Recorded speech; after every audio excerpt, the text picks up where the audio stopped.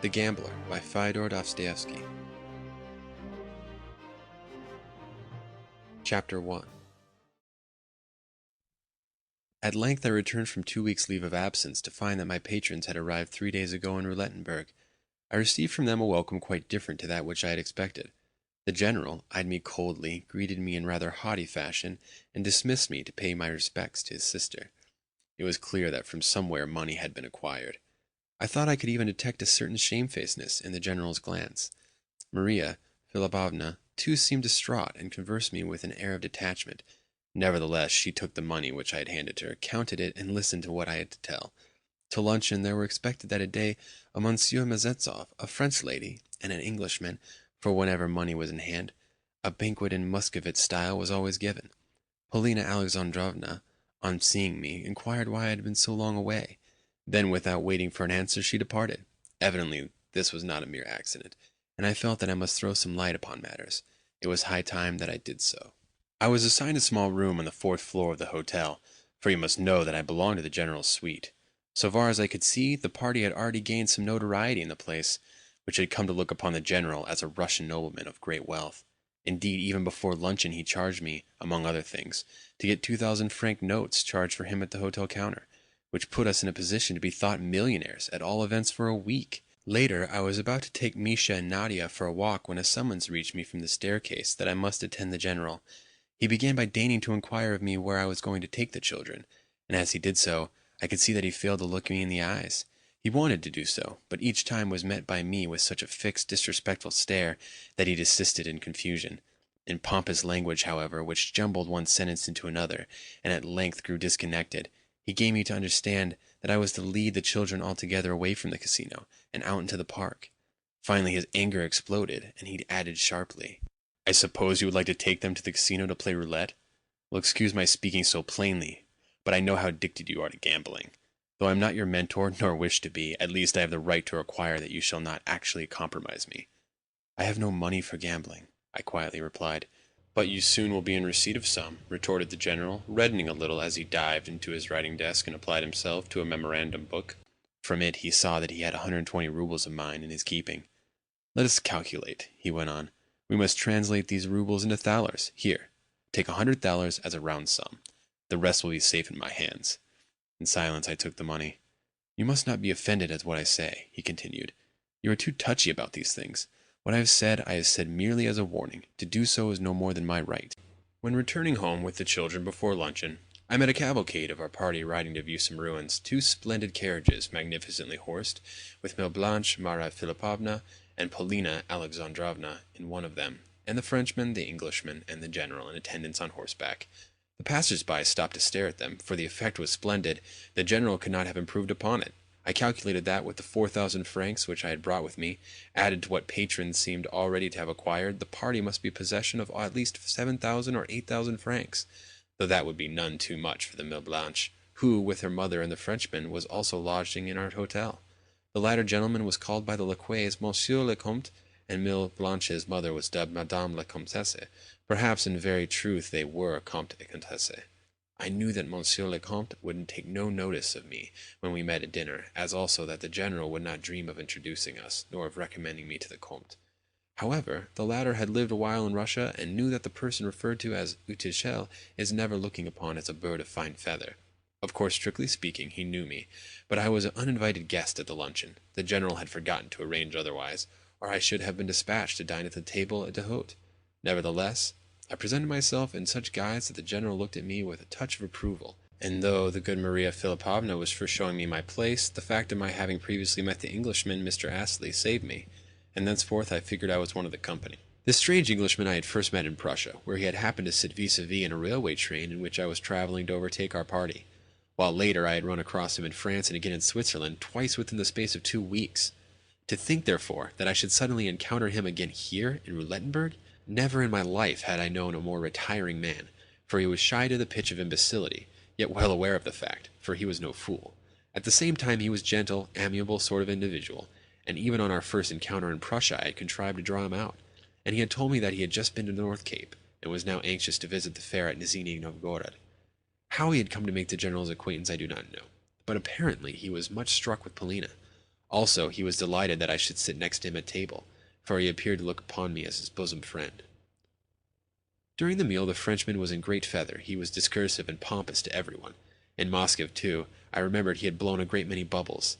Interminably he discoursed on finance and Russian politics, and though at times the general made feints to contradict him, he did so humbly, and as though wishing not wholly to lose sight of his own dignity. For myself, I was in curious frame of mind.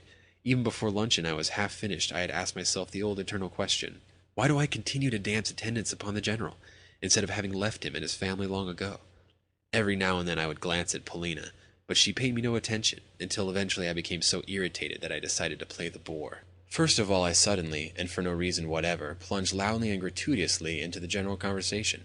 Above everything I wanted to pick a quarrel with the Frenchman, and with that end in view I turned to the general and exclaimed in an overbearing sort of way, indeed I think I actually interrupted him, that summer it had almost been impossible for a Russian to dine anywhere at tables d'hôte.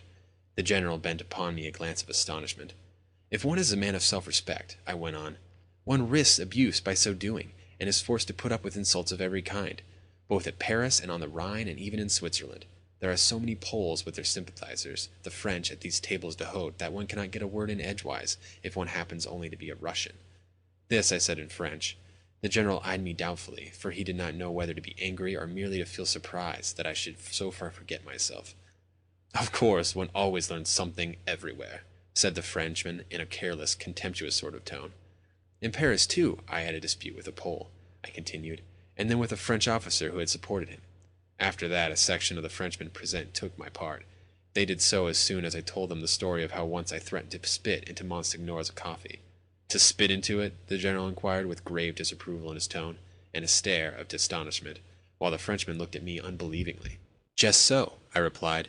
You must know that on one occasion, when for 2 days I had felt certain that at any moment I might have to depart for Rome on business, I repaired to the embassy of the Holy See in Paris to have my passport visaed. There I encountered a sacristan of about 50 and a man dry and cold of mien. After listening politely, but with great reserve, to my encounter myself, this sacristan asked me to wait a little. I was in a great hurry to depart, but of course I sat down, pulled out a copy of L'Opinion Nationale, and fell to reading an extraordinary piece of invective against Russia, which it happened to contain. As I was thus engaged, I heard someone enter an adjoining room and ask for Monsignor, after which I saw the sacristan make a low bow to the visitor, and then another bow as the visitor took his leave. I ventured to remind the good man of my own business also, whereupon, with an expression of, if anything, increased dryness, he again asked me to wait. Soon a third visitor arrived, who, like myself, had come on business. He was an Austrian of some sort, and as soon as ever he had started his errand, he was conducted upstairs. This made me very angry. I rose, approached the sacristan, and told him that, since Monsignor was receiving callers, his lordship might just as well finish off my affair as well. Upon this, the sacristan shrunk back in astonishment. It simply passed his understanding that any insignificant Russian should dare to compare himself with other visitors of Monsignor's. In a tone of utmost effrontery, as though he was delighted to have a chance of insulting me, he looked me up and down, and then said, "Do you suppose that Monsignor is going to put aside his coffee for you?" But I only cried the louder, "Let me tell you that I am going to spit into that coffee. Yes, and if you do not get me my passport visa this very minute, I shall take it to the Monsignor himself." "What? While he is engaged with a cardinal?" screeched the sacristan, again shrieking back in horror. Then, rushing to the door, he spread out his arms as though he would rather die than let me enter. Thereupon I declared that I was a heretic and a barbarian.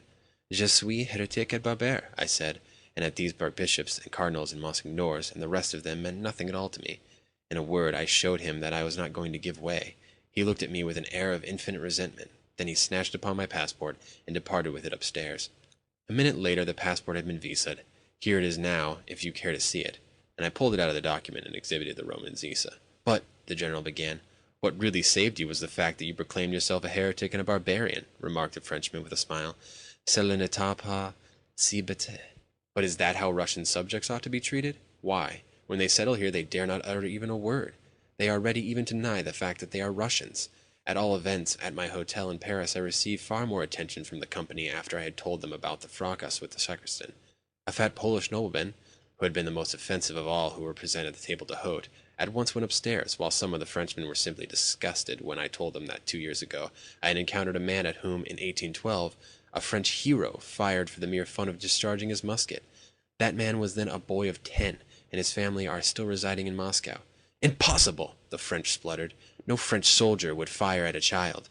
"Nevertheless, the incident was as I say," I replied. "A very respected ex-captain told me the story, and I myself could see the scar left on his cheek." The Frenchman then began chattering volubly, and the general supported him, but I recommended the former to read, for example, extracts from the memoirs of General Perovsky, who in 1812 was a prisoner in the hands of the French. Finally, Maria Philippovna said something to interrupt our conversation. The general was furious with me for having started the altercation with the Frenchman. On the other hand, Mr. Astley seemed to take great pleasure in my brush with Monsieur, and rising from the table proposed that we should go and have a drink together. That same afternoon, at 4 o'clock, I went to have a customary talk with Polina, and the talk soon extended to a stroll. We entered the park and approached the casino, where Polina seated herself upon a bench near the fountain, and sent Nadia away at a little distance to play with some other children. Misha also dispatched to play by the fountain, and in this fashion we, that is to say Polina and myself, contrived to find ourselves alone. Of course we began by talking on business matters. Polina seemed furious when I handed her only 700 gulden, for she had thought to receive from Paris, as the proceeds of the pledging of her diamonds, at least 2,000 gulden, or even more. "Come what may, I must have money," she said, "and get it somehow I will, otherwise I shall be ruined." I asked her what happened during my absence. "Nothing, except that 2 pieces of news have reached us from St. Petersburg.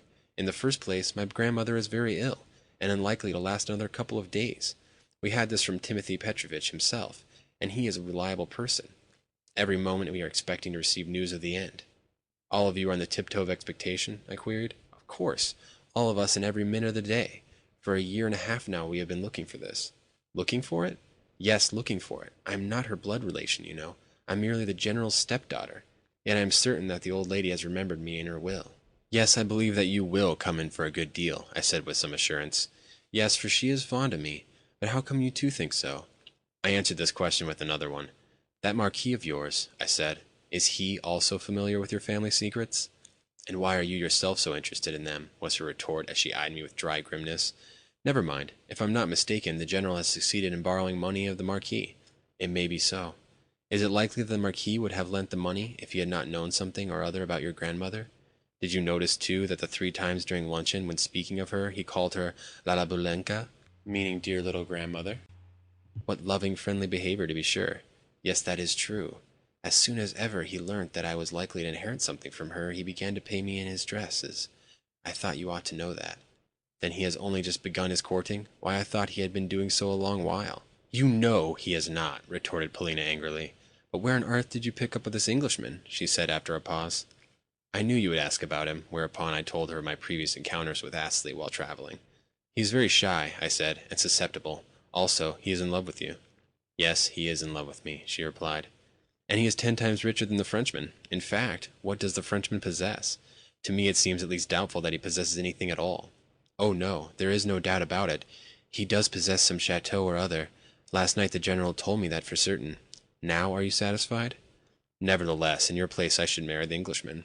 "And why?" asked Polina. "Because though the Frenchman is the handsomer of the two, he is also the baser, whereas the Englishman is not only a man of honor, but 10 times the wealthier of the pair." "Yes, but then the Frenchman is a marquis, and the cleverer of the two," remarked Polina imperturbably. "Is that so?" I repeated. "Yes, absolutely." Polina was not at all pleased at my questions. I could see that she was doing her best to irritate me with the brusquerie of her answers, but I took no notice of this. "It amuses me to see you grow angry," she continued. "However, inasmuch as I allow you to indulge in these questions and conjectures, you ought to pay me something for the privilege." "I consider that I have a perfect right to put these questions to you," was my calm retort. "For that reason I am ready to pay for them, and also care little what becomes of me." Polina giggled. "Last time you told me," went on the Schlangenberg, "that at word from me you would be ready to jump down 1,000 feet into the abyss. Some day I may remind you of that saying, in order to see if you will be as good as your word. Yes, you may depend on it that I shall do so. I hate you because I have allowed you to go to such lengths, and I also hate you, and still more, because you are so necessary to me. For the time being I want you, so I must keep you." Then she made a movement to rise. Her tone had sounded very angry. Indeed, of late her talks with me had invariably ended on a note of temper and irritation. Yes, of real temper. "May I ask you who is this Mille Blanche?" I inquired, since I did not wish Polina to depart without an explanation. "You know who she is. Just Mille Blanche. Nothing further has transpired. Probably she will soon be Madame General. That is to say, if the rumors that grandmamma is nearing her end should prove true. Mille Blanche, with her mother and her cousin, the Marquis, know very well that, as things now stand, we are ruined." "And is the general at last in love?" That has nothing to do with it. Listen to me. Take these 700 florins and go and play roulette with them. Win as much from me as you can, for I am badly in need of money." So saying, she called Nadia back to her side and entered the casino, where she joined the rest of our party. For myself, I took, in amusing astonishment, the first path to the left. Something had seemed to strike my brain when she told me to go and play roulette. Strangely enough, that something had also seemed to make me hesitate, and to set me analyzing my feelings with regard to her. In fact, during the 2 weeks of my absence I had felt far more at ease than I did now, on the day of my return, although while traveling I had moped like an imbecile, rushed about like a man in a fever, and actually beheld her in my dreams. Indeed, on one occasion, this happened in Switzerland, when I was asleep in the train, I had spoken aloud to her, and set all my fellow travelers laughing. Again, therefore, I put to myself the question, do I or do I not love her? And again I could return myself no answer, or rather, for the 100th time, I told myself that I detested her. Yes, I detested her.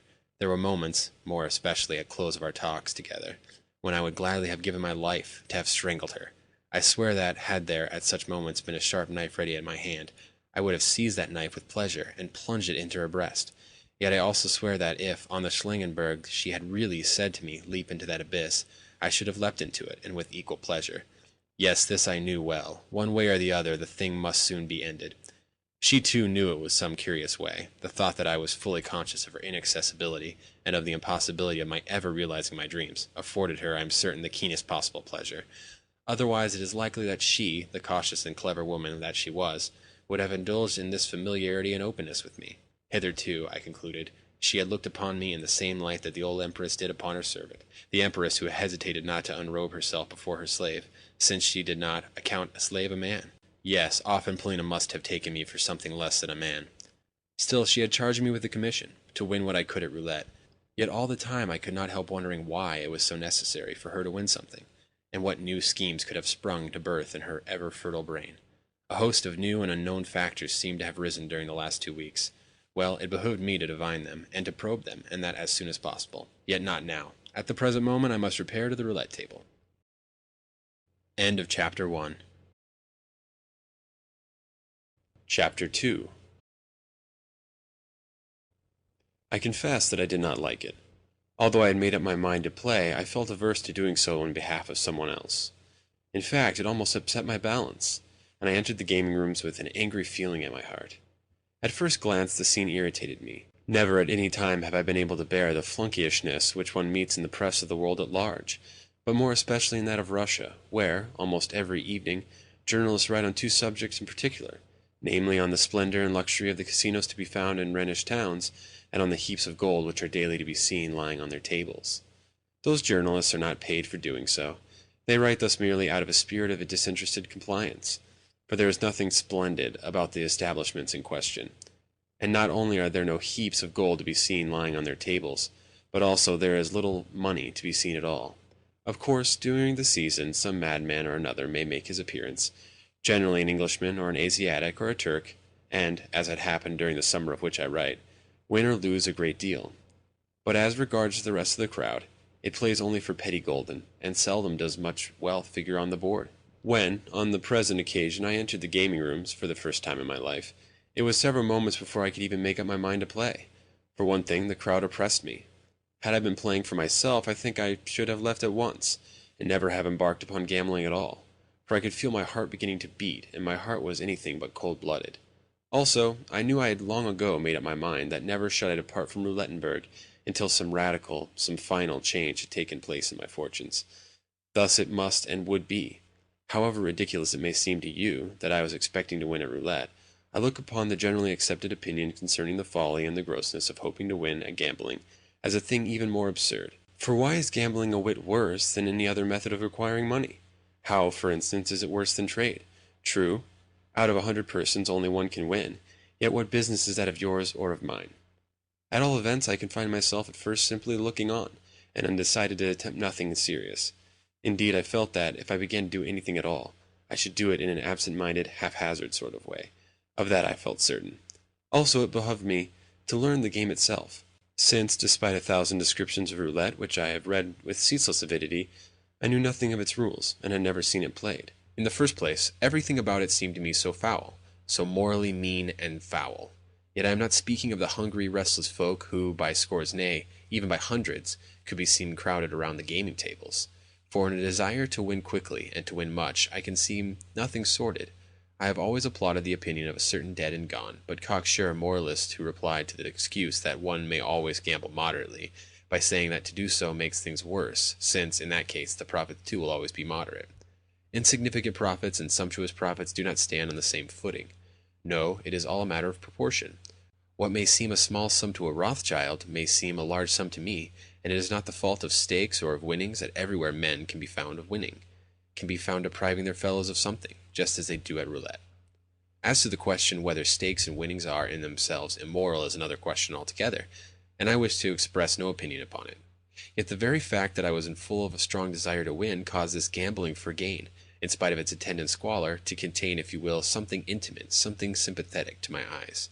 For it is always pleasant to see men dispensing with ceremony, and acting naturally, in an unbuttoned mood. Yet, why should I so deceive myself? I could see that the whole thing was a vain and unreasoning pursuit, and what, at the first glance, seemed to me the ugliest feature in this mob of roulette players was the respect for their occupation, the seriousness, and even the humility with which they stood around the gaming tables. Moreover, I had always drawn sharp distinctions between a game which is de mauvais genre and a game which is permissible to a decent man. In fact, there are two sorts of gaming, namely, the game of the gentleman and the game of the plebes, the game for gain, the game for the herd. Herein, as said, I draw sharp distinctions, yet how essentially base are the distinctions.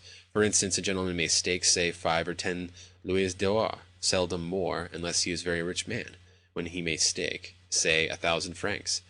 But he must do this simply for the love of the game itself, simply for sport, simply in order to observe the process of winning or of losing, and, above all things, as a man who remains quite uninterested in the possibility of his issuing a winner. If he wins, he will be at liberty perhaps to give vent to a laugh, or to pass a remark on the circumstance to a bystander, or to stake again, or to double his stake. But even this he must do solely out of curiosity, and for the pleasure of watching the play of chances and of calculations, and not because of any vulgar desire to win. In a word, he must look upon gaming table, upon roulette, upon trente quarante, as more relaxations which have been arranged solely for his amusement. Of the existence of the lures and gains upon which the bank is founded and maintained he must profess to have not in England.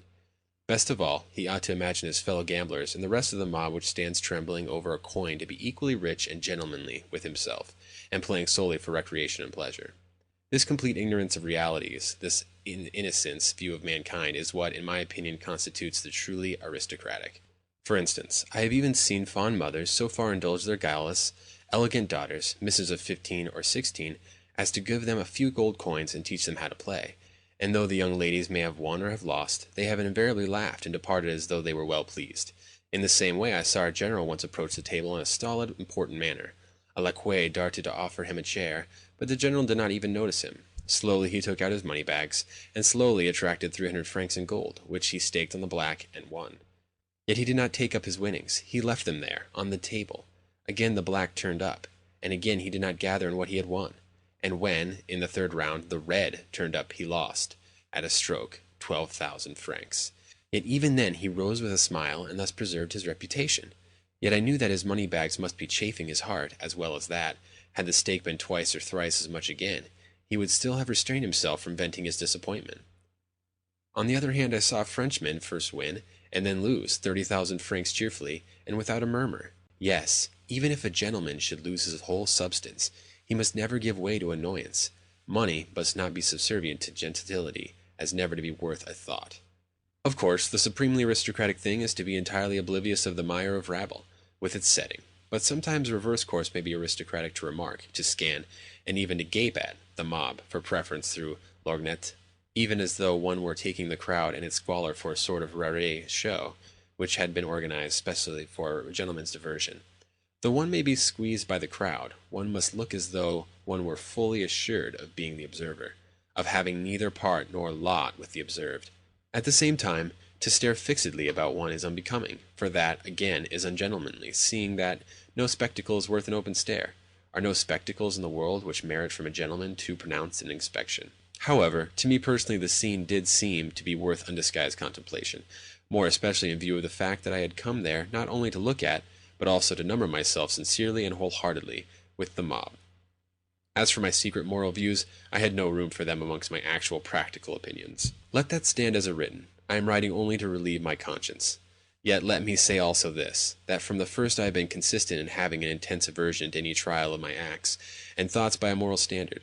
Another standard altogether has directed my life. As a matter of fact, the mob was playing in exceedingly foul fashion. Indeed, I have an idea that sheer robbery was going on around the gaming table. The croupiers, who sat at the two ends of it, had not only to watch the stakes, but also to calculate the game, an immense amount of work for two men. As for the crowd itself, well, it consisted mostly of Frenchmen. Yet I was not then taking notes merely in order to be able to give you a description of roulette, but in order to get my bearings as to my behavior when I myself should begin to play. For example, I had noticed that nothing was more common than for another's hand to stretch out and grab one's winnings whenever one had won. Then there would arise a dispute, and frequently an uproar, and it would be a case of I beg of you to prove and to produce witness to the fact that the stake is yours. At first the proceedings were pure Greek to me. I could only divine and distinguish that stakes were hazarded on numbers and on odd or even, and on colors. Polina's money I decided to risk, that evening only to the amount of 100 gulden. The thought that I was not going to play for myself quite unnerved me. It was an unpleasant sensation, and I tried hard to banish it. I had a feeling that, once I had begun to play for Polina, I should wreck my own fortunes. Also, I wonder if anyone has ever approached a gaming table without falling an immediate prey to superstition. I began by pulling out 50 gulden and staking them on even. The wheel spun and stopped at 13. I had lost. With a feeling like a sick qualm, as though I would like to make my way out of the crowd and go home, I staked another 50 gulden, this time on red. The red turned up. Next time I staked the 100 gulden just where they lay, and again the red turned up. Again I staked the whole sum, and again the red turned up. Clutching my 400 gulden, I placed 200 of them on 12 figures, to see what would come of it. The result was the croupier paid me out 3 times my total stake. Thus, from 100 gulden my store had grown to 800. Upon that, such a curious, such an inexplicable, unwanted feeling overcame me that I decided to depart. Always the thought kept recurring to me that if I had been playing for myself alone, I should never have had such luck. Once more I staked the whole 800 gulden on the even. The wheel stopped at 4. I was paid out another 800 gulden, and snatching up my pile of 1,600, departed in search of Polina Alexandrovna. I found the whole party walking in the park, and was able to get an interview with her only after supper. This time the Frenchman was absent from the meal, and the general seemed to be in a more expansive vein. Among other things, he thought it necessary to remind me that he would be sorry to see me playing at gaming tables. In his opinion, such conduct would greatly compromise him, especially if I were to lose much. And even if you were to win much, I should be compromised, he added in a meaning sort of way. Of course I have no right to order your actions, but you yourself will agree that, as usually he did not finish his sentence. I answered dryly that I had very little money in my possession, and that, consequently, I was hardly in a position to indulge in my conspicuous play, even if I did gamble. At last, when ascending to my room, I succeeded in handing Polina her winnings, and told her that, next time, I should not play for her. "Why not?" she asked excitedly. "Because I wish to play for myself," I replied with a vain glance of astonishment. "That is my sole reason." "Then are you so certain that your roulette playing will get us out of your difficulties?" she inquired with a quizzical smile. I said very seriously, "Yes," and then added, "Possibly my certainty about winning may seem to you ridiculous, yet pray leave me in peace." Nonetheless, she insisted that I ought to go halves with her in the day's winnings, and offered me 800 gulden on condition that henceforth I gambled only on those terms. But I refused to do so, once and for all, stating as my reason that I found myself unable to play on behalf of anyone else. "I am not willing so to do," I added, "but in all probability I should lose." "Well, absurd though it be, I place great hopes on your playing of roulette," she remarked musingly. "Wherefore, you ought to play as my partner and on equal shares. Wherefore, of course, you will do as I wish." Then she left me without listening to any further protest on my part. End of Chapter 2. Chapter 3 of The Gambler. On the morrow she said not a word to me about gambling. In fact, she purposely avoided me, although her old manner to me had not changed. The same serene coolness was hers on meeting me, a coolness that was mingled even with a spice of contempt and dislike. In short, she was at no pains to conceal her aversion to me. That I could see plainly. Also, she did not trouble to conceal from me the fact that I was necessary to her, and that she was keeping me for some end which she had in view. Consequently, there became established between us relations which, to a large extent, were incomprehensible to me, considering her general pride and aloofness. For example, Although she knew that I was madly in love with her, she allowed me to speak to her of my passion, though she could not well have showed her contempt for me more than by permitting me unhindered and unrebuked to mention to her my love. "You see," her attitude expressed, "how little I regard your feelings, as well as how little I care for what you say to me, or for what you feel for me." Likewise, though she spoke as before concerning her affairs, it was never with complete frankness. In her contempt for me there were refinements. Although she knew well that I was aware of a certain circumstance in her life, of something which might one day cause her trouble, she would speak to me about her affairs, whenever she had need of me for a given end, as though I were a slave or a passing acquaintance, yet tell them me only in so far as one would need to know them if one were going to be made temporary use of. Had I not known the whole chain of events, or had she not seen how much I was pained and disturbed by her teasing insistency, she would never have thought it worth while to soothe me with this frankness. Even though, since she not infrequently used me to execute commissions that were not only troublesome, but risky, she ought, in my opinion, to have been frank in any case. But forsooth it was not worth her while to trouble about my feelings, about the fact that I was uneasy, and perhaps thrice as put about by her cares and misfortunes as she was herself. For 3 weeks I had known of her intention to take to roulette. She had even warned me that she would like me to play on her behalf, since it was unbecoming for her to play in person. And from the tone of her words I had gathered that there was something on her mind besides a mere desire to win money. As if money could matter to her! No, she had some end in view, and there were circumstances at which I could guess, but which I did not know for certain.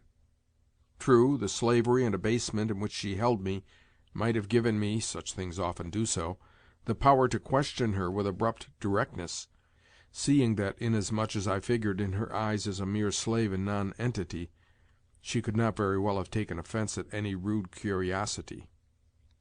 But the fact was that, though she let me question her, she never returned me a single answer, and at times did not so much as notice me.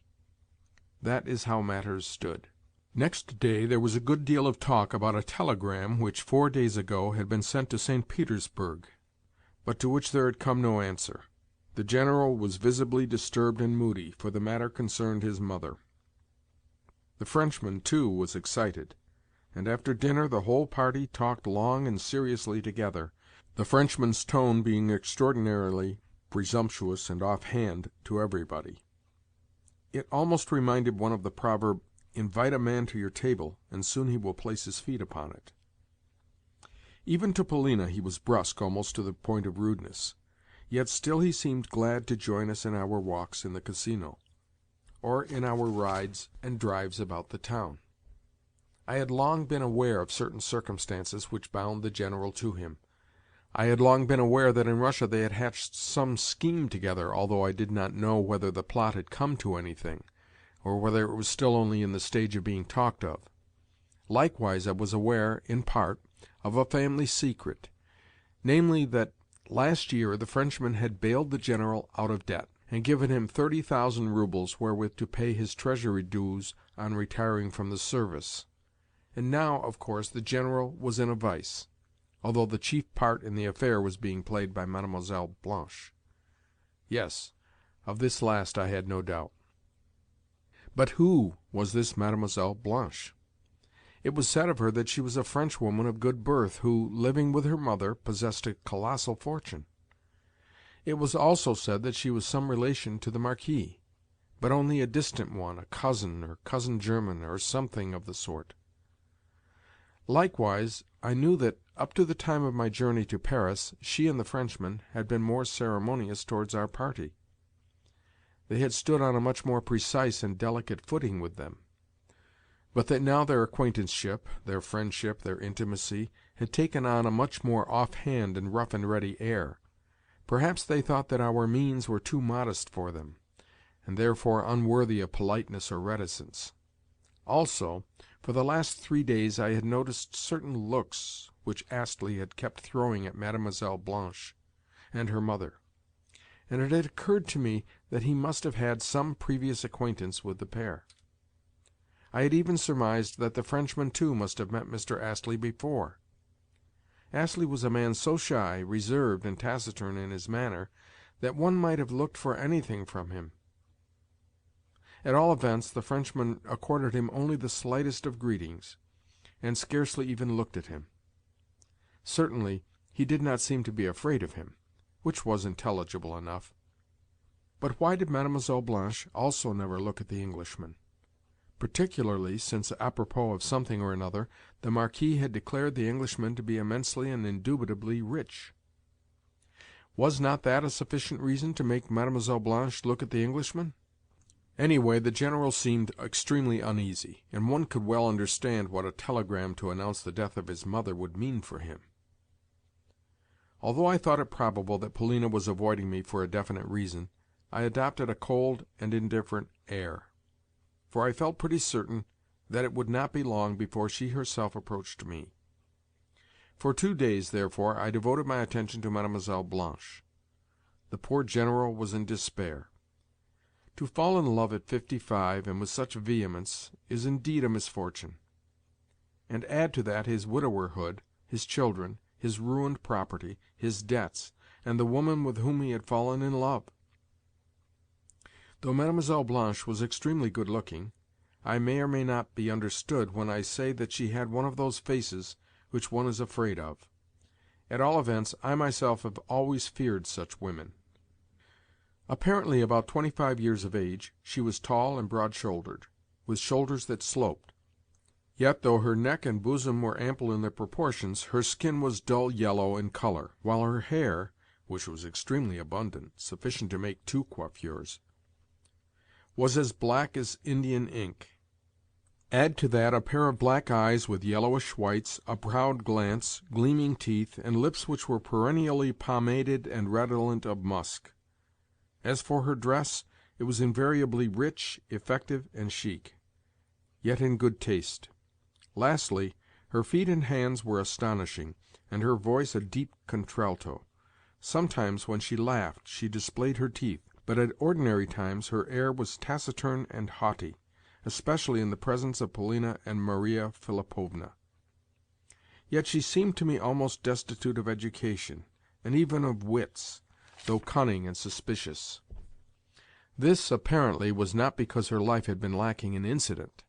Perhaps, if all were known, the Marquis was not her kinsman at all, nor her mother her mother. But there was evidence that, in Berlin, where we had first come across the pair, they had possessed acquaintances of good standing. As for the Marquis himself, I doubt to this day if he was a Marquis, although about the fact that he had formerly belonged to high society, for instance in Moscow and Germany, there could be no doubt whatever. What he had formerly been in France I had not a notion. All I knew was that he was said to possess a chateau. During the last 2 weeks I had looked for much to transpire, but am still ignorant whether at that time anything decisive ever passed between Mademoiselle and the General. Everything seemed to depend upon our means, upon whether the General would be able to flourish sufficient money in her face. If ever the news should arrive that the grandmother was not dead, Mlle. Blanche, I felt sure, would disappear in a twinkling. Indeed, it surprised and amused me to observe what a passion for intrigue I was developing. But how I loathed it all! With what pleasure would I have given everybody and everything the go-by! Only I could not leave Polina. How, then, could I show contempt for those who surrounded her? Espionage is a base thing, but what have I to do with that? Mr. Astley, too, I found a curious person.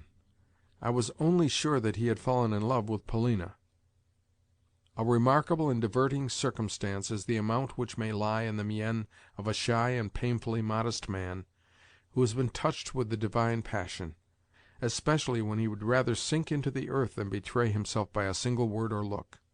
Though Mr. Astley frequently met us when we were out walking, he would merely take off his hat and pass us by, though I knew he was dying to join us. Even when invited to do so, he would refuse. Again, in places of amusement, in the casino, at concerts, or near the fountain, He was never far from the spot where we were sitting. In fact, wherever we were in the park, in the forest, or on the Schlangenberg, one needed but to raise one's eyes and glance around to catch sight of at least a portion of Mr. Astley's frame sticking out, whether on an adjacent path or behind a bush. Yet never did he lose any chance of speaking to myself, and one morning, when we had met, and exchanged a couple of words, he burst out in his usual abrupt way, without saying good morning. "That Mademoiselle Blanche," he said. "Well, I have seen a good many women like her." After that he was silent as he looked me meaningly in the face. What he meant I did not know, but to my glance of inquiry he returned only a dry nod, and a reiterated "It is so." Presently, however, he resumed. "Does Mademoiselle Polina like flowers?" "I really cannot say," was my reply. "What? You cannot say?" he cried in great astonishment. "No, I have never noticed whether she does so or not," I repeated with a smile. "Then I have an idea in my mind," he concluded. Lastly, with a nod, he walked away with a pleased expression on his face. The conversation had been carried on in execrable French.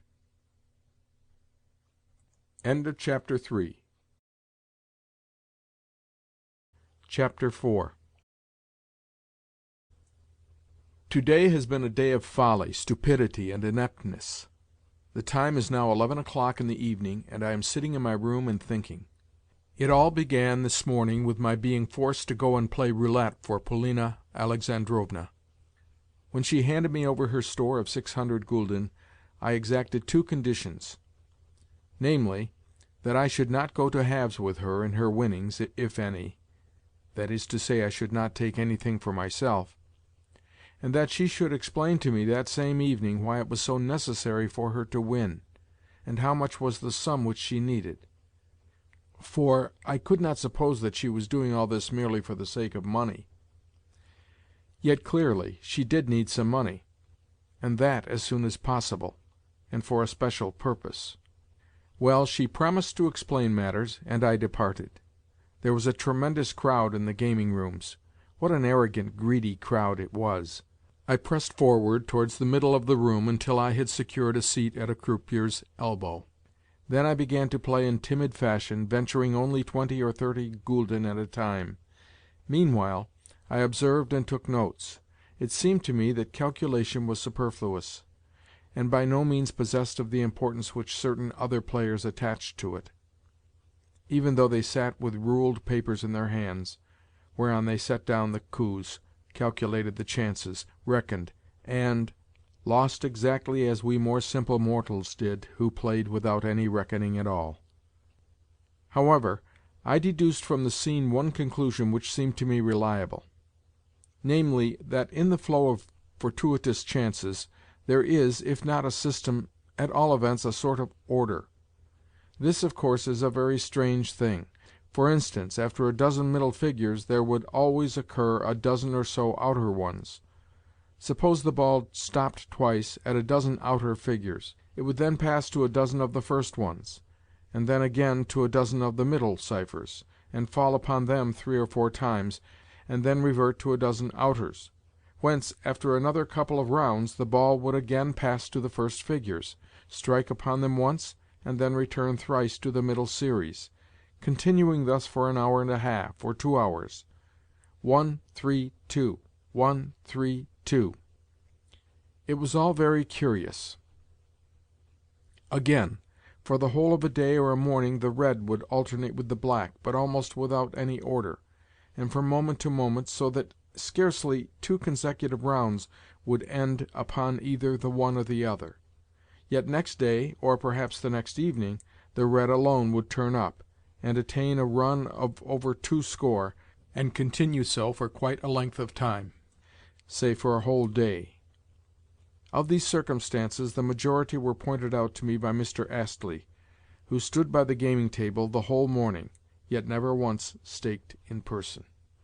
For myself, I lost all that I had on me, and with great speed.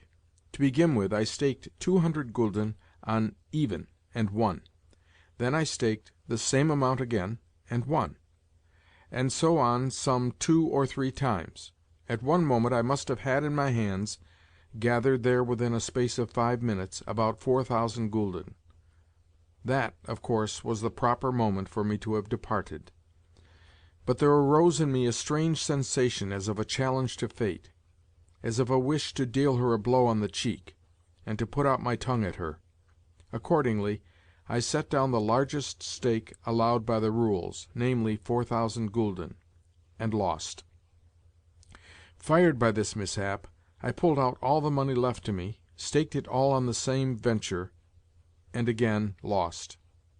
Then I rose from the table, feeling as though I were stupefied. What had happened to me I did not know.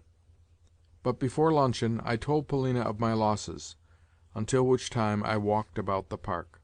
At luncheon I was as excited as I had been at the meal 3 days ago. Mlle. Blanche and the Frenchman were lunching with us, and it appeared that the former had been to the Casino that morning, and had seen my exploits there.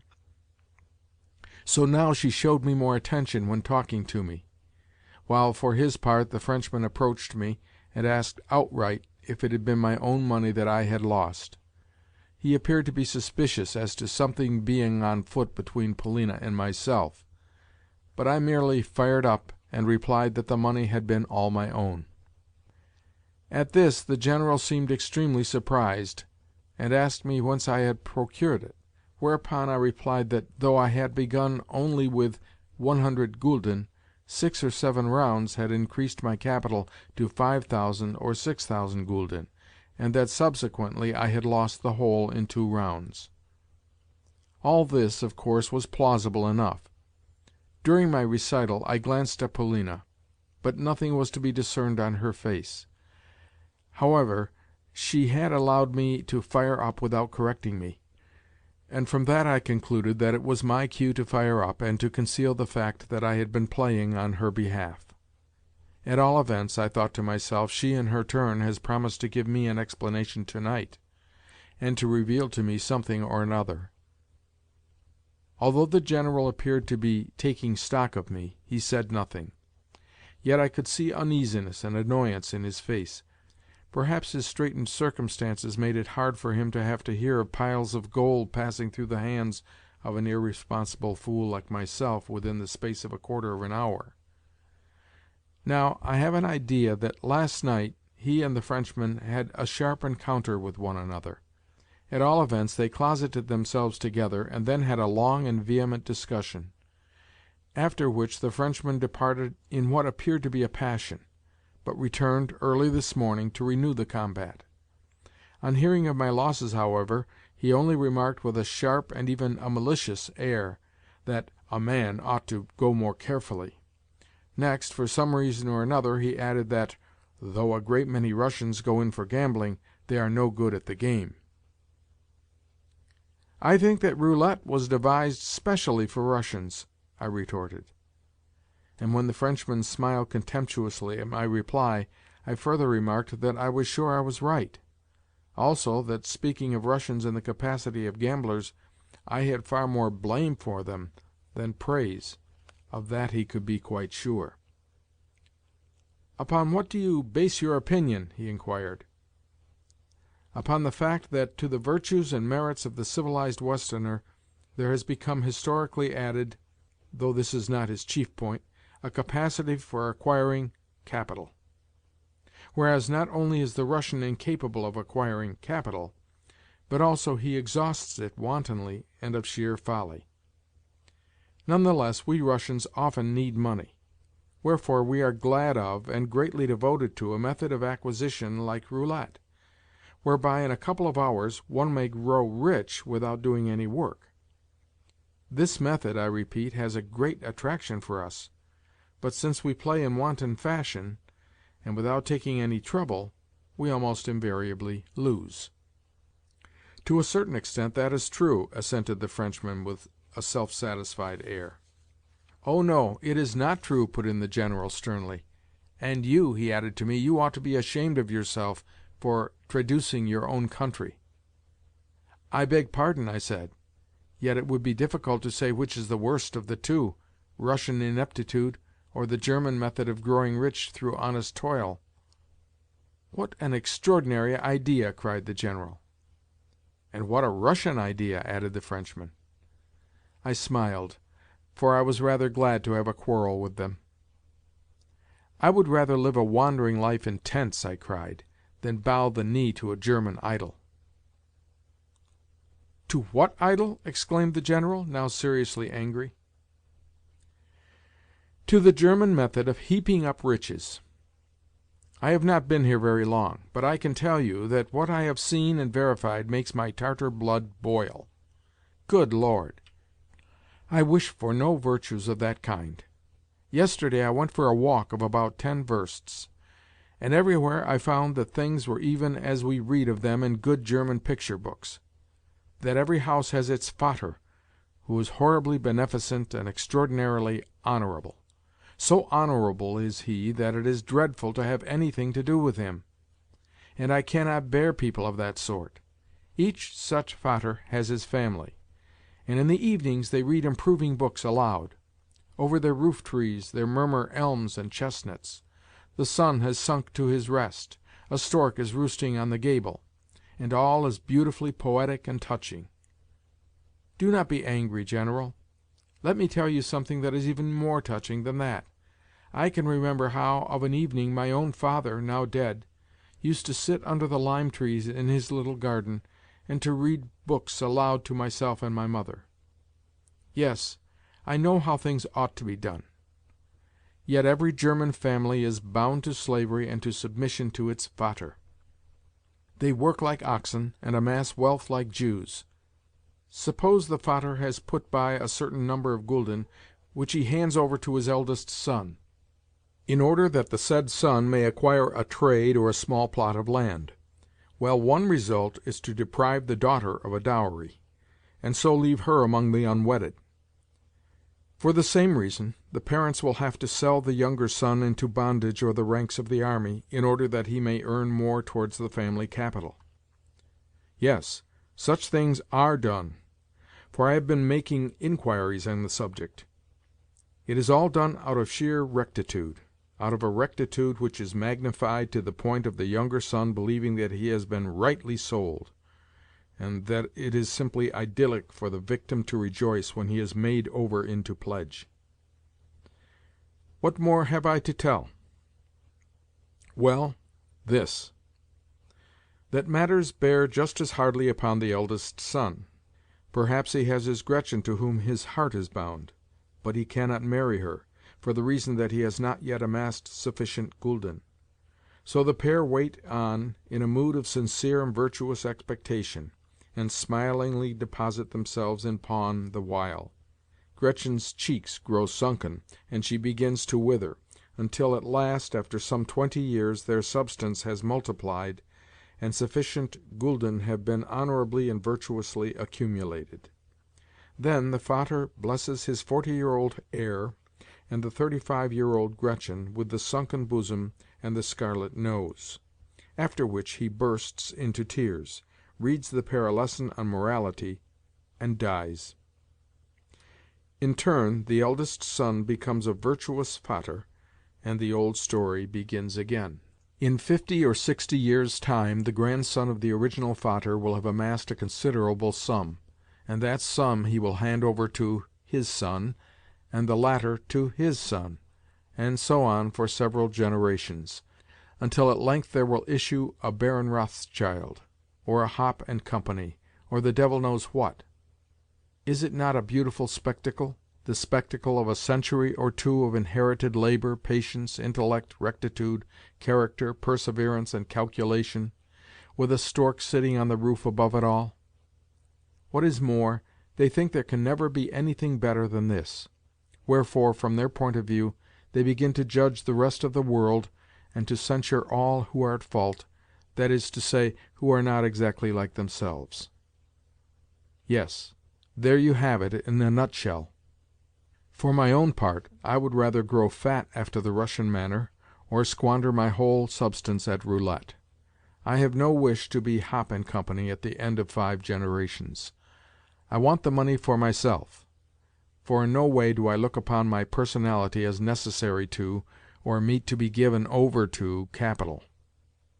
I may be wrong, but there you have it. Those are my views."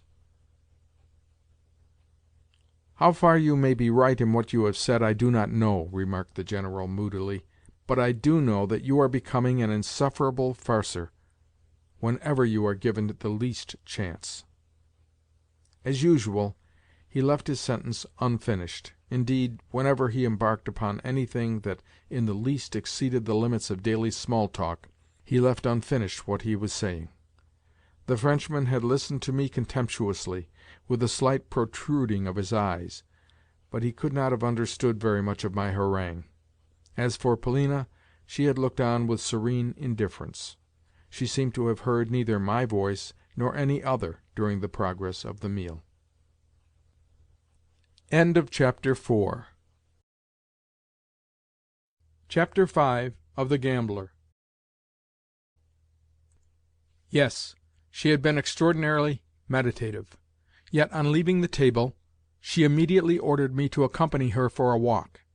We took the children with us, and set out for the fountain in the park. I was in such an irritated frame of mind that in rude and abrupt fashion I blurted out a question as to why our Marquis de Griers had ceased to accompany her for strolls, or to speak to her for days together. "Because he is a brute," she replied in rather a curious way. It was the first time that I had heard her speak so of De Griers. Consequently, I was momentarily awed into silence by this expression of resentment.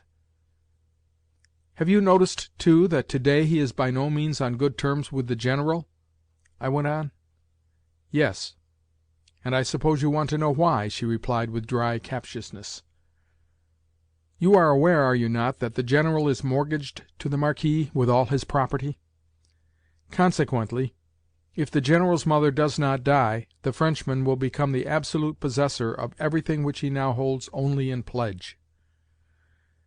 "Then it is really the case that everything is mortgaged?" "I have heard rumours to that effect, but was unaware how far they might be true." "Yes, they are true." "What then?" "Why, it will be a case of farewell, Mademoiselle Blanche," I remarked. "For in such an event she would never become Madame General. Do you know, I believe the old man is so much in love with her that he will shoot himself if she should throw him over. At his age it is a dangerous thing to fall in love." "Yes, something, I believe, will happen to him," assented Polina thoughtfully. "And what a fine thing it all is!" I continued. "Could anything be more abominable than the way in which she has agreed to marry for money alone? Not one of the decencies has been observed. The whole affair has taken place without the least ceremony. And as for the Grandmother, what could be more comical, yet more dastardly, than the sending of telegram after telegram to know if she is dead? What do you think of it, Polina Alexandrovna?" "Yes, it is very horrible," she interrupted with a shudder. "Consequently, I am the more surprised that you should be so cheerful.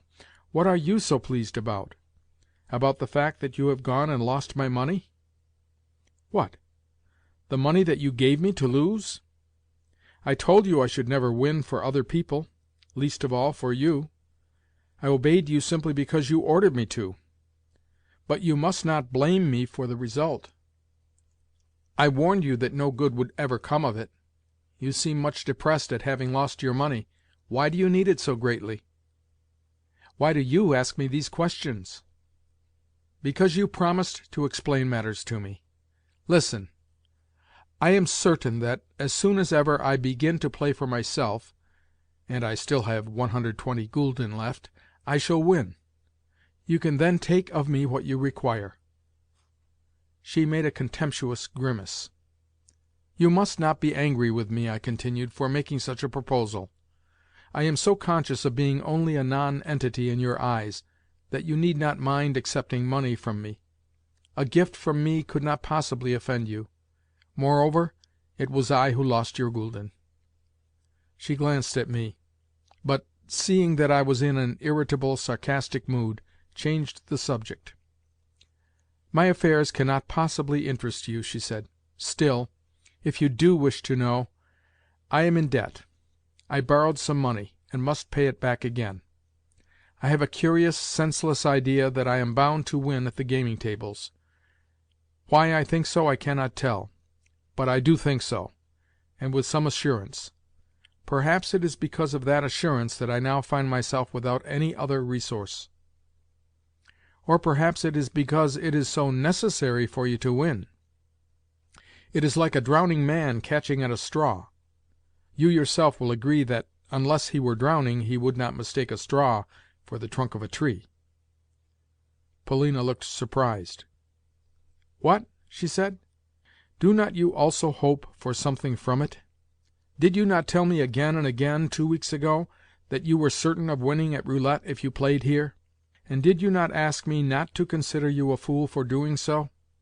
Were you joking? You cannot have been, for I remember that you spoke with a gravity which forbade the idea of your jesting."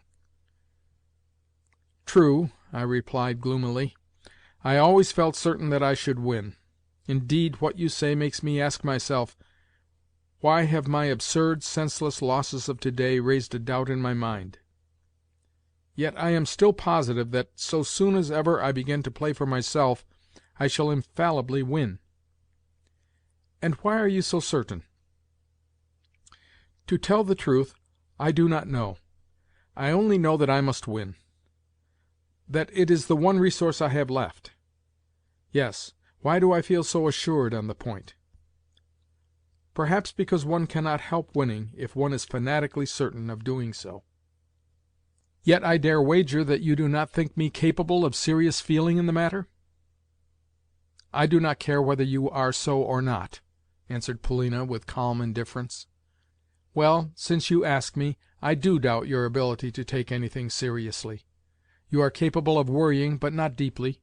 You are too ill-regulated and unsettled a person for that. But why do you want money? Not a single one of the reasons which you have given can be looked upon as serious." "By the way," I interrupted, "you say you want to pay off a debt. It must be a large one. Is it to the Frenchman?" "What do you mean by asking all these questions? You are very clever to-day. Surely you are not drunk?" "You know that you and I stand on no ceremony, and that sometimes I put to you very plain questions. I repeat that I am your slave, and slaves cannot be shamed or offended." "You talk like a child. It is always possible to comport oneself with dignity. If one has a quarrel, it ought to elevate rather than to degrade one." "A maxim straight from the copybook. Suppose I cannot comport myself with dignity. By that I mean that, though I am a man of self-respect, I am unable to carry off a situation properly. Do you know the reason? It is because we Russians are too richly and multifariously gifted to be able at once to find the proper mode of expression. It is all a question of mode. Most of us are so bounteously endowed with intellect as to require also a spice of genius to choose the right form of behavior. And genius is lacking in us for the reason that so little genius at all exists. It belongs only to the French, though a few other Europeans have elaborated their forms so well as to be able to figure with extreme dignity, and yet be wholly undignified persons. That is why, with us, the mode is so all-important.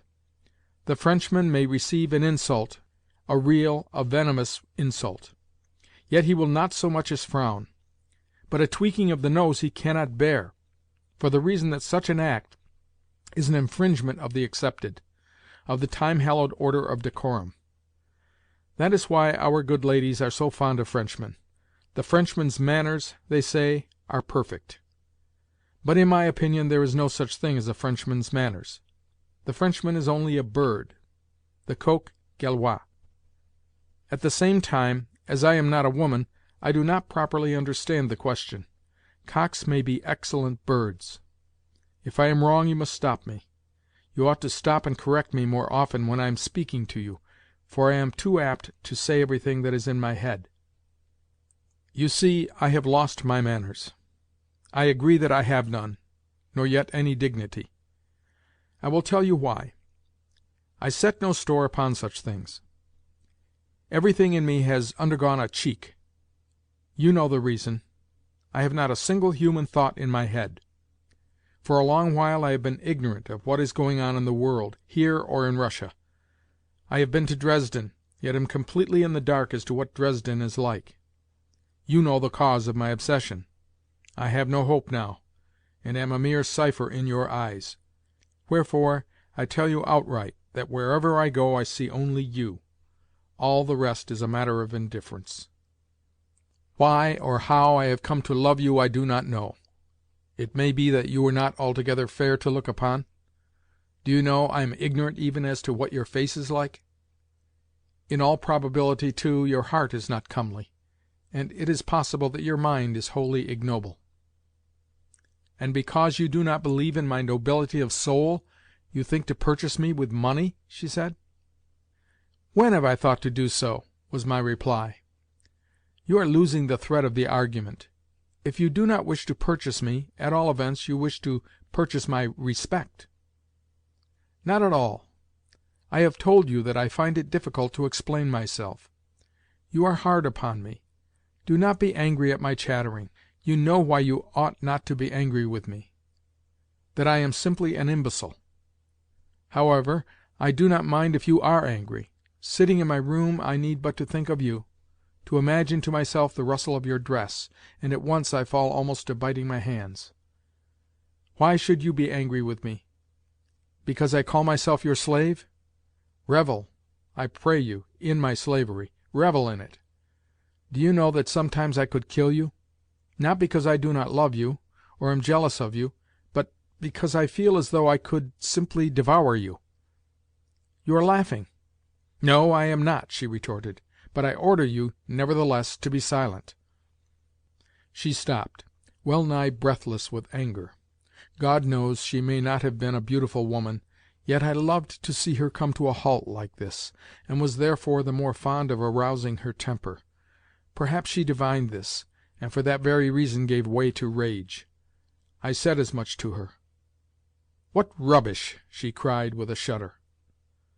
"I do not care," I continued. "Also, do you know that it is not safe for us to take walks together? Often I have a feeling that I should like to strike you, to disfigure you, to strangle you. Are you certain that it will never come to that? You are driving me to frenzy. Am I afraid of a scandal, or of your anger? Why should I fear your anger? I love without hope, and know that hereafter I shall love you 1,000 times more. If ever I should kill you, I should have to kill myself too. But I shall put off doing so as long as possible, for I wish to continue enjoying the unbearable pain which your coldness gives me. Do you know a very strange thing? It is that with every day my love for you increases, though that would seem to be almost an impossibility. Why should I not become a fatalist? Remember how, on the third day that we ascended the Schlangenberg, I was moved to whisper in your ear, "Say but the word, and I will leap into the abyss." Had you said it, I should have leapt. Do you not believe me? "What stupid rubbish!" she cried. "I care not whether it be wise or stupid," I cried in return. "I only know that in your presence I must speak, speak, speak. Therefore I am speaking. I lose all conceit when I am with you, and everything ceases to matter." "Why should I have wanted you to leap from the Schlangenberg?" she said dryly, and, I think, with wilful offensiveness. "That would have been of no use to me." "Splendid!" I shouted. "I know well that you must have used the words 'of no use' in order to crush me. I can see through you. Of no use, did you say? Why, to give pleasure is always of use. And, as for barbarous, unlimited power, even if it be only over a fly, why, it is a kind of luxury. Man is a despot by nature, and loves to torture. You, in particular, love to do so." I remember that at this moment she looked at me in a peculiar way. The fact is that my face must have been expressing all the maze of senseless, gross sensations which were seething within me. To this day I can remember, word for word, the conversation as I have written it down. My eyes were suffused with blood, and the foam had caked itself on my lips. Also, on my honour I swear that, had she bidden me cast myself from the summit of the Schlangenberg, I should have done it. Yes, had she bidden me in jest or only in contempt and with a spit in my face, I should have cast myself down. "Oh, no! Why so? I believe you," she said, but in such a manner, in the manner of which, at times, she was a mistress, and with such a note of disdain and viperish arrogance in her tone, that God knows I could have killed her. Yes, at that moment she stood in peril. I had not lied to her about that. "Surely you are not a coward?" suddenly she asked me. "I do not know," I replied. "Perhaps I am, but I do not know. I have long given up thinking about such things." "If I said to you, 'Kill that man,' would you kill him?" "Whom?" "Whomsoever I wish." "The Frenchman?" "Do not ask me questions. Return me answers. I repeat, whomsoever I wish. I desired to see if you were speaking seriously just now." She awaited my reply with such gravity and impatience that I found the situation unpleasant. "Do you, rather, tell me," I said, "what is going on here? Why do you seem half afraid of me? I can see for myself what is wrong.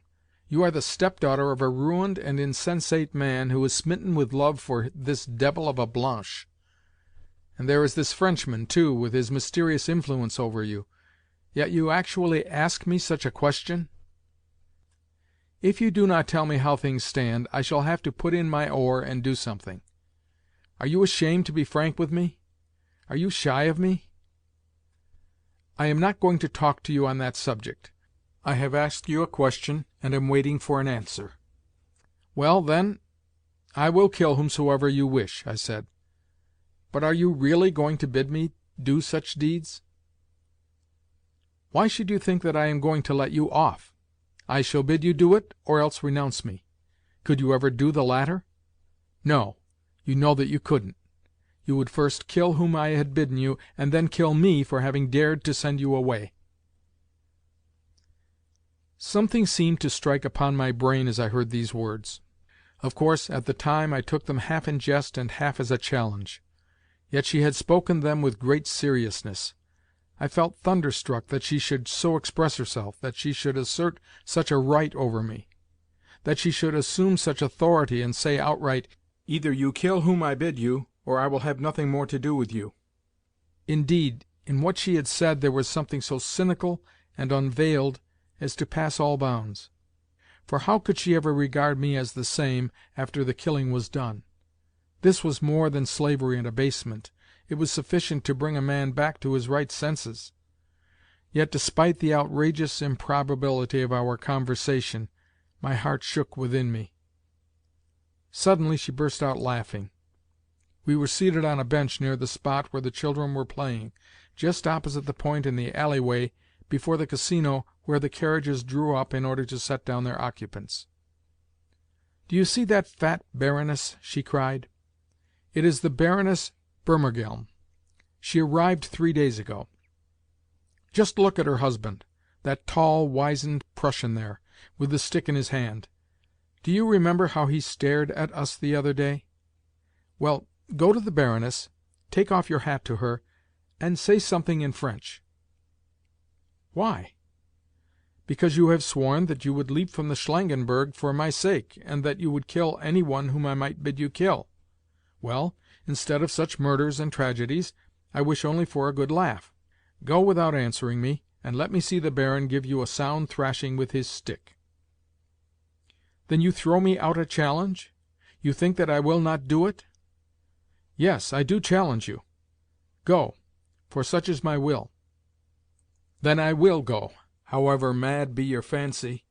Only, look here, shall you not be doing the General a great disservice, as well as, through him, a great disservice to yourself? It is not about myself I am worrying. It is about you and the General.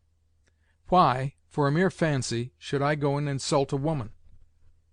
"Ah, then I can see that you are only a trifler," she said contemptuously. "Your eyes are swimming with blood, but only because you have drunk a little too much at luncheon. Do I not know that what I have asked you to do is foolish and wrong, and that the General will be angry about it? But I want to have a good laugh, all the same. I want that, and nothing else. Why should you insult a woman, indeed? Well, you will be given a sound thrashing for so doing." I turned away, and went silently to do her bidding. Of course the thing was folly, but I could not get out of it. I remember that, as I approached the Baroness, I felt as excited as a schoolboy. I was in a frenzy, as though I were drunk.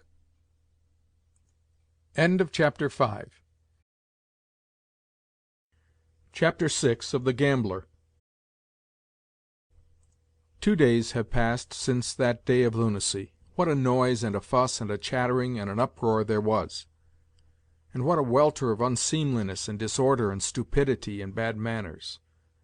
And I the cause of it all. Yet part of the scene was also ridiculous. At all events to myself it was so. I am not quite sure what was the matter with me, whether I was merely stupefied, or whether I purposely broke loose and ran amok. At times my mind seems all confused, while at other times I seem almost to be back in my childhood, at the school desk, and to have done the deed simply out of mischief. It all came of Polina. Yes, of Polina. But for her there might never have been a fracas. Or perhaps I did the deed in a fit of despair, though it may be foolish of me to think so. What there is so attractive about her I cannot think. Yet there is something attractive about her, something passing fair, it would seem. Others besides myself she has driven to distraction. She is tall and straight and very slim. Her body looks as though it could be tied into a knot or bent double like a cord. The imprint of her foot is long and narrow. It is a maddening imprint, yes, simply a maddening one. And her hair has a reddish tint about it, and her eyes are like cat's eyes, though able also to glance with proud, disdainful mien. On the evening of my first arrival, 4 months ago, I remember that she was sitting and holding an animated conversation with De Griers in the salon, and the way in which she looked at him was such that later, when I retired to my own room upstairs, I kept fancying that she had smitten him in the face, that she had smitten him right on the cheek, so peculiar had been her look as she stood confronting him. Ever since that evening I have loved her. But to my tale. I stepped from the path into the carriage-way and took my stand in the middle of it. There I awaited the Baron and the Baroness.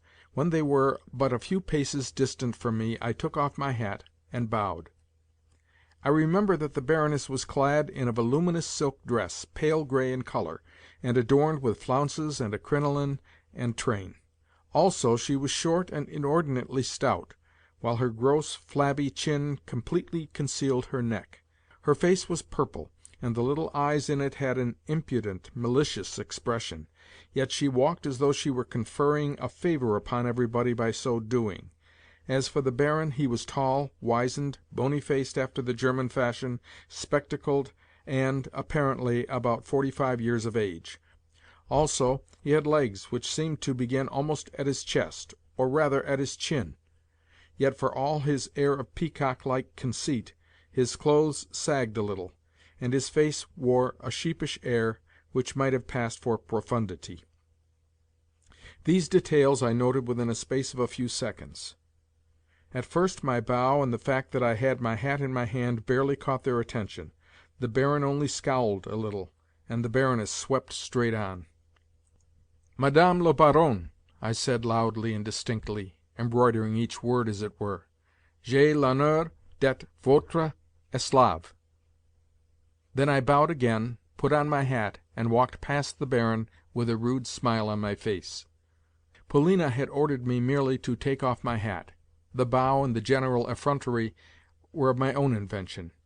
God knows what instigated me to perpetrate the outrage. In my frenzy I felt as though I were walking on air. "Hein!" ejaculated, or rather growled, the Baron as he turned towards me in angry surprise. I too turned round, and stood waiting in pseudo-courteous expectation.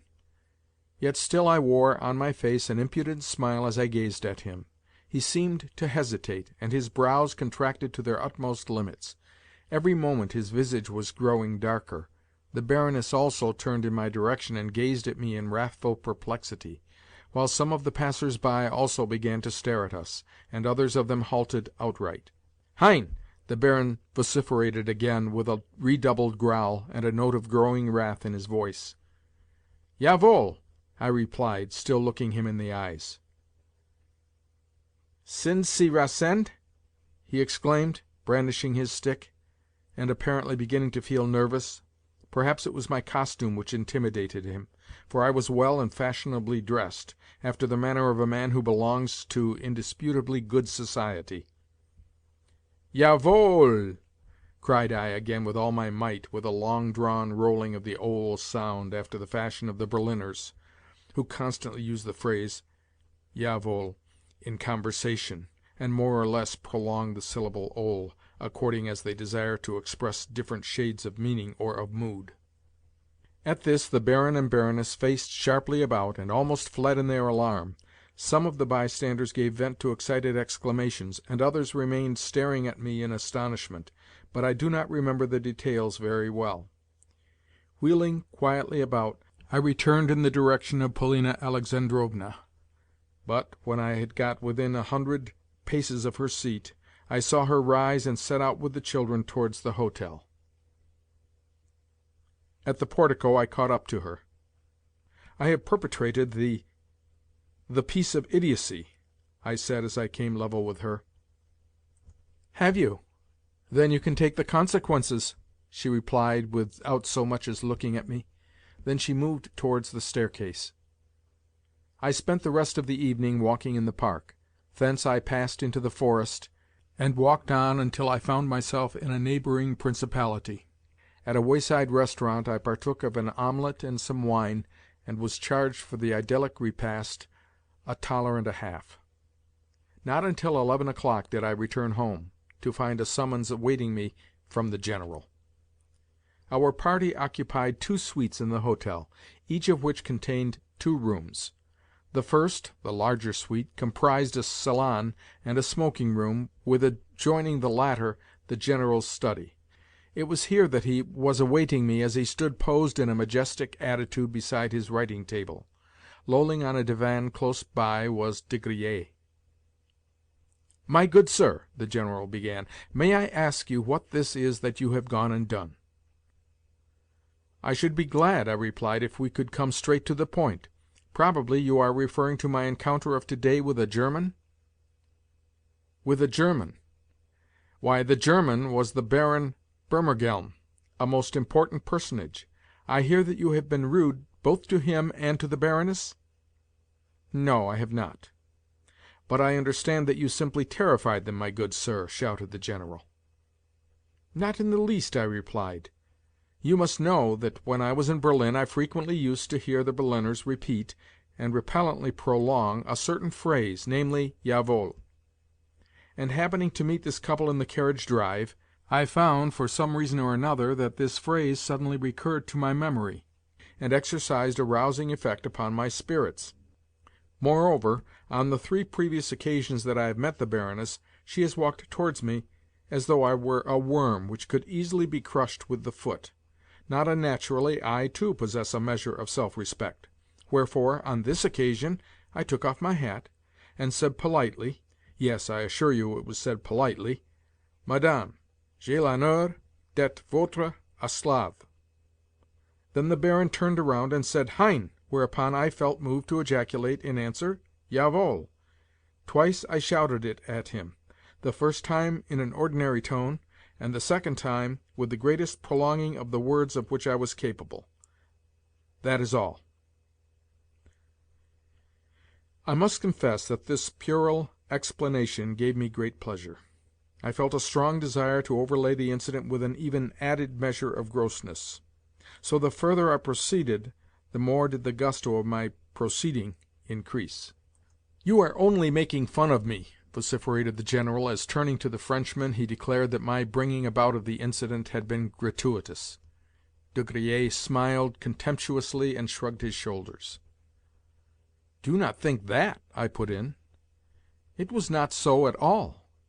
I grant you that my behavior was bad. I fully confess that it was so, and make no secret of the fact. I would even go so far as to grant you that my behavior might well be called stupid and indecent tomfoolery. But more than that, it was not. Also, let me tell you that I am very sorry for my conduct. Yet there is one circumstance which, in my eyes, almost absolves me from regret in the matter. Of late, that is to say, for the last 2 or 3 weeks, I have been feeling not at all well. That is to say, I have been in a sick, nervous, irritable, fanciful condition, so that I have periodically lost control over myself.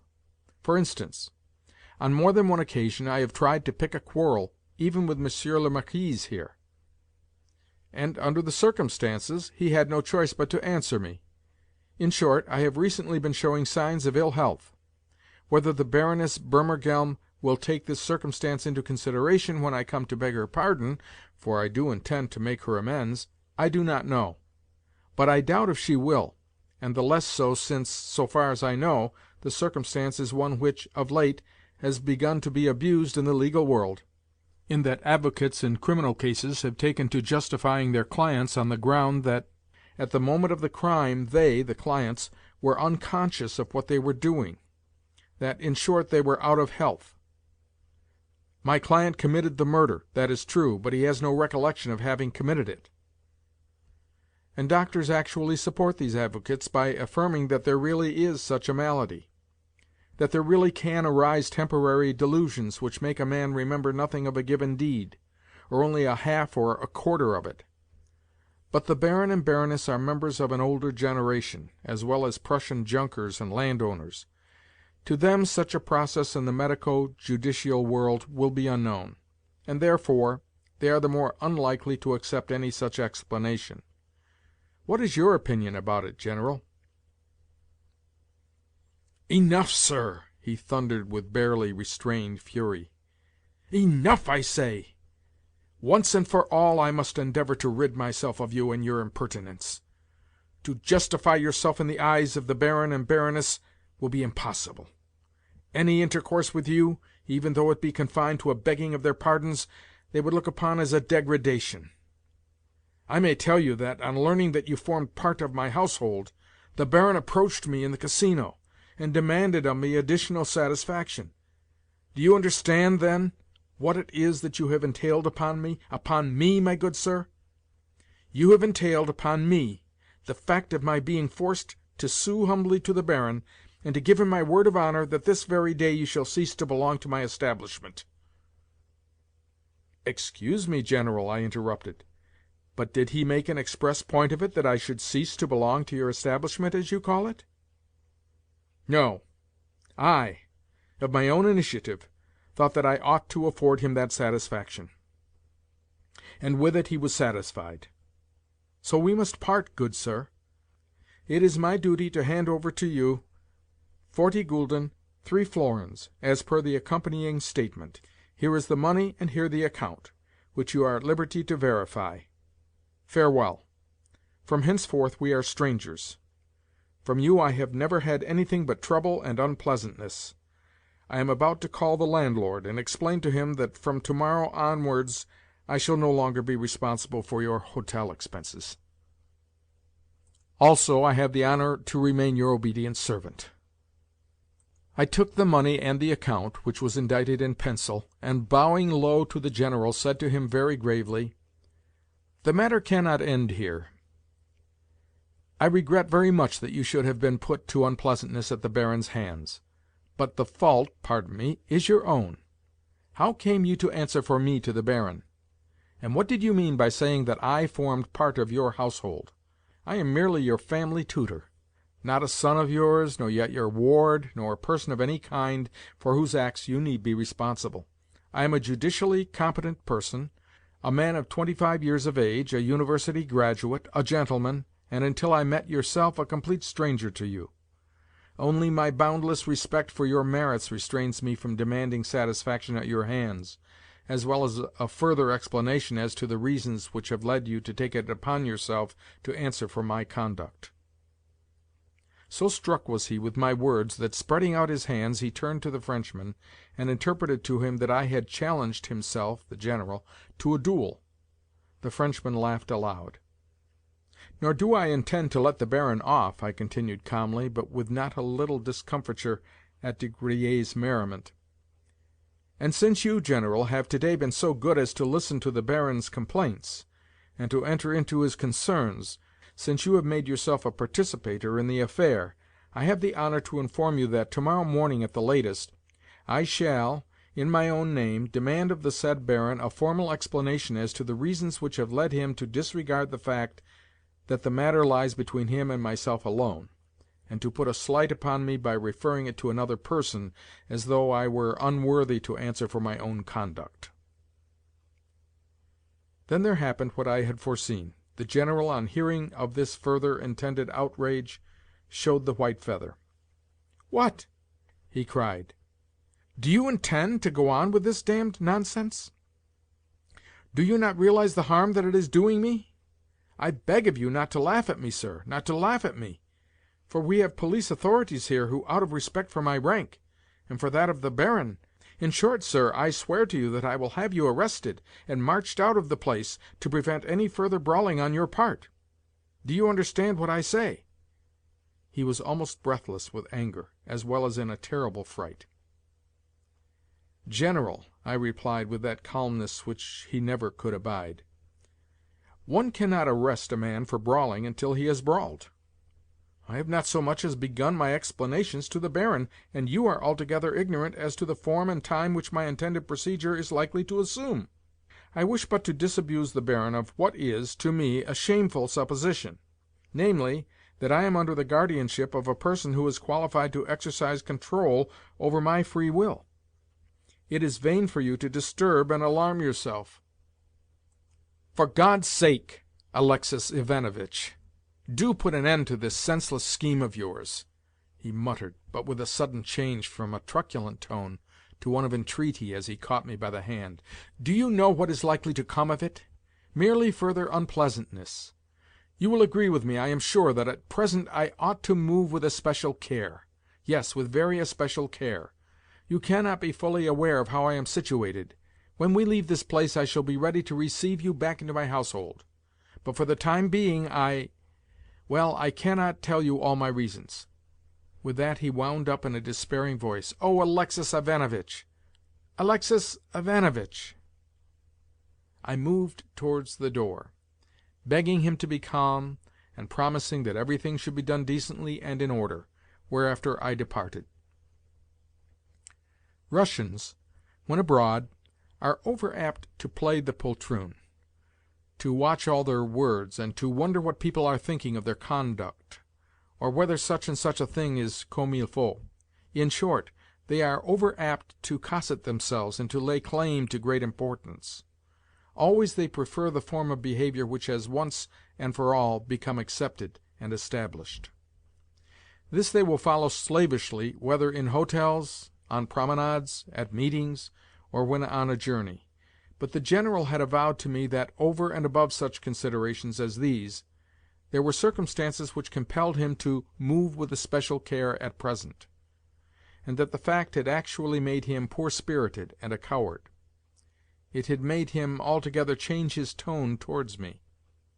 This fact I took into my calculations and duly noted it, for, of course, he might apply to the authorities tomorrow, and it behoved me to go carefully. Yet it was not the General but Polina that I wanted to anger. She had treated me with such cruelty, and had got me into such a hole, that I felt a longing to force her to beseech me to stop. Of course my tomfoolery might compromise her, yet certain other feelings and desires had begun to form themselves in my brain. If I was never to rank in her eyes as anything but a nonentity, it would not greatly matter if I figured as a draggle-tailed cockerel, and the Baron were to give me a good thrashing. But the fact was that I desired to have the laugh of them all, and to come out myself unscathed. Let people see what they would see. Let Polina for once have a good fright, and be forced to whistle me to heel again. But, however much she might whistle, she should see that I was at least no draggle-tailed cockerel. I have just received a surprising piece of news. I have just met our chambermaid on the stairs and been informed by her that Maria Philipovna departed today by the night train to stay with a cousin at Carlsbad. What can that mean? The maid declares that Madame packed her trunks early in the day. Yet how is it that no one else seems to have been aware of the circumstance? Or is it that I have been the only person to be unaware of it? Also, the maid has just told me that 3 days ago Maria Philipovna had some high words with the General. I understand, then. Probably the words were concerning Mademoiselle Blanche. Certainly something decisive is approaching. End of Chapter 6. Chapter 7. In the morning I sent for the maître d'hôtel, and explained to him that in future my bill was to be rendered to me personally. As a matter of fact, my expenses had never been so large as to alarm me, nor to lead me to quit the hotel, while, moreover, I still had 160 gulden left to me, and in them, yes, in them perhaps, riches awaited me.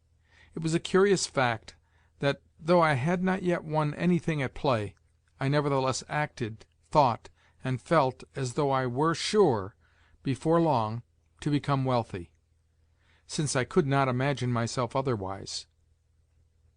Next, I bethought me, despite the earliness of the hour, of going to see Mr. Astley, who was staying at the Hôtel de l'Angleterre, a hostelry at no great distance from our own.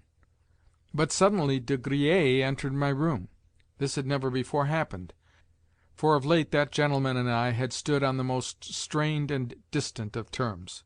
He attempting no concealment of his contempt for me, he even made an express point of showing it, and I having no reason to desire his company. In short, I detested him. Consequently, his entry at the present moment the more astounded me. At once I divined that something out of the way was on the carpet. He entered with marked affability, and began by complimenting me on my room. Then, perceiving that I had my hat in my hands, he inquired whither I was going so early, and no sooner did he hear that I was bound for Mr. Astley's than he stopped, looked grave, and seemed plunged in thought.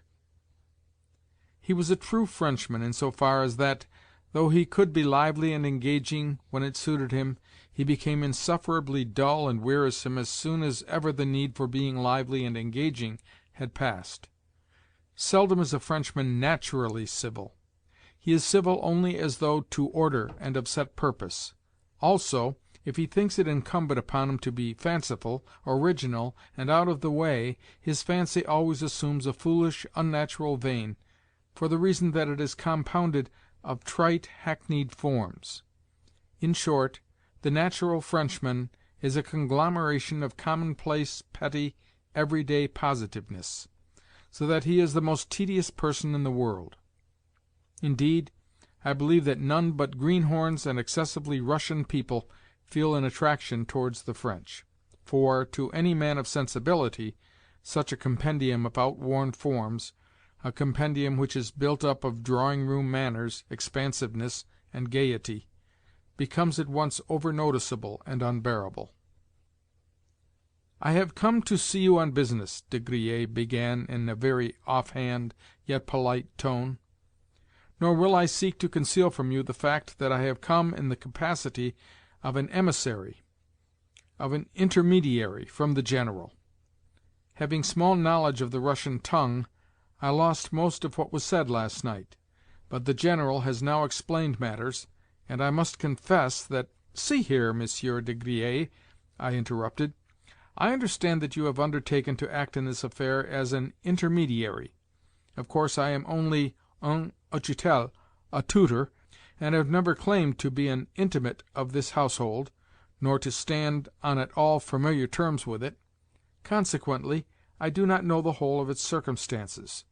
Yet pray explain to me this: have you yourself become one of its members, seeing that you are beginning to take such a part in everything, and are now present as an intermediary?" The Frenchman seemed not overpleased at my question. It was one which was too outspoken for his taste, and he had no mind to be frank with me. "I am connected with the General," he said dryly, "partly through business affairs and partly through special circumstances. My principal has sent me merely to ask you to forego your intentions of last evening.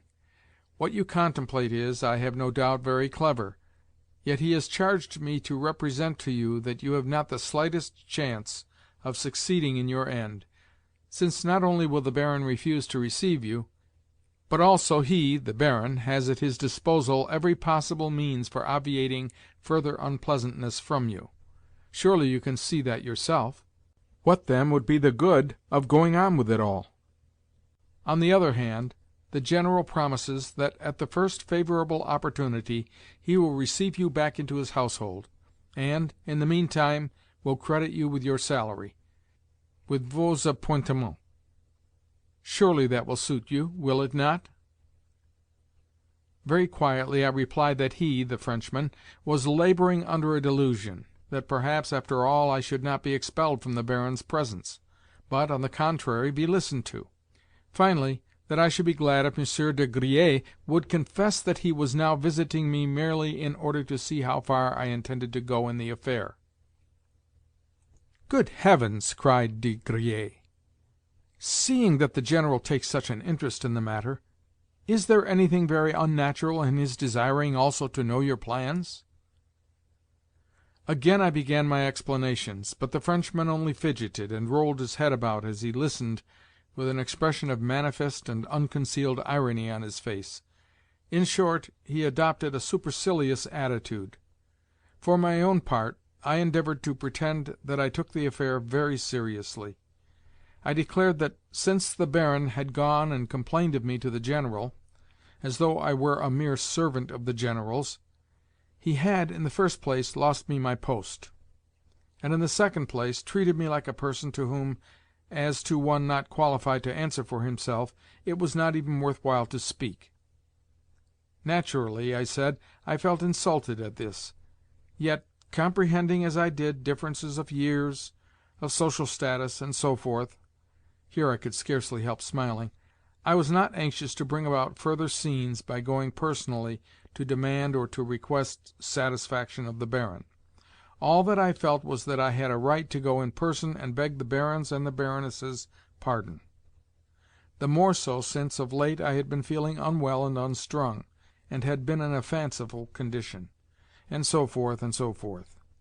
Yet, I continued, the Baron's offensive behaviour to me of yesterday, that is to say, the fact of his referring the matter to the General, as well as his insistence that the General should deprive me of my post, had placed me in such a position that I could not well express my regret to him, the Baron, and to his good lady, for the reason that, in all probability, both he and the Baroness, with the world at large, would imagine that I was doing so merely because I hoped, by my action, to recover my post.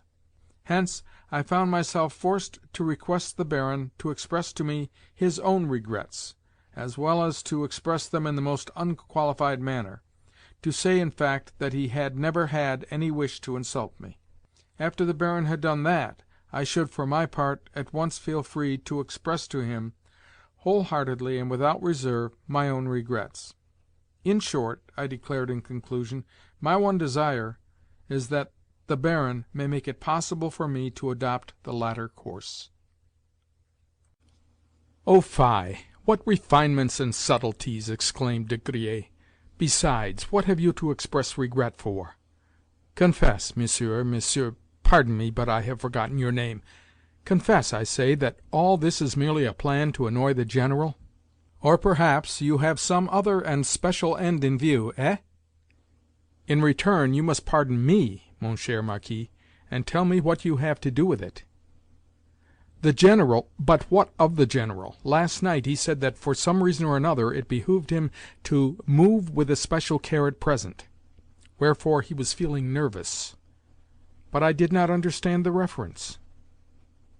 "Yes, there do exist special reasons for his doing so," assented de Griers in a conciliatory tone, yet with rising anger. "You are acquainted with Mademoiselle de Cominges, are you not?" "Mademoiselle Blanche, you mean?" "Yes, Mademoiselle Blanche de Cominges."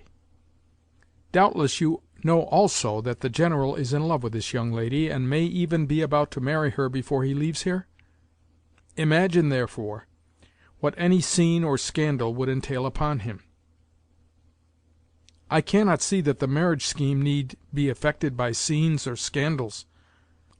Mais le baron est si irascible, un caractère puissant, vous savez.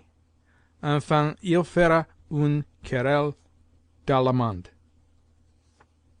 I do not care, I replied, seeing that I no longer belong to his household. Of set purpose I was trying to talk as senselessly as possible. But is it quite settled that Mademoiselle is to marry the General? What are they waiting for? Why should they conceal such a matter, at all events from ourselves, the General's own party? I cannot tell you. The marriage is not yet a settled affair, for they are awaiting news from Russia. The General has business transactions to arrange.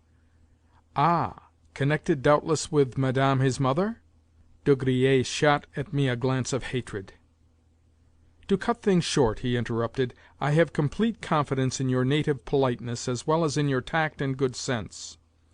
I feel sure that you will do what I suggest, even if it is only for the sake of this family, which has received you as a kinsman into its bosom, and has always loved and respected you. Be so good as to observe, I remarked, that the same family has just expelled me from its bosom. All that you are saying but for show. But when people have just said to you, of course we do not wish to turn you out yet, for the sake of appearances, you must permit yourself to be turned out. Nothing can matter very much. Very well, then, he said in a sterner and more arrogant tone. Seeing that my solicitations have had no effect upon you, it is my duty to mention that other measures will be taken. There exist here police, you must remember, and this very day they shall send you packing. Que diable! To think of a blanc bec like yourself challenging a person like the Baron to a duel! Do you suppose that you will be allowed to do such things? Just try doing them, and see if any one will be afraid of you. The reason why I have asked you to desist is that I can see that your conduct is causing the General annoyance.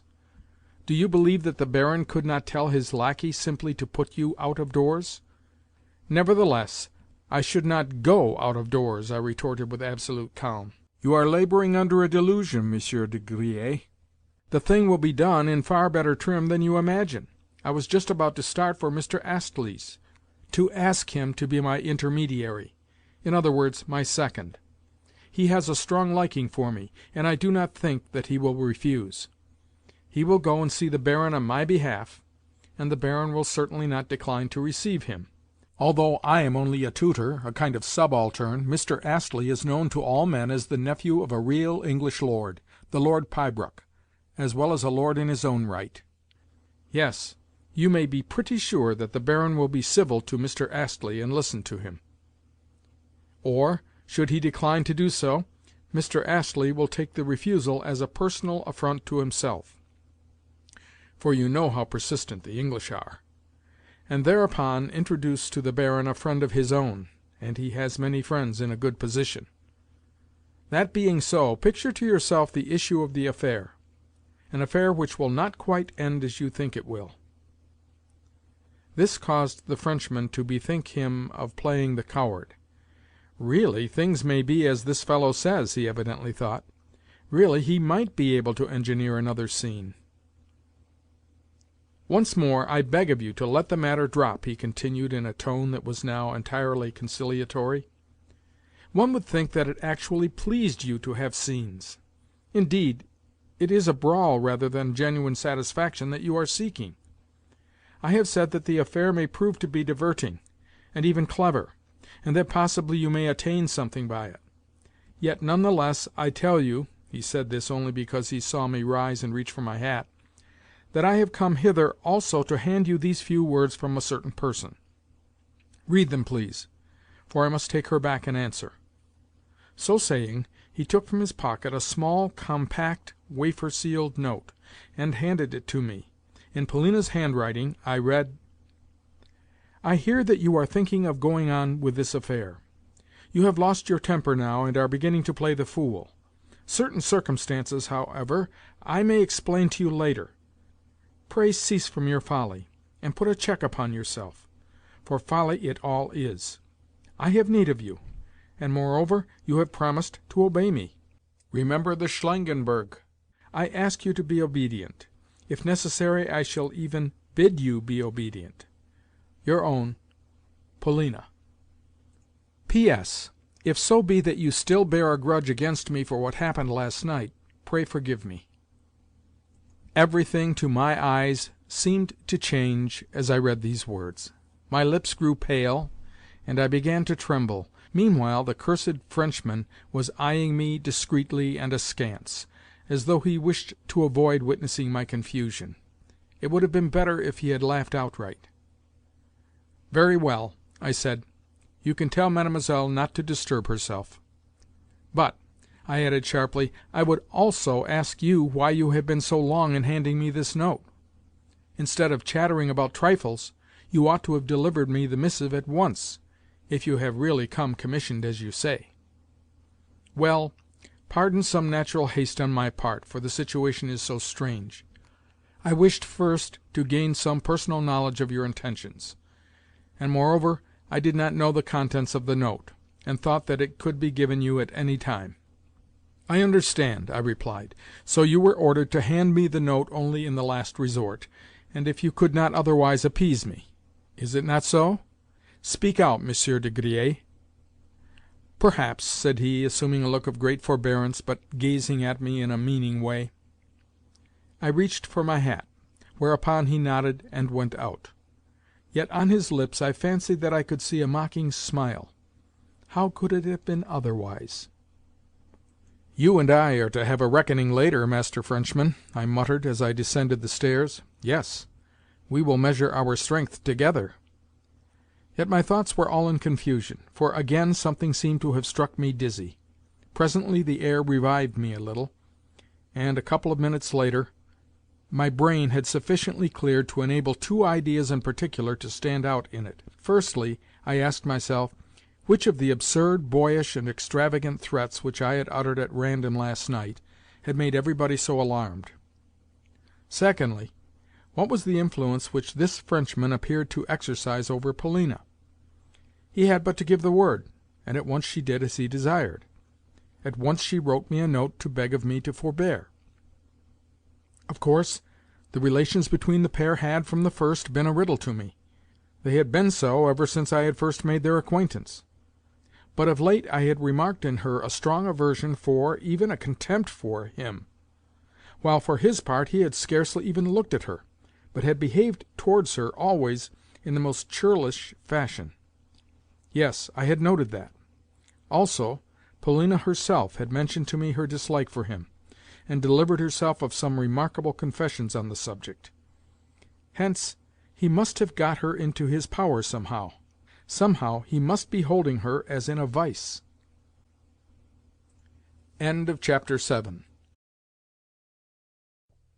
Chapter 8 of The Gambler. All at once, on the promenade, as it was called, that is to say, in the Chestnut Avenue, I came face to face with my Englishman. "I was just coming to see you," he said, "and you appear to be out on a similar errand. So you have parted with your employers?"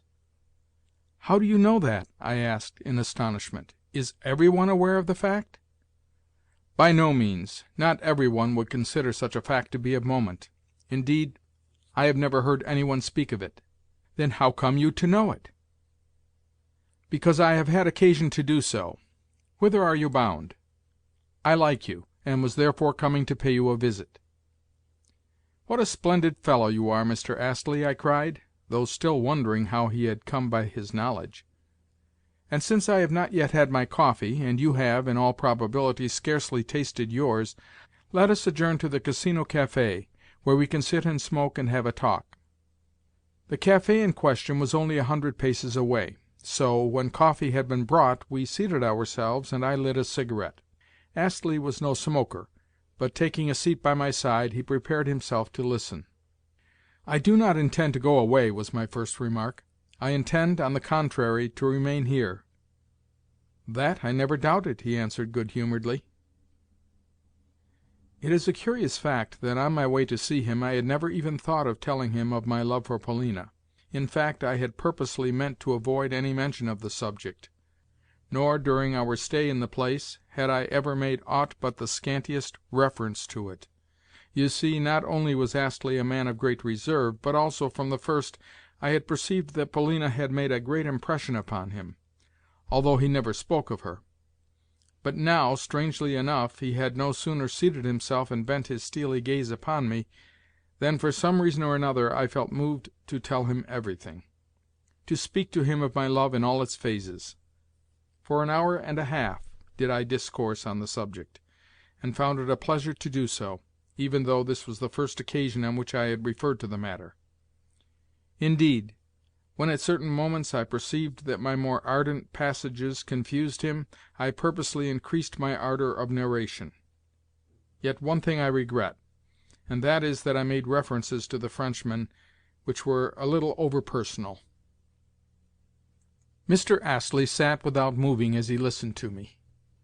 Not a word nor a sound of any kind did he utter as he stared into my eyes. Suddenly, however, on my mentioning the Frenchman, he interrupted me and inquired sternly whether I did right to speak of an extraneous matter. He had always been a strange man in his mode of propounding questions. "No, I fear not," I replied. "And concerning this Marquis and Mademoiselle Polina, you know nothing beyond surmise?" Again I was surprised that such a categorical question should come from such a reserved individual. "No, I know nothing for certain about them," was my reply. "No, nothing." "Then you have done very wrong to speak of them to me, or even to imagine things about them." Quite so, I interrupted in some astonishment. "I admit that. Yet that is not the question." Whereupon I related to him in detail the incident of 2 days ago. I spoke of Polina's outburst, of my encounter with the Baron, of my dismissal, of the General's extraordinary pusillanimity, and of the call which De Griers had that morning paid me. In conclusion, I showed Astley the note which I had lately received. "What do you make of it?" I asked. "When I met you I was just coming to ask you your opinion. For myself, I could have killed this Frenchman, and am not sure that I shall not do so even yet." "I feel the same about it," said Mr. Astley. "As for Mademoiselle Polina, well, you yourself know that, if necessity drives, one enters into relation with people whom one simply detests. Even between this couple there may be something which, though unknown to you, depends upon extraneous circumstances. For my own part, I think that you may reassure yourself, or at all events partially. And as for Mademoiselle Polina's proceedings of 2 days ago, they were, of course, strange. Not because she can have meant to get rid of you, or to earn for you a thrashing from the Baron's cudgel, which for some curious reason he did not use, although he had it ready in his hands, but because such proceedings on the part of such—well, of such a refined lady as Mademoiselle Polina are, to say the least of it, unbecoming. But she cannot have guessed that you would carry out her absurd wish to the letter?" "Do you know what?" suddenly I cried, as I fixed Mr. Astley with my gaze. "I believe that you have already heard the story from some one, very possibly from Mademoiselle Polina herself?" In return he gave me an astonished stare. "Your eyes look very fiery," he said, with a return of his former calm, "and in them I can read suspicion. Now you have no right whatever to be suspicious. It is not a right which I can for a moment recognize, and I absolutely refuse to answer your questions." "Enough. You need say no more," I cried with a strange emotion at my heart, yet not altogether understanding what had aroused that emotion in my breast. Indeed, when, where, and how could Polina have chosen Astley to be one of her confidants? Of late I had come rather to overlook him in this connection, even though Polina had always been a riddle to me. So much so that now, when I had just permitted myself to tell my friend of my infatuation in all its aspects, I had found myself struck, during the very telling, with the fact that in my relations with her I could specify nothing that was explicit, nothing that was positive. On the contrary, my relations had been purely fantastic, strange, and unreal. They had been unlike anything else that I could think of. Very well, I replied with a warmth equal to Astley's own. Then I stand confounded, and have no further opinions to offer. But you are a good fellow, and I am glad to know what you think about it all, even though I do not need your advice." Then, after a pause, I resumed. "For instance, what reason should you assign for the General taking fright in this way? Why should my stupid clowning have led the world to elevate it into a serious incident? Even De Griers has found it necessary to put in his oar, and he only interferes on the most important occasions, and to visit me, and to address to me the most earnest supplications. Yes, he, De Griers, has actually been playing the suppliant to me. And mark you, although he came to me as early as 9 o'clock, he had ready prepared in his hand Mlle. Polina's note. When, I would ask, was that note written? Mlle. Polina must have been aroused from sleep for the express purpose of writing it. At all events, the circumstance shows that she is an absolute slave to the Frenchman, since she actually begs my pardon in the note. Actually begs my pardon. Yet what is her personal concern in the matter? Why is she interested in it at all? Why, too, is the whole party so afraid of this precious Baron? And what sort of a business do you call it for the General to be going to marry Mademoiselle Blanche de Cominges? He told me last night that, because of the circumstance, he must move with especial care at present. What is your opinion of it all? Your look convinces me that you know more about it than I do." Mr. Astley smiled and nodded. "Yes, I think I do know more about it than you do," he assented. "The affair centres around this Mademoiselle Blanche. Of that I feel certain." "And what of Mademoiselle Blanche?" I cried, impatiently, for in me there had dawned a sudden hope that this would enable me to discover something about Polina. "Well, my belief is that, at the present moment, Mademoiselle Blanche has, in very truth, a special reason for wishing to avoid any trouble with the Baron and the Baroness. It might lead not only to some unpleasantness, but even to a scandal." "Oh, oh!" "Also, I may tell you that Mademoiselle Blanche has been in Roulettenberg before, for she was staying here 3 seasons ago. I myself was in the place at the time, and in those days Mademoiselle Blanche was not known as Mademoiselle de Cominges, nor was her mother, the widow de Cominges, even in existence. In any case, no one ever mentioned the latter. De Griers, too, had not materialized, and I am convinced that not only do the parties stand in no relation to one another, but also they have not long enjoyed one another's acquaintance. Likewise, the Marquisate de Griers is of recent creation. Of that I have reason to be sure, owing to a certain circumstance. Even the name de Griers itself may be taken to be a new invention, seeing that I have a friend who once met the said Marquis under a different name altogether." "Yet he possesses a good circle of friends?" "Possibly. Mademoiselle Blanche also may possess that. Yet it is not 3 years since she received from the local police, at the instance of the Baroness, an invitation to leave the town. And she left it." "But why?" "Well, I must tell you that she first appeared here in company with an Italian, a prince of some sort, a man who bore an historic name, Barberini or something of the kind. The fellow was simply a mass of rings and diamonds, real diamonds, too, and the couple used to drive out in a marvellous carriage. At first Mademoiselle Blanche played trente et quarante with fair success, but, later, her luck took a marked change for the worse. I distinctly remember that in a single evening she lost an enormous sum. But worse was to ensue, for one fine morning her prince disappeared—horses, carriage, and all. Also, the hotel bill which he left unpaid was enormous. Upon this Mademoiselle Zelma, the name which she assumed after figuring as Madame Barberini, was in despair. She shrieked and howled all over the hotel, and even tore her clothes in her frenzy.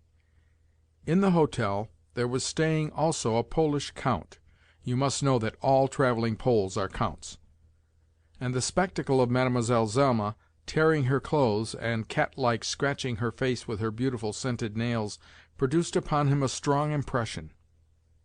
So the pair had a talk together, and by luncheon-time she was consoled. Indeed, that evening the couple entered the Casino arm in arm, Mademoiselle Zelma laughing loudly according to her custom, and showing even more expansiveness in her manners than she had before shown. For instance, she thrust her way into the file of women roulette-players in the exact fashion of those ladies who, to clear a space for themselves at the tables, push their fellow-players roughly aside. Doubtless you have noticed them? Yes, certainly. Well, they are not worth noticing. To the annoyance of the decent public they are allowed to remain here, at all events such of them as daily change 4,000-franc notes at the tables, though, as soon as ever these women cease to do so, they receive an invitation to depart. However, Mademoiselle Zelma continued to change notes of this kind, but her play grew more and more unsuccessful, despite the fact that such ladies' luck is frequently good, for they have a surprising amount of cash at their disposal. Suddenly the Count too disappeared, even as the Prince had done, and that same evening Mademoiselle Zelma was forced to appear in the Casino alone. On this occasion no one offered her a greeting. 2 days later she had come to the end of her resources, whereupon, after staking and losing her last louis d'or, she chanced to look around her, and saw standing by her side the Baron Burmergelm, who had been eyeing her with fixed disapproval. To his distaste, however, Mademoiselle paid no attention, but turning to him with her well-known smile, requested him to stake, on her behalf, 10 louis on the red. Later that evening a complaint from the Baroness led the authorities to request Mademoiselle not to re-enter the Casino. If you feel in any way surprised that I should know these petty and unedifying details, the reason is that I had them from a relative of mine, who later that evening drove Mademoiselle Zelma in his carriage from Roulettenberg to Spa. Now, mark you, Mademoiselle wants to become Madame General, in order that in future she may be spared the receipt of such invitations from Casino authorities as she received 3 years ago. At present she is not playing, but that is only because, according to the signs, she is lending money to other players. Yes, that is a much more paying game. I even suspect that the unfortunate General is himself in her debt, as well as, perhaps, also De Griers. Or it may be that the latter has entered into partnership with her. Consequently, you yourself will see that, until the marriage shall have been consummated, Mademoiselle would scarcely like to have the attention of the Baron and the Baroness drawn to herself. In short, to any one in her position, a scandal would be most detrimental.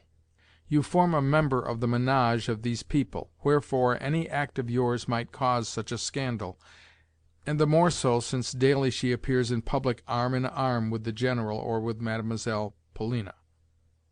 Now do you understand?" "No, I do not!" I shouted as I banged my fist down upon the table, banged it with such violence that a frightened waiter came running towards us. "Tell me, Mr. Astley, why, if you knew this history all along, and consequently always knew who this Mademoiselle Blanche is, you never warned either myself or the General, nor, most of all, Mademoiselle Polina, who is accustomed to appear in the Casino, in public everywhere, with Mademoiselle Blanche. How could you do it?" "It would have done no good to warn you," he replied quietly, "for the reason that you could have effected nothing. Against what was I to warn you? As likely as not the General knows more about Mademoiselle Blanche even than I do. Yet the unhappy man still walks about with her, and Mademoiselle Polina. Only yesterday I saw this Frenchwoman riding, splendidly mounted, with De Griers, while the General was careering in their wake on a roan horse. He had said that morning that his legs were hurting him, yet his riding-seat was easy enough. As he passed I looked at him, and the thought occurred to me that he was a man lost forever.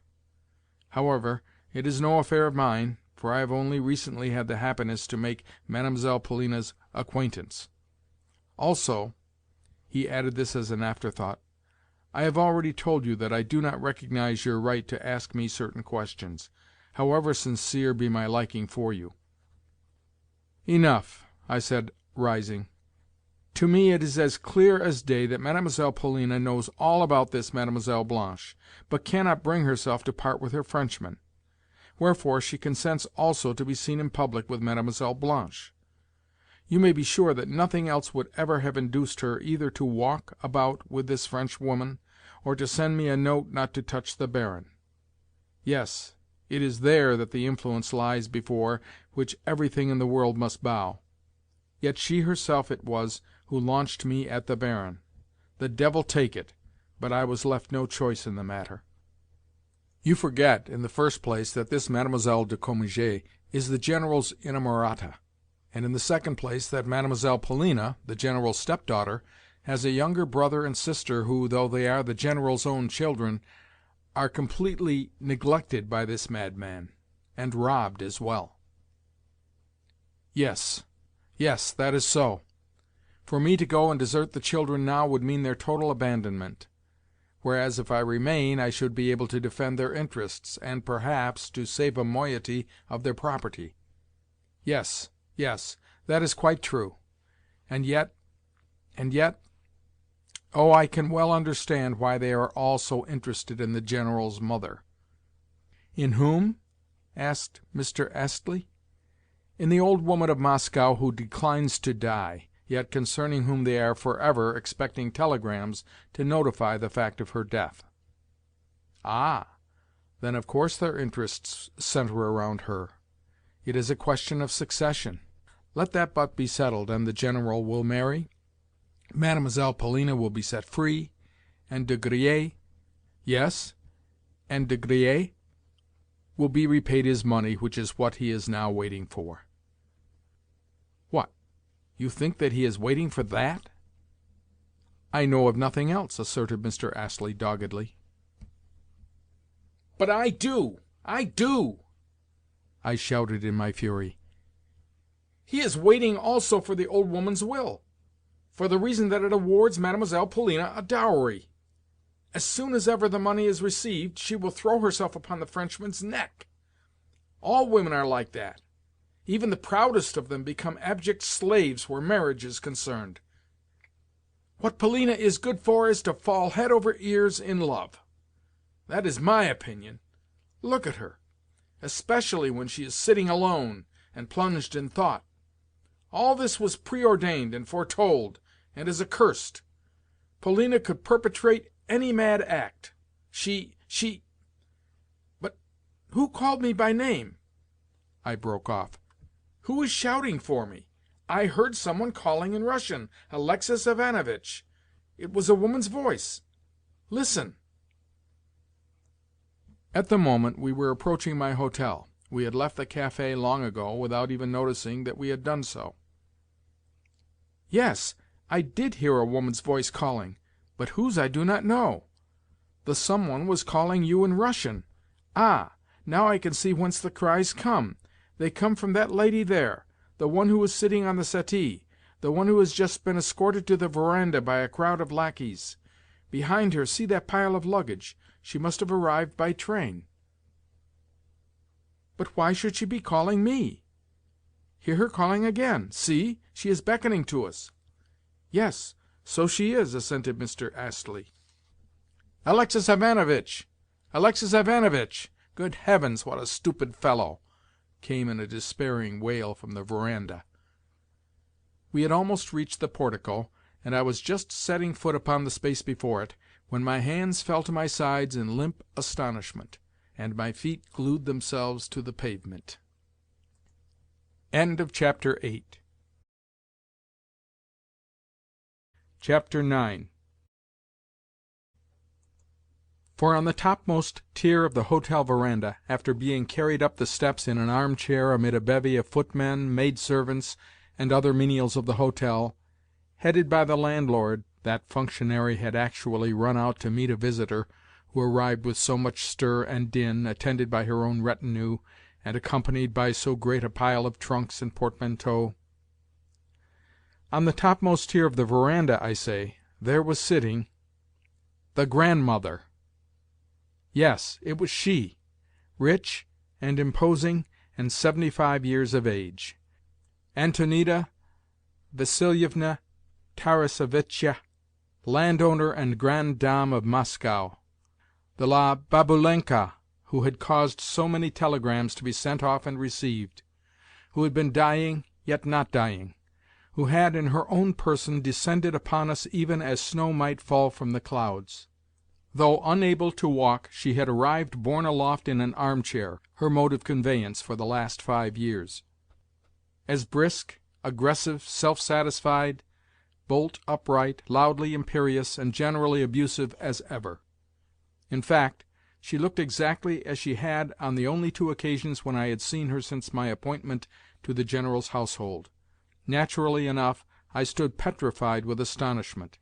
She had sighted me 100 paces off. Even while she was being carried along in her chair she had recognized me, and called me by name and surname, which, as usual, after hearing once, she had remembered ever afterwards. "And this is the woman whom they had thought to see in her grave after making her will," I thought to myself. "Yet she will outlive us and every one else in the hotel. Good Lord!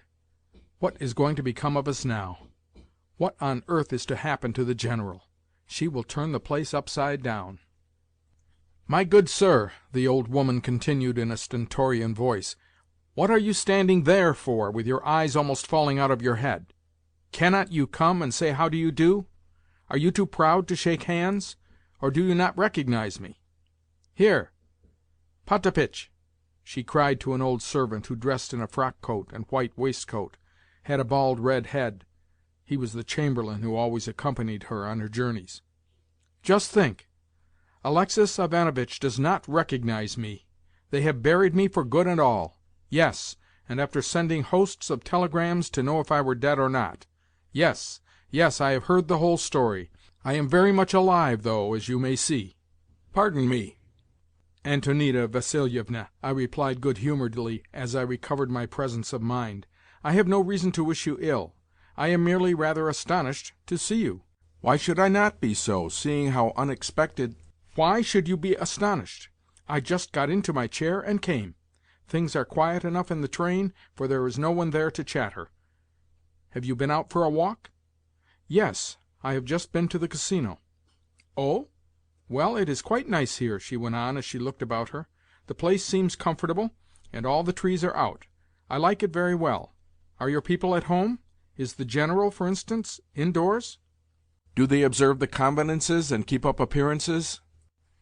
"Yes, and probably all of them. Such things always give one tone.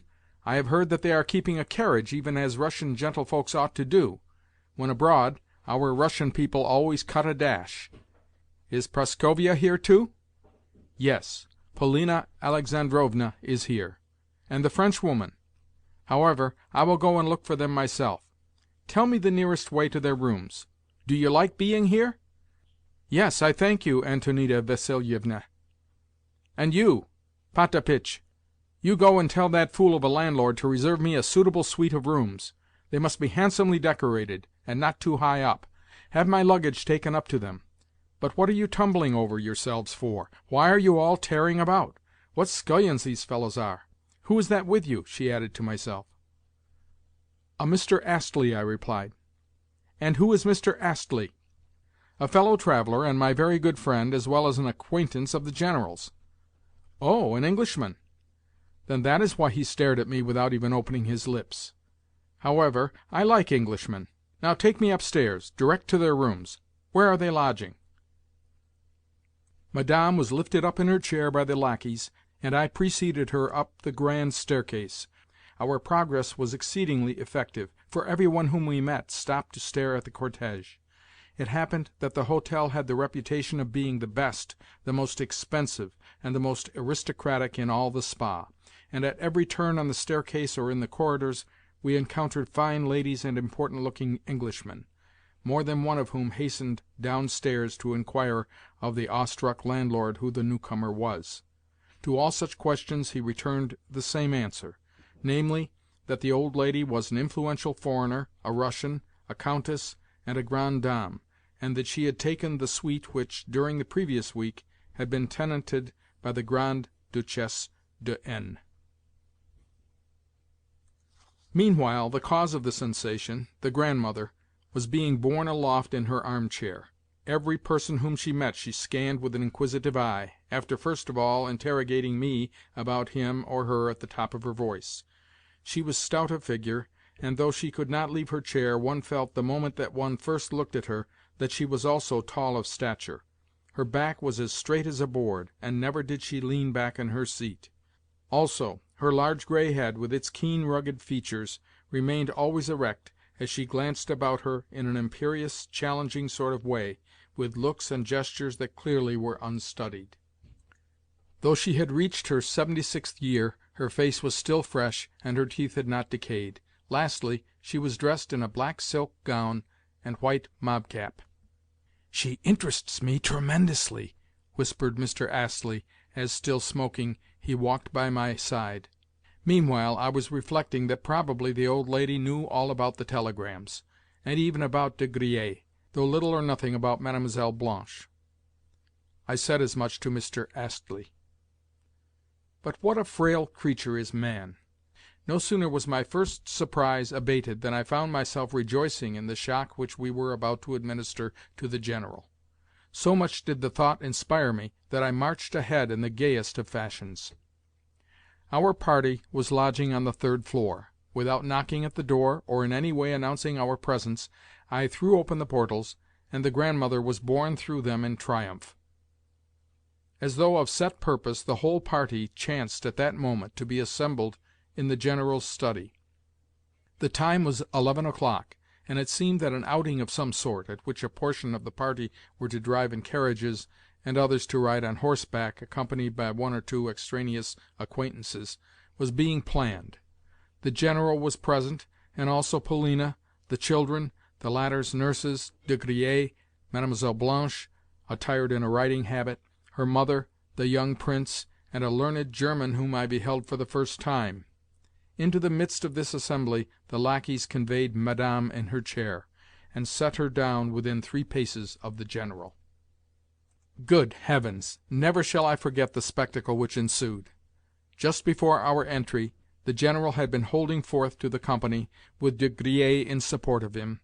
I may also mention that for the last 2 or 3 days Mlle. Blanche and De Griers had been making a great deal of the young Prince, under the very nose of the poor General.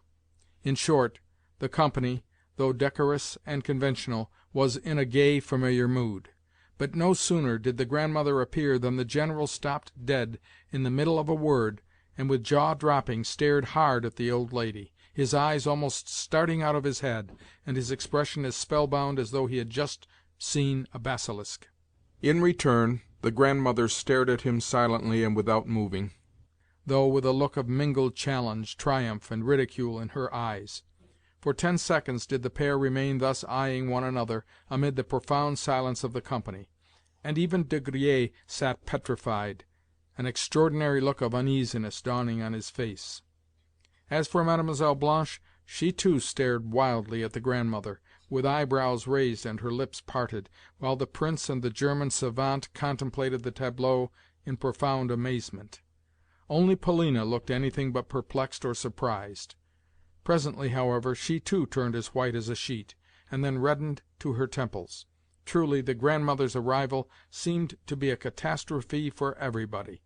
For my own part, I stood looking from the Grandmother to the company and back again, while Mr. Astley, as usual, remained in the background and gazed calmly and decorously at the scene.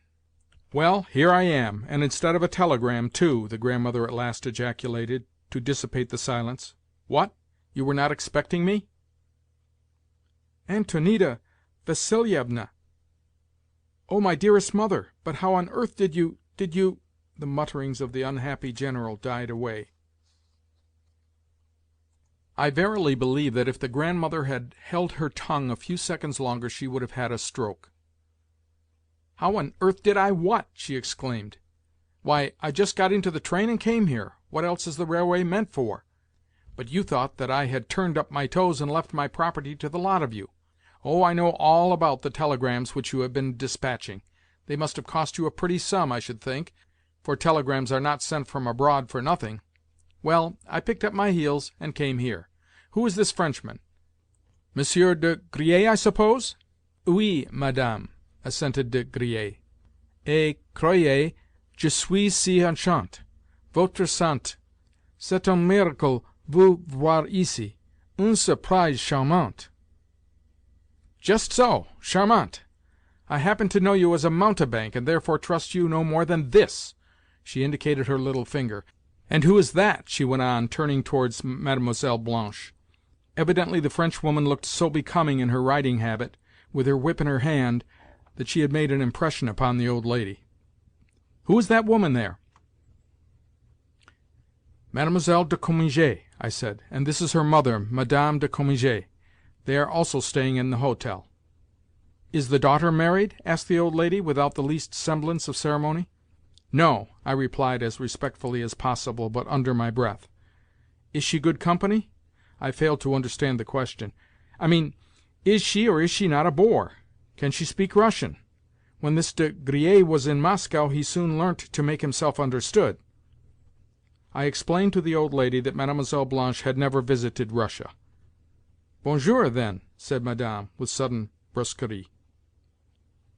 "Bonjour, Madame," replied Mademoiselle Blanche, with an elegant, ceremonious bow, as under cover of an unwonted modesty she endeavoured to express, both in face and figure, her extreme surprise at such strange behaviour on the part of the Grandmother. "How the woman sticks out her eyes at me! How she mows and minces!" was the Grandmother's comment. Then she turned suddenly to the General, and continued, "I have taken up my abode here, so am going to be your next-door neighbour. Are you glad to hear that, or are you not?"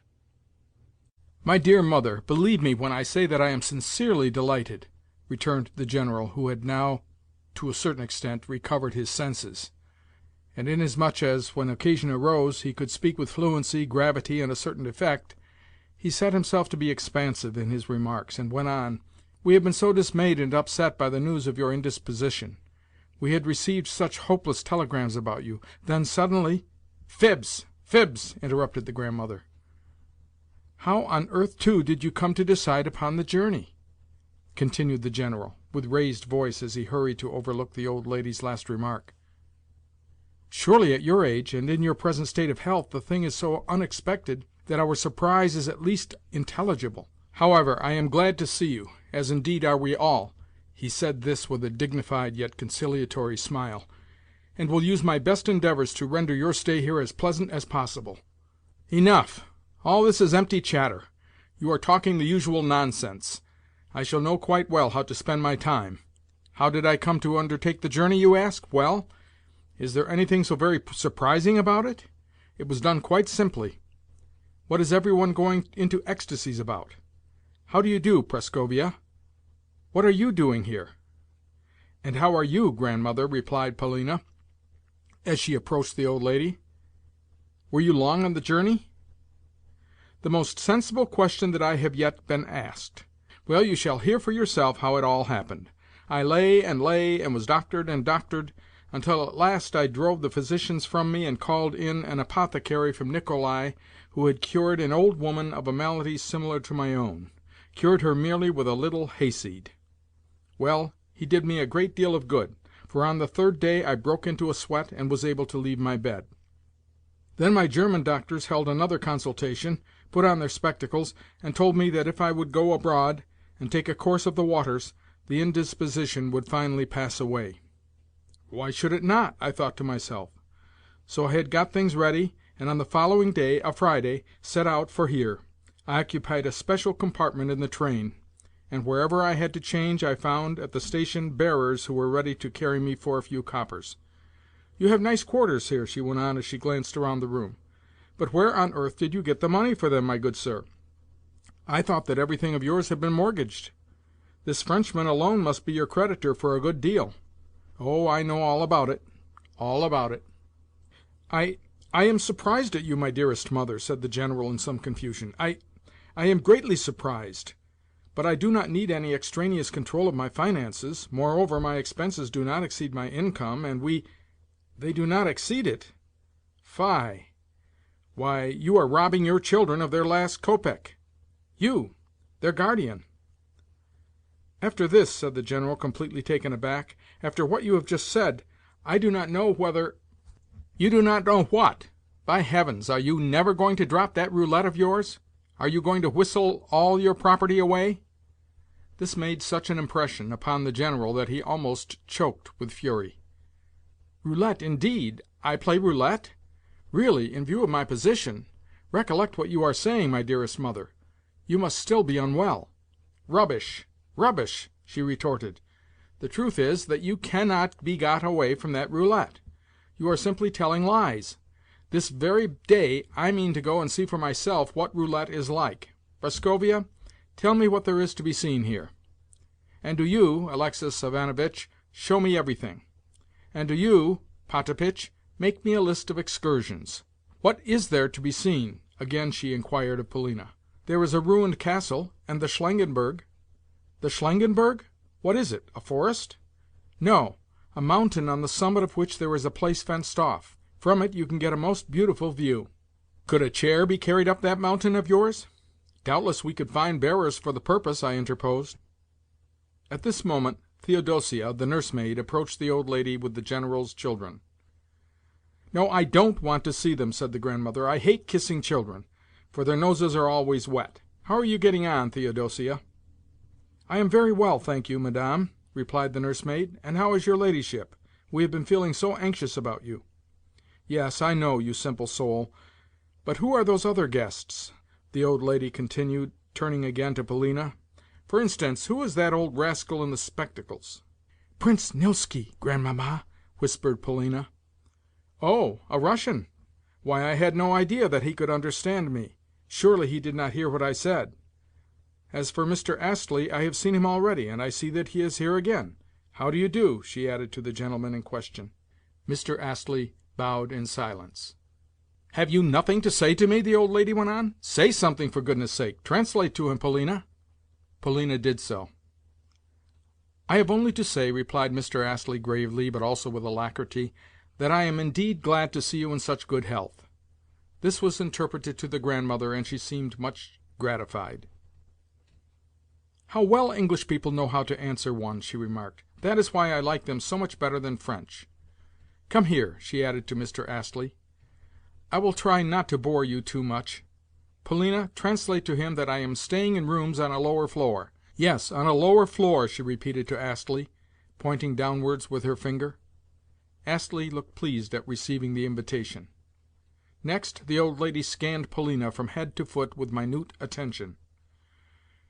"I could almost have liked you, Prascovia," suddenly she remarked, "for you are a nice girl, the best of the lot. You have some character about you. I, too, have character. Turn round. Surely that is not false hair that you are wearing?" "No, Grandmamma, it is my own." "Well, well, I do not like the stupid fashions of to-day. You are very good-looking. I should have fallen in love with you if I had been a man. Why do you not get married? It is time now that I was going. I want to walk, yet I always have to ride. Are you still in a bad temper?" she added to the General.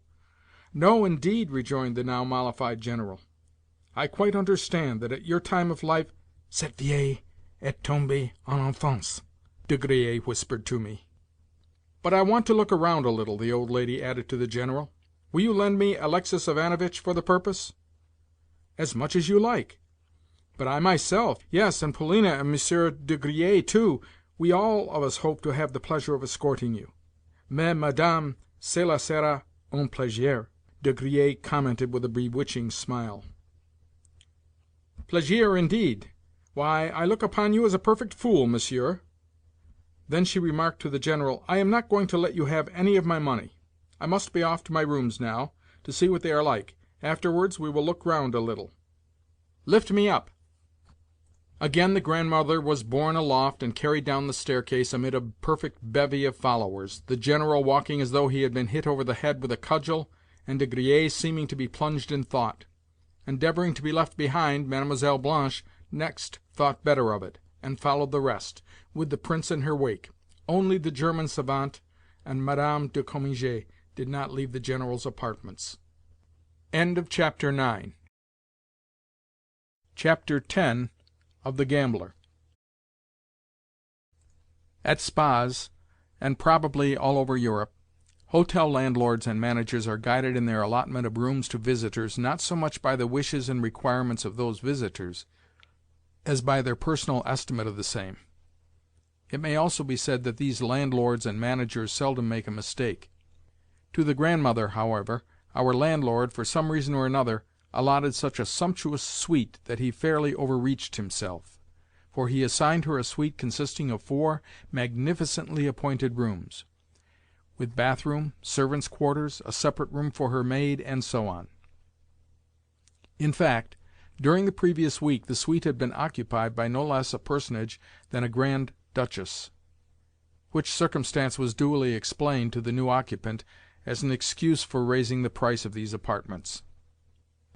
The Grandmother had herself carried, or rather wheeled, through each room in turn, in order that she might subject the whole to a close and attentive scrutiny, while the landlord, an elderly, bald-headed man, walked respectfully by her side.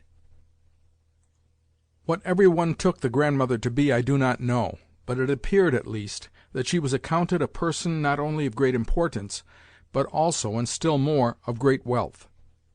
And without delay they entered her in the hotel register as Madame la Générale Princesse de Tarassevitcheva, although she had never been a princess in her life.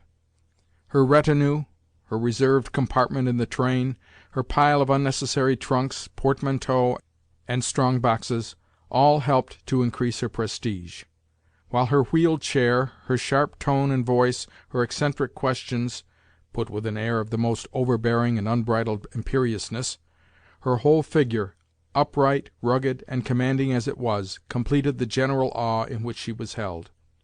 As she inspected her new abode, she ordered her chair to be stopped at intervals in order that, with finger extended towards some article of furniture, she might ply the respectfully smiling, yet secretly apprehensive, landlord with unexpected questions. She addressed them to him in French, although her pronunciation of the language was so bad that sometimes I had to translate them. For the most part, the landlord's answers were unsatisfactory, and failed to please her. Nor were the questions themselves of a practical nature, but related generally to God knows what.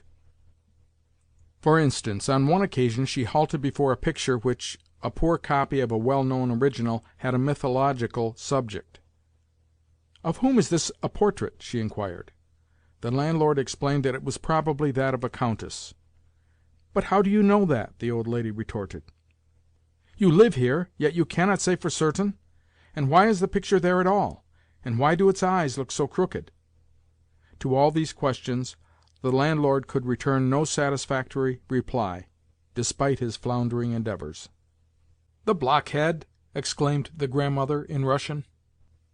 Then she proceeded on her way, only to repeat the same story in front of a Saxon statuette which she had sighted from afar, and had commanded, for some reason or another, to be brought to her.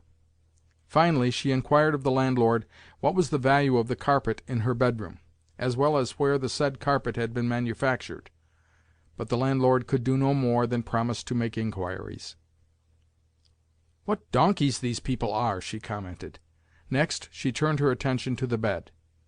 "What a huge counterpane!" she exclaimed. "Turn it back, please." The lacqueys did so. "Further yet, further yet!" the old lady cried. "Turn it right back. Also take off those pillows and bolsters, and lift up the feather bed." The bed was open for her inspection. "Mercifully, it contains no bugs," she remarked. "Pull off the whole thing, and then put on my own pillows and sheets. The place is too luxurious for an old woman like myself. It is too large for any one person. Aleksei Ivanovitch, come and see me whenever you are not teaching your pupils." "After tomorrow I shall no longer be in the General's service," I replied, "but merely living in the hotel on my own account." "Why so?" "Because the other day there arrived from Berlin a German and his wife, persons of some importance, and it chanced that, when taking a walk, I spoke to them in German without having properly compassed the Berlin accent." "Indeed?" "Yes, and this action on my part the Baron held to be an insult, and complained about it to the General, who yesterday dismissed me from his employ." "But I suppose you must have threatened that precious Baron, or something of the kind? However, even if you did so, it was a matter of no moment." No, I did not. The Baron was the aggressor by raising his stick at me." Upon that the Grandmother turned sharply to the General. "What? You permitted yourself to treat your tutor thus, you nincompoop, and to dismiss him from his post? You are a blockhead, an utter blockhead. I can see that clearly." "Do not alarm yourself, my dear mother," the General replied with a lofty air, an air in which there was also a tinge of familiarity. "I am quite capable of managing my own affairs. Moreover, Alexis Ivanovitch has not given you a true account of the matter." "What did you do next?" the old lady inquired of me. "I wanted to challenge the Baron to a duel," I replied as modestly as possible, "but the General protested against my doing so." "And why did you so protest?" she inquired of the General. Then she turned to the landlord and questioned him as to whether he would not have fought a duel if challenged. "For," she added, "I can see no difference between you and the Baron, nor can I bear that German visage of yours." Upon this the landlord bowed and departed, though he could not have understood the Grandmother's compliment. "Pardon me, Madame," the General continued with a sneer, "but are duels really feasible?" "Why not? All men are crowing cocks, and that is why they quarrel. You, though, I perceive, are a blockhead, a man who does not even know how to carry his breeding. Lift me up. Potapitch, see to it that you always have 2 bearers ready. Go and arrange for their hire, but we shall not require more than 2, for I shall need only to be carried upstairs. On the level or in the street I can be wheeled along. Go and tell them that, and pay them in advance, so that they may show me some respect. You too, Potapitch, are always to come with me, and you, Alexis Ivanovitch, are to point out to me this Baron as we go along, in order that I may get a squint at the precious von. And where is that roulette played?" I explained to her that the game was carried on in the salons of the Casino, whereupon there ensued a string of questions as to whether there were many such salons, whether many people played in them, whether those people played a whole day at a time, and whether the game was managed according to fixed rules. At length I thought it best to say that the most advisable course would be for her to go and see it for herself, since a mere description of it would be a difficult matter. "Then take me straight there," she said, "and do you walk on in front of me, Alexis Ivanovitch." "What, mother? Before you have so much as rested from your journey?" the General inquired with some solicitude. Also, for some reason which I could not divine, he seemed to be growing nervous, and, indeed, the whole party was evincing signs of confusion, and exchanging glances with one another. Probably they were thinking that it would be a ticklish, even an embarrassing, business to accompany the Grandmother to the Casino, where, very likely, she would perpetrate further eccentricities, and in public too. Yet on their own initiative they had offered to escort her. "Why should I rest?" she retorted. "I am not tired, for I have been sitting still these past 5 days. Let us see what your medicinal springs and waters are like, and where they are situated. What, too, about that what did you call it, Prascovia? Oh, about that mountain top." "Yes, we are going to see it, Grandmamma." "Very well. Is there anything else for me to see here?" "Yes, quite a number of things," Polina forced herself to say. "Martha, you must come with me as well," went on the old lady to her maid. "No, no, mother!" ejaculated the General. "Really, she cannot come. They would not admit even Potapitch to the Casino." "Rubbish! Because she is my servant, is that a reason for turning her out? Why, she is only a human being like the rest of us, and as she has been travelling for a week she might like to look about her. With whom else could she go out but myself? She would never dare to show her nose in the street alone." "But, mother, are you ashamed to be seen with me? Stop at home, then, and you will be asked no questions. A pretty general you are, to be sure! I am a general's widow myself, but, after all, why should I drag the whole party with me? I will go and see the sights with only Alexis Ivanovitch as my escort." De Griers strongly insisted that every one ought to accompany her. Indeed, he launched out into a perfect shower of charming phrases concerning the pleasure of acting as her cicerone, and so forth. Every one was touched with his words.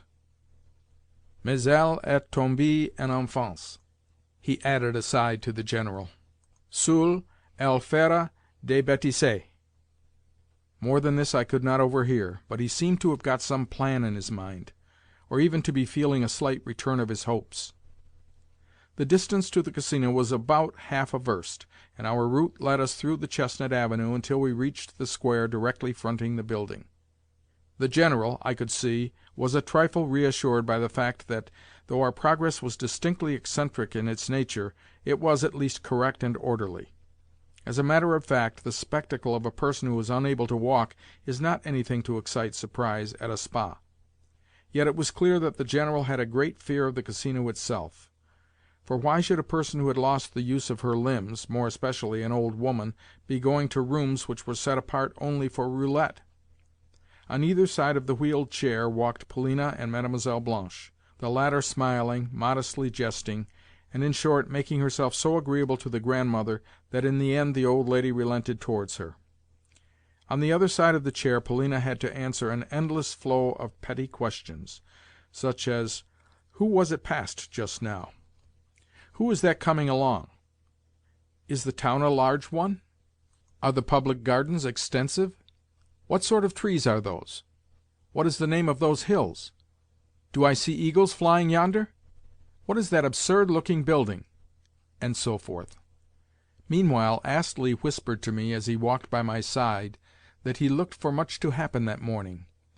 Behind the old lady's chair marched Potapitch and Martha, Potapitch in his frock-coat and white waistcoat, with a cloak over all, and the 40-year-old and rosy but slightly grey-headed Martha in a mob-cap, cotton dress, and squeaking shoes. Frequently the old lady would twist herself round to converse with these servants. As for De Griers, he spoke as though he had made up his mind to do something, though it is also possible that he spoke in this manner merely in order to hearten the General, with whom he appeared to have held a conference. But, alas! The Grandmother had uttered the fatal words, "I am not going to give you any of my money." And though De Griers might regard these words lightly, the General knew his mother better. Also, I noticed that De Griers and Mlle. Blanche were still exchanging looks, while of the Prince and the German savant I lost sight at the end of the avenue, where they had turned back and left us. Into the casino we marched in triumph. At once, both in the person of the commissionaire and in the persons of the footmen, there sprang to life the same reverence as had arisen in the lacqueys of the hotel. Yet it was not without some curiosity that they eyed us. Without loss of time the Grandmother gave orders that she should be wheeled through every room in the establishment, of which apartments she praised a few, while to others she remained indifferent. Concerning everything, however, she asked questions. Finally we reached the gaming salons, where a lackey who was acting as guard over the doors flung them open as though he were a man possessed. The Grandmother's entry into the roulette salon produced a profound impression upon the public. Around the tables, and at the further end of the room, where the 30 table was set out, there may have been gathered from 150 to 200 gamblers, ranged in several rows.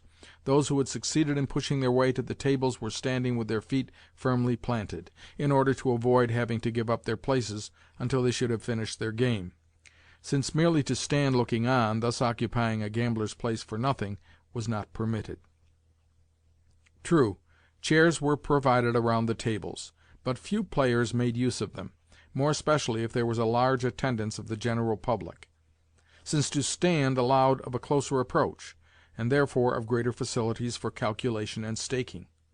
Behind the foremost row were herded a second and a third row of people, awaiting their turn, but sometimes their impatience led these people to stretch a hand through the first row in order to deposit their stakes.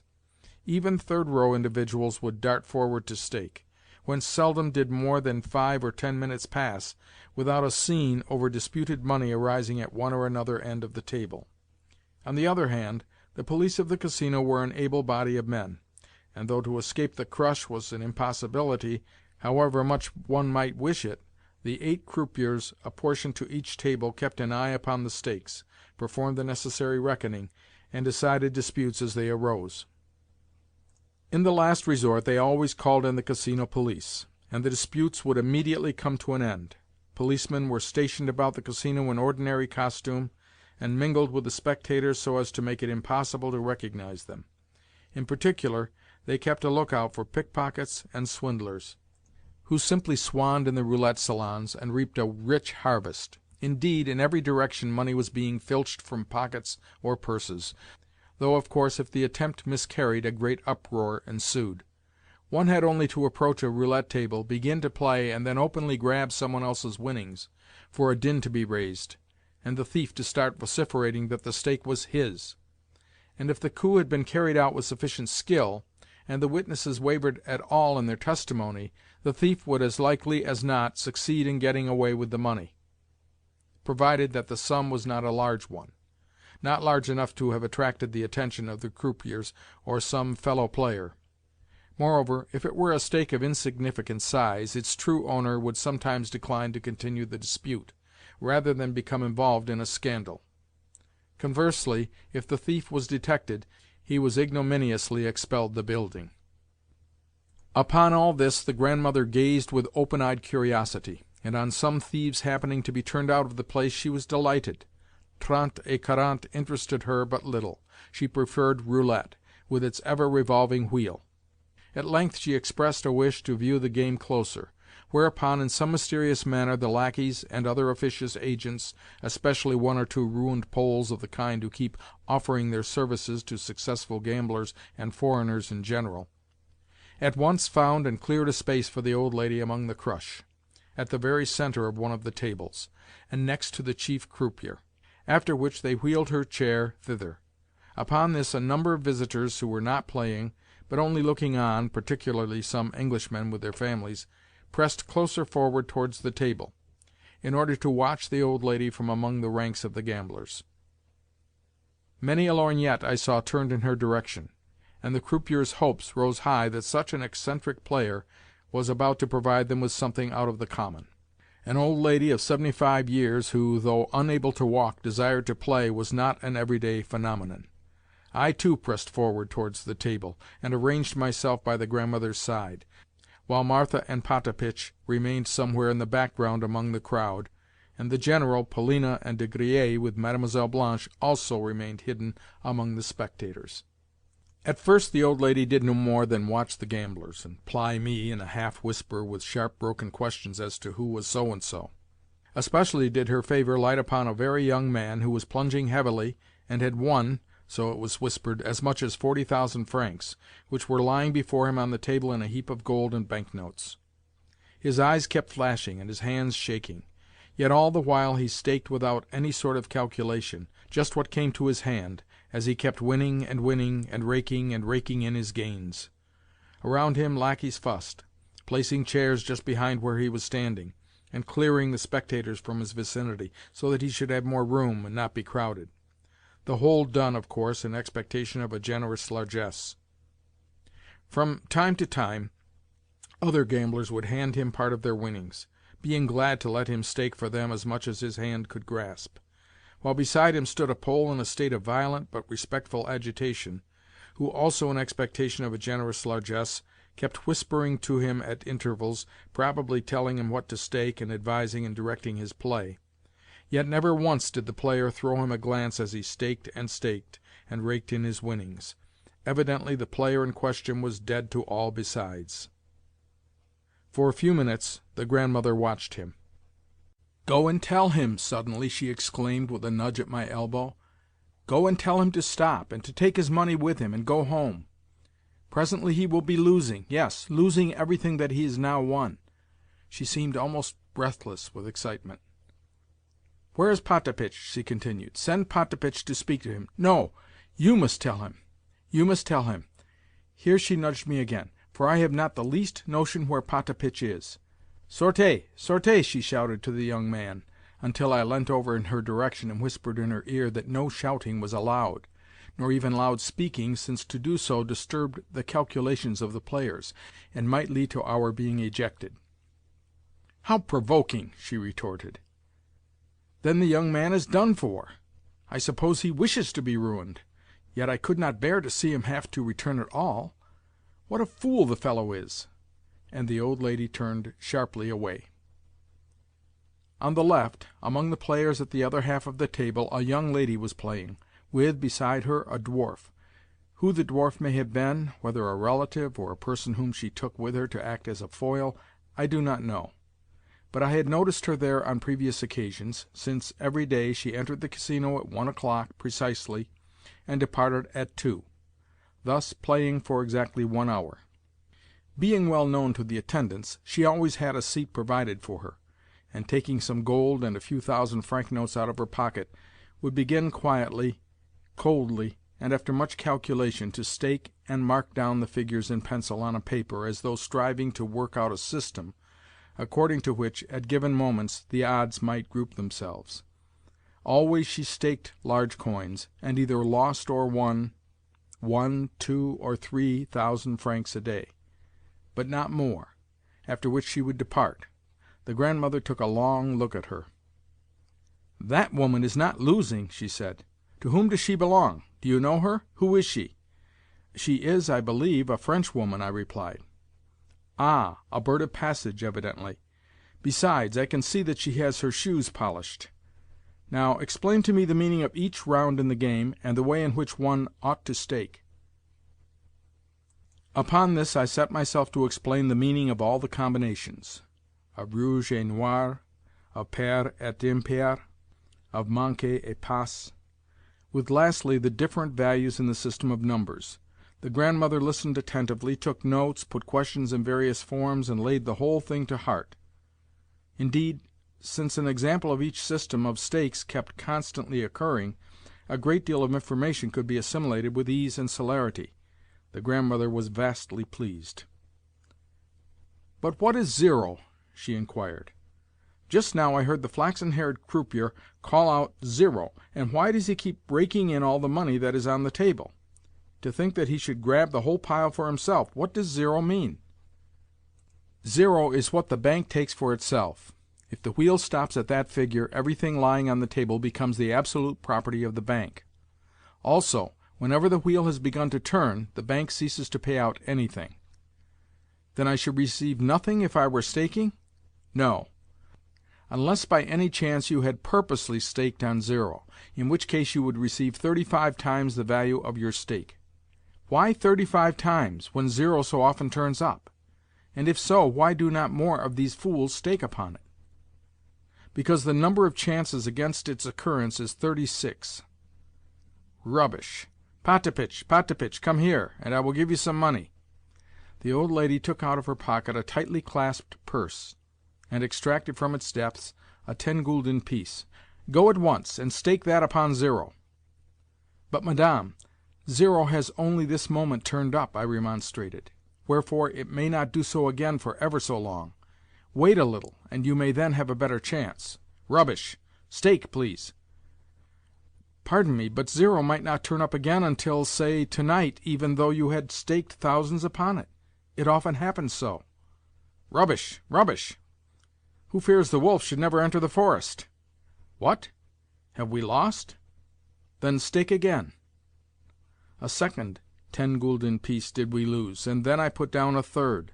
The grandmother could scarcely remain seated in her chair, so intent was she upon the little ball as it leapt through the notches of the ever-revolving wheel. However, the third 10-gulden piece followed the first two. Upon this the grandmother went perfectly crazy. She could no longer sit still, and actually struck the table with her fist when the croupier cried out, "36," instead of the desiderated 0. "Listen to him!" fumed the old lady. "When will that accursed 0 ever turn up? I cannot breathe until I see it. I believe that that infernal croupier is purposely keeping it from turning up. Aleksei Ivánovitch, stake 2 golden pieces this time. The moment we cease to stake, that cursed 0 will come turning up, and we shall get nothing." "My good madame—" "Stake, stake! It is not your money." Accordingly I staked 2 10-gulden pieces. The ball went hopping round the wheel until it began to settle through the notches. Meanwhile the grandmother sat as though petrified, with my hand convulsively clutched in hers. "Zero!" called the croupier. "There! You see, you see!" cried the old lady as she turned and faced me, wreathed in smiles. "I told you so. It was the Lord God himself who suggested to me to stake those 2 coins. Now, how much ought I to receive? Why do they not pay it out to me? Potapitch, Martha, where are they? What has become of our party? Potapitch! Potapitch!" "Presently, madame," I whispered. "Potapitch is outside, and they would decline to admit him to these rooms. See, you are being paid out your money. Pray take it." The croupiers were making up a heavy packet of coins sealed in blue paper, and containing 50 10-gulden pieces, together with an unsealed packet containing another 20. I handed the whole to the old lady in a money shovel. "Faites le jeu, monsieur. Faites le jeu, monsieur. Rien ne va plus," proclaimed the croupier, as once more he invited the company to stake, and prepared to turn the wheel. "We shall be too late. He is going to spin again. Stake, stake!" The grandmother was in a perfect fever. "Do not hang back. Be quick." She seemed almost beside herself, and nudged me as hard as she could. "Upon what shall I stake, madame?" "Upon zero, upon zero, again upon zero. Stake as much as ever you can. How much have we got? 70 10-gulden pieces? We shall not miss them, so stake 20 pieces at a time." "Think a moment, madame. Sometimes zero does not turn up for 200 rounds in succession. I assure you that you may lose all your capital." "You are wrong, utterly wrong. Stake, I tell you. What a chattering tongue you have! I know perfectly well what I am doing." The old lady was shaking with excitement. "But the rules do not allow of more than 120 gulden being staked upon zero at a time." "How do not allow? Surely you are wrong. Monsieur, monsieur!" Here she nudged the croupier who was sitting on her left and preparing to spin. "Combien zero?" "Douze, douze." I hastened to translate. "Oui, madame," was the croupier's polite reply. "No single stake must exceed 4,000 florins. That is the regulation." "Then there is nothing else for it. We must risk in gulden." "Le jeu est fait," the croupier called. The wheel revolved and stopped at 30. We had lost. "Again, again, again! Stake again!" shouted the old lady. Without attempting to oppose her further, but merely shrugging my shoulders, I placed 12 more 10-gulden pieces upon the table. The wheel whirled around and around, with the grandmother simply quaking as she watched its revolutions. "Does she again think that zero is going to be the winning coup?" thought I, as I stared at her in astonishment. Yet an absolute assurance of winning was shining on her face. She looked perfectly convinced that zero was about to be called again. At length the ball dropped off into one of the notches. "Zero!" cried the croupier. "Ah!" screamed the old lady, as she turned to me in a whirl of triumph. I myself was at heart a gambler. At that moment I became acutely conscious both of that fact and of the fact that my hands and knees were shaking, and that the blood was beating in my brain.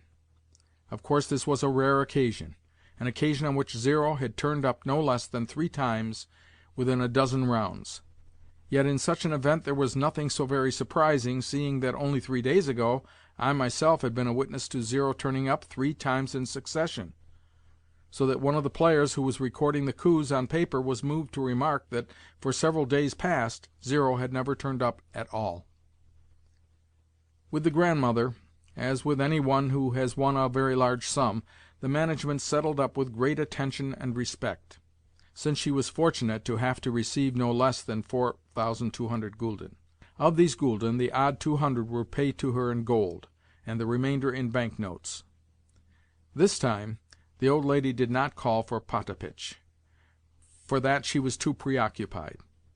Though not outwardly shaken by the event, indeed she seemed perfectly calm, she was trembling inwardly from head to foot.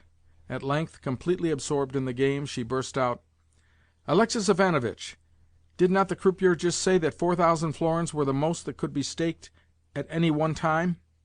Well, take these 4,000, and stake them upon the red." To oppose her was useless. Once more the wheel revolved. "Rouge!" proclaimed the croupier. Again 4,000 florins, in all 8,000. "Give me them," commanded the grandmother, "and stake the other 4,000 upon the red again." I did so. "Rouge!" proclaimed the croupier. 12,000! cried the old lady. "Hand me the whole lot. Put the gold into this purse here, and count the banknotes. Enough. Let us go home. Wheel my chair away." Chapter 10. Chapter 11 of The Gambler. The chair, with the old lady beaming in it, was wheeled away towards the doors at the further end of the salon, while our party hastened to crowd around her, and to offer her their congratulations. In fact, eccentric as was her conduct, it was also overshadowed by her triumph, with the result that the General no longer feared to be publicly compromised by being seen with such a strange woman; but, smiling in a condescending, cheerfully familiar way, as though he were soothing a child, he offered his greetings to the old lady. At the same time, both he and the rest of the spectators were visibly impressed. Everywhere people kept pointing to the Grandmother, and talking about her. Many people even walked beside her chair in order to view her the better, while, at a little distance, Astley was carrying on a conversation on the subject with two English acquaintances of his. De Griers was simply overflowing with smiles and compliments, and a number of fine ladies were staring at the Grandmother as though she had been something curious. "Quelle victoire!" exclaimed De Griers. "Mais, madame, c'était deux feux," added Mademoiselle Blanche with an elusive smile. "Yes, I have won 12,000 florins," replied the old lady, "and then there is all this gold. With it the total ought to come to nearly 13,000. How much is that in Russian money? 6,000 roubles, I think. However, I calculated that the sum would exceed 7,000 roubles, or, at the present rate of exchange, even 8,000. 8,000 roubles! What a splendid thing! And to think of you simpletons sitting there and doing nothing! Potapitch, Martha, see what I have won!" "How did you do it, madame?" Martha exclaimed ecstatically. 8,000 roubles! And I am going to give you 50 gulden apiece. There they are." Potapitch and Martha rushed towards her to kiss her hand. "And to each bearer also I will give a 10 gulden piece. Let them have it out of the gold, Aleksei Ivánovitch. But why is this footman bowing to me, and that other man as well? Are they congratulating me? Well, let them have 10 gulden apiece." "Madame la Princesse, un pauvre espatrie, malheur continuel. Les princes russes sont si généreux," said a man who for some time past had been hanging around the old lady's chair, a personage who, dressed in a shabby frock-coat and coloured waistcoat, kept taking off his cap, and smiling pathetically. "Give him 10 gulden," said the Grandmother. "No, give him 20. Now, enough of that, or I shall never get done with you all. Take a moment's rest, and then carry me away. Prascovia, I mean to buy a new dress for you tomorrow." "Yes, and for you too, Mademoiselle Blanche. Please translate, Prascovia." "Merci, madame," replied Mademoiselle Blanche gratefully, as she twisted her face into the mocking smile which usually she kept only for the benefit of De Griers and the General. The latter looked confused, and seemed greatly relieved when we reached the avenue. "How surprised Theodosia will be!" went on Grandmother, thinking of the General's nursemaid. "She, like yourselves, shall have the price of a new gown. Here, Aleksei Ivánovitch, give that beggar something." A crooked-backed ragamuffin had approached to stare at us. "But perhaps he is not a beggar, only a rascal," I replied. "Never mind, never mind, give him a gulden." I approached the beggar in question, and handed him the coin. Looking at me in great astonishment, he silently accepted the gulden, while from his person there proceeded a strong smell of liquor. "Have you never tried your luck, Aleksei Ivánovitch?" "No, madame. Yet just now I could see that you were burning to do so?" "I do mean to try my luck presently." "Then stake everything upon 0. You have seen how it ought to be done? How much capital do you possess?" 200 gulden, madam. Not very much. See here, I will lend you 500 if you wish. Take this purse of mine." With that she added sharply to the General, "But you need not expect to receive any." This seemed to upset him, but he said nothing, and De Griers contented himself by scowling. "Que diable!" he whispered to the General. "C'est une terrible vieille." "Look, another beggar, another beggar!" exclaimed the Grandmother. "Aleksei Ivánovitch, go and give him a gulden." As she spoke, I saw approaching us a grey-headed old man with a wooden leg, a man who was dressed in a blue frock-coat and carrying a staff. He looked like an old soldier. As soon as I tendered him the coin, he fell back a step or two and eyed me threateningly. "Was ist der Teufel?" he cried, and appended thereto a round dozen of oaths. "The man is a perfect fool!" exclaimed the Grandmother, waving her hand. "Move on now, for I am simply famished. When we have lunched, we will return to that place." "What?" cried I. "You are going to play again?" "What else do you suppose?" she retorted. "Are you going only to sit here and grow sour and let me look at you?" "Madame," said De Griers confidentially, "les chances peuvent tourner. Une seule mauvaise chance, et vous perdrez tout, surtout avec votre jeu. C'était terrible."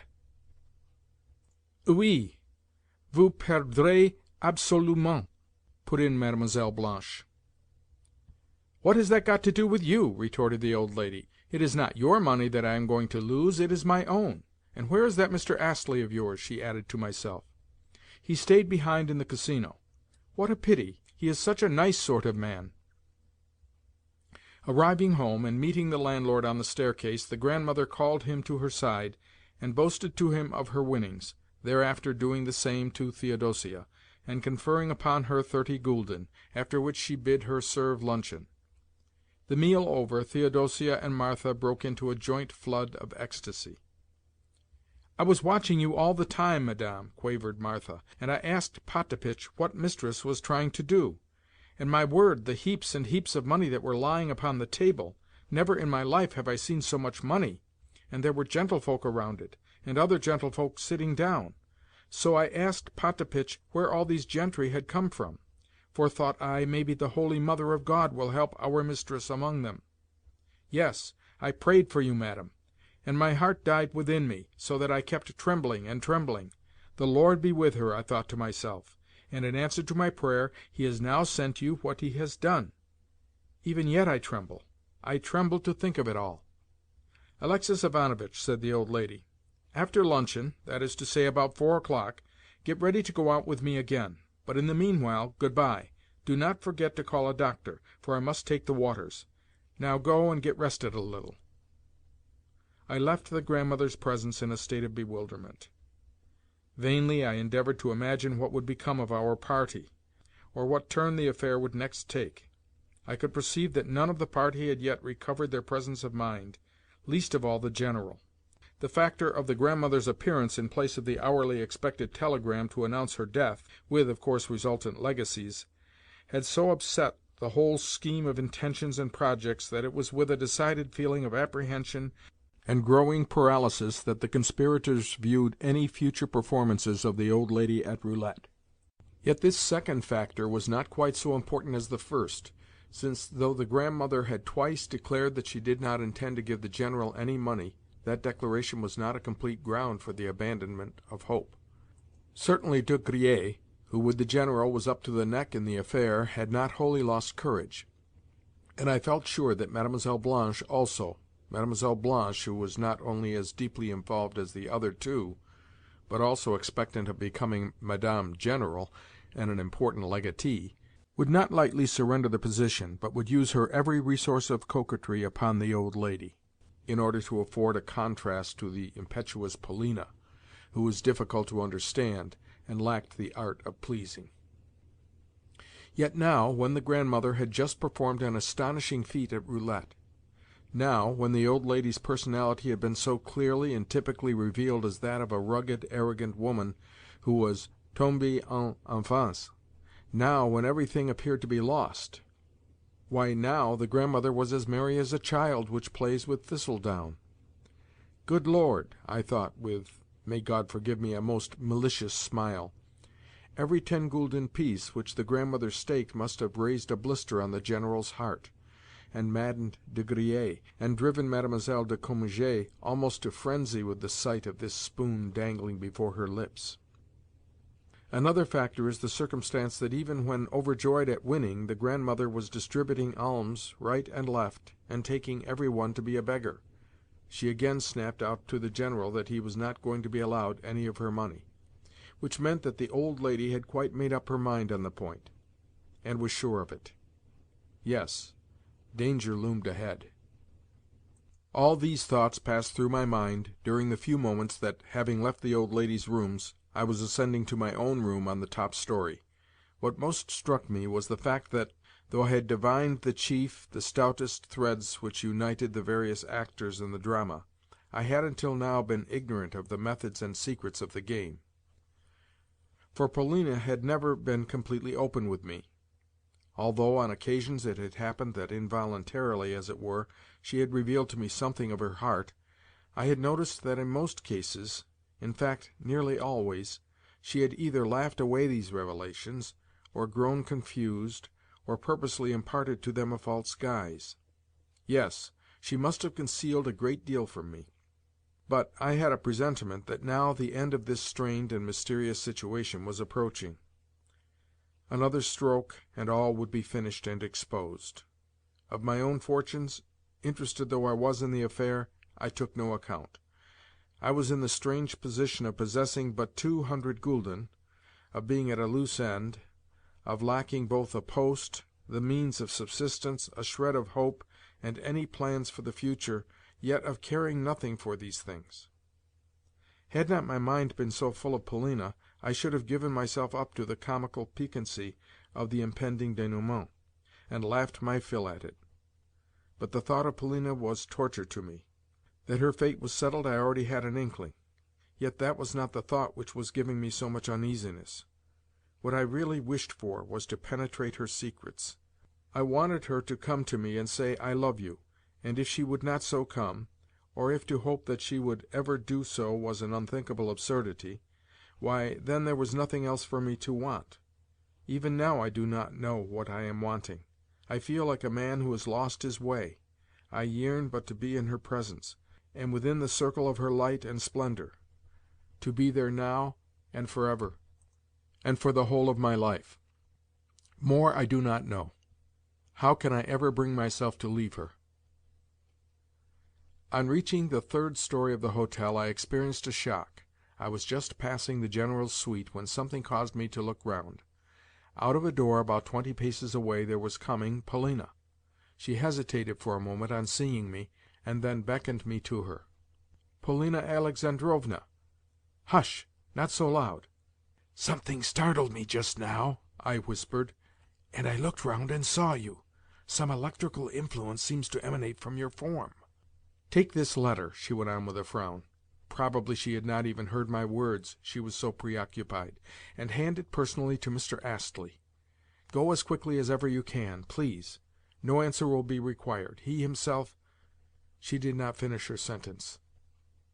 "To Mr. Astley?" I asked in some astonishment. But she had vanished again. Aha! So the two were carrying on a correspondence. However, I set off to search for Astley, first at his hotel and then at the Casino, where I went the round of the salons in vain. At length, vexed and almost in despair, I was on my way home when I ran across him among a troop of English ladies and gentlemen who had been out for a ride. Beckoning to him to stop, I handed him the letter. We had barely time even to look at one another, but I suspected that it was of set purpose that he restarted his horse so quickly. Was jealousy then gnawing at me? At all events, I felt exceedingly depressed, despite the fact that I had no desire to ascertain what the correspondence was about. To think that he should be her confidant! My friend, mine own familiar friend, passed through my mind. Yet was there any love in the matter? Of course not, reason whispered to me. But reason goes for little on such occasions. I felt that the matter must be cleared up, for it was becoming unpleasantly complex. I had scarcely set foot in the hotel when the commissionaire and the landlord, the latter issuing from his room for the purpose, alike informed me that I was being searched for high and low, that 3 separate messages to ascertain my whereabouts had come down from the General. When I entered his study I was feeling anything but kindly disposed. I found there the General himself, De Griers, and Mlle. Blanche, but not Mademoiselle's mother, who was a person whom her reputed daughter used only for show purposes, since in all matters of business the daughter fended for herself, and it is unlikely that the mother knew anything about them. Some very heated discussion was in progress, and meanwhile the door of the study was open, an unprecedented circumstance. As I approached the portals I could hear loud voices raised, for mingled with the pert, venomous accents of De Griers were Mlle. Blanche's excited, impudently abusive tongue and the General's plaintive wail, as apparently he sought to justify himself in something. But on my appearance every one stopped speaking and tried to put a better face upon matters. De Griers smoothed his hair and twisted his angry face into a smile, into the mean, studiedly polite French smile which I so detested, while the downcast, perplexed General assumed an air of dignity, though only in a mechanical way. On the other hand, Mlle. Blanche did not trouble to conceal the wrath that was sparkling in her countenance, but bent her gaze upon me with an air of impatient expectancy. I may remark that hitherto she had treated me with absolute superciliousness, and so far from answering my salutations, had always ignored them. "Aleksei Ivanovitch," began the General, in a tone of affectionate upbraiding, "may I say to you that I find it strange, exceedingly strange, that, in short, your conduct towards myself and my family, in a word, extremely—" "Ce n'est pas ça," interrupted De Griers in a tone of impatience and contempt. Evidently he was the ruling spirit of the conclave. "Mon cher monsieur, notre général se trompe. What he means to say is that he warns you, he begs of you most earnestly, not to ruin him. I use the expression because—" "Why?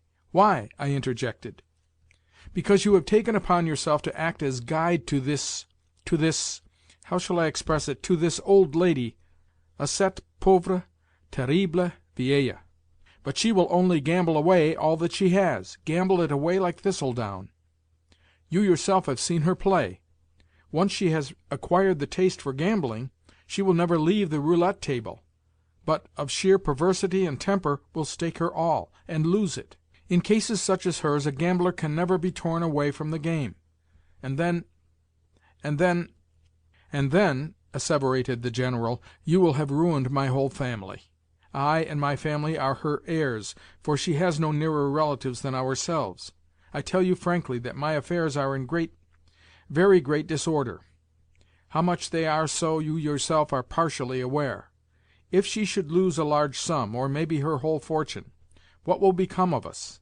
Of my children," here the General exchanged a glance with De Griers, "or of me?" Here he looked at Mlle. Blanche, who turned her head contemptuously away. "Aleksei Ivanovitch, I beg of you to save us." "Tell me, General, how am I to do so? On what footing do I stand here?" "Refuse to take her about. Simply leave her alone." "But she would soon find someone else to take my place." "Ce n'est pas ça, ce n'est pas ça," again interrupted De Griers. "Que diable! Do not leave her alone so much as advise her, persuade her, draw her away. In any case, do not let her gamble. Find her some counter-attraction." "And how am I to do that? If only you would undertake the task, Monsieur de Griers." I said this last as innocently as possible, but at once saw a rapid glance of excited interrogation pass from Mlle. Blanche to De Griers, while in the face of the latter also there gleamed something which he could not repress. "Well, at the present moment she would refuse to accept my services," said he, with a gesture.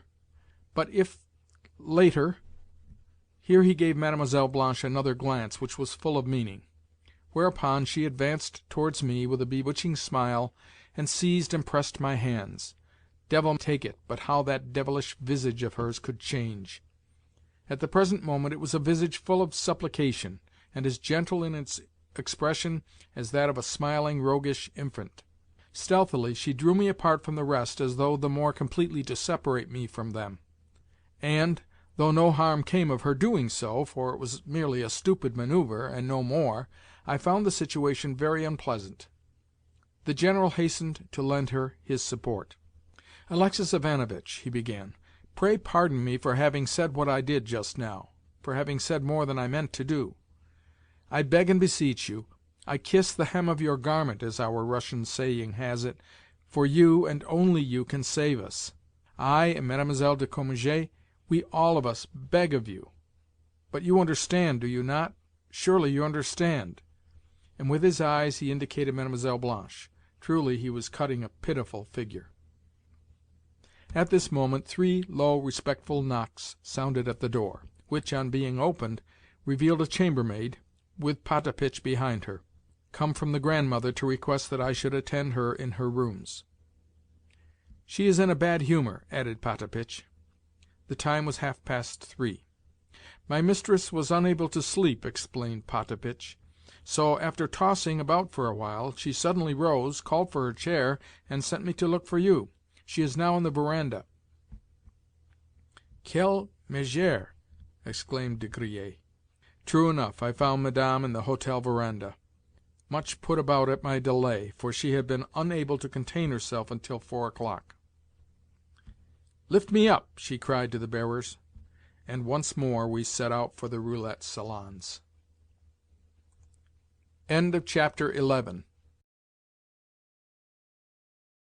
Chapter 12. The Grandmother was in an impatient, irritable frame of mind. Without doubt the roulette had turned her head, for she appeared to be indifferent to everything else, and, in general, seemed much distraught.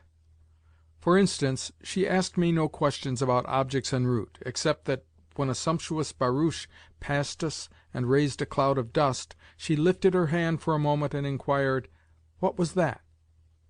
Yet even then she did not appear to hear my reply, although at times her abstraction was interrupted by sallies and fits of sharp, impatient fidgeting. Again, when I pointed out to her the Baron and Baroness Burmergelm walking to the Casino, she merely looked at them in an absent-minded sort of way, and said with complete indifference, "Ah!" Then, turning sharply to Potapitch and Martha, who were walking behind us, she rapped out, "Why have you attached yourselves to the party? We are not going to take you with us every time. Go home at once." Then, when the servants had pulled hasty bows and departed, she added to me, "You are all the escort I need." At the Casino the Grandmother seemed to be expected, for no time was lost in procuring her former place beside the croupier. It is my opinion that, though croupiers seem such ordinary humdrum officials, men who care nothing whether the bank wins or loses, they are, in reality, anything but indifferent to the bank's losing, and are given instructions to attract players, and to keep a watch over the bank's interests, as also that for such services these officials are awarded prizes and premiums. At all events, the croupiers of Roulettenberg seemed to look upon the Grandmother as their lawful prey, whereafter there befell what our party had foretold. It happened thus. As soon as ever we arrived, the Grandmother ordered me to stake 12 ten-gulden pieces in succession upon 0. Once, twice, and thrice I did so, yet 0 never turned up. "Stake again," said the old lady, with an impatient nudge of my elbow, and I obeyed. "How many times have we lost?" she inquired, actually grinding her teeth in her excitement. "We have lost 144 ten-gulden pieces," I replied. "I tell you, madame, that 0 may not turn up until nightfall." "Never mind," she interrupted. "Keep on staking upon 0. And also stake 1,000 gulden upon rouge. Here is a bank-note with which to do so." The red turned up, but 0 missed again, and we only got our 1,000 gulden back. "But you see, whispered the old lady, "we have now recovered almost all that we staked. Try 0 again. Let us do so another 10 times, and then leave off." By the 5th round, however, the Grandmother was weary of the scheme. "To the devil with that 0!" she exclaimed. "Stake 4,000 gulden upon the red." "But, madame, that will be so much to venture," I remonstrated. "Suppose the red should not turn up?" The Grandmother almost struck me in her excitement. Her agitation was rapidly making her quarrelsome. Consequently, there was nothing for it but to stake the whole 4,000 gulden as she had directed. The wheel revolved, while the Grandmother sat as bolt upright, and with as proud and quiet a mien as though she had not the least doubt of winning. "Zero!" cried the croupier. At first the old lady failed to understand the situation, but as soon as she saw the croupier raking in her 4,000 gülden, together with everything else that happened to be lying on the table, and recognized that the zero which had been so long turning up, and on which we had lost nearly 200 10-gülden pieces, had at length, as though of set purpose, made a sudden reappearance, why, the poor old lady fell to cursing it, and to throwing herself about, and wailing and gesticulating at the company at large. Indeed, some people in our vicinity actually burst out laughing. "To think that that accursed zero should have turned up now!" she sobbed. "The accursed thing! And it is all your fault," she added, rounding upon me in a frenzy. "It was you who persuaded me to cease staking upon it." "But, Madame, I only explained the game to you. How am I to answer for every mischance which may occur in it?" "You and your mischances!" she whispered threateningly. "Go! Away at once!" "Farewell, then, Madame," and I turned to depart. "No, stay," she put in hastily. "Where are you going to? Why should you leave me, you fool? No, no, stay here. It is I who was the fool. Tell me what I ought to do." "I cannot take it upon myself to advise you, for you will only blame me if I do so. Play at your own discretion. Say exactly what you wish staked, and I will stake it." "Very well. Stake another 4,000 gülden upon the red. Take this bank-note to do it with. I have still got 20,000 roubles in actual cash." "But," I whispered, "such a quantity of money!" "Never mind. I cannot rest until I have won back my losses. Stake!" I staked, and we lost. "Stake again, stake again. 8,000 at a stroke." "I cannot, Madame. The largest stake allowed is 4,000 gülden." "Well, then, stake 4,000." This time we won, and the Grandmother recovered herself a little. You see," she exclaimed as she nudged me. "Stake another 4,000." I did so, and lost. Again and yet again we lost. "Madame, your 12,000 gülden are now gone," at length I reported. "I see they are," she replied with, as it were, the calmness of despair. "I see they are," she muttered again as she gazed straight in front of her like a person lost in thought. "Ah, well, I do not mean to rest until I have staked another 4,000." "But you have no money with which to do it, Madame. In this satchel I can see only a few 5% bonds and some transfers, no actual cash." "And in the purse?" "A mere trifle." "But there is a money-changer's office here, is there not? They told me I should be able to get any sort of paper security changed." "Quite so, to any amount you please. But you will lose on the transaction what would frighten even a Jew." "Rubbish! I am determined to retrieve my losses. Take me away, and call those fools of bearers." I wheeled the chair out of the throng, and the bearers making their appearance, we left the Casino. "Hurry, hurry!" commanded the Grandmother. "Show me the nearest way to the money-changers. Is it far?" "A couple of steps, Madame." At the turning from the square into the avenue we came face to face with the whole of our party: the General, De Griers, Mlle. Blanche, and her mother. Only Polina and Mr. Astley were absent. "Well, well, well!" exclaimed the Grandmother. "But we have no time to stop. What do you want? I can't talk to you here." I dropped behind a little, and immediately was pounced upon by De Griers. "She has lost this morning's winnings," I whispered, "and also 12,000 gülden of her original money. At the present moment we are going to get some bonds changed." De Griers stamped his foot with vexation, and hastened to communicate the tidings to the General. Meanwhile we continued to wheel the old lady along. "Stop her! Stop her!" whispered the General in consternation. "You had better try and stop her yourself," I returned, also in a whisper. "My good mother," he said as he approached her, "my good mother, pray let—" his voice was beginning to tremble and sink. "Let us hire a carriage, and go for a drive. Near here there is an enchanting view to be obtained. We were just coming to invite you to go and see it." "Begone with you and your views," said the Grandmother angrily, as she waved him away. "And there are trees there, and we could have tea under them," continued the General, now in utter despair. "Nous boirons du lait sur l'herbe fraîche," added De Griers with the snarl almost of a wild beast. Du lait de l'herbe fraîche. The ideal of the Parisian bourgeois, his whole outlook upon la nature et la vérité. "Have done with you and your milk," cried the old lady. "Go and stuff yourself as much as you like, but my stomach simply recoils from the idea. What are you stopping for? I have nothing to say to you." "Here we are, madame," I announced. "Here is the money-changer's office." I entered to get the securities changed, while the Grandmother remained outside in the porch, and the rest waited at a little distance, in doubt as to their best course of action. At length the old lady turned such an angry stare upon them that they departed along the road towards the Casino. The process of changing involved complicated calculations, which soon necessitated my return to the Grandmother for instructions. "The thieves!" she exclaimed as she clapped her hands together. "Never mind, though. Get the documents cashed. No, send the banker out to me," she added as an afterthought.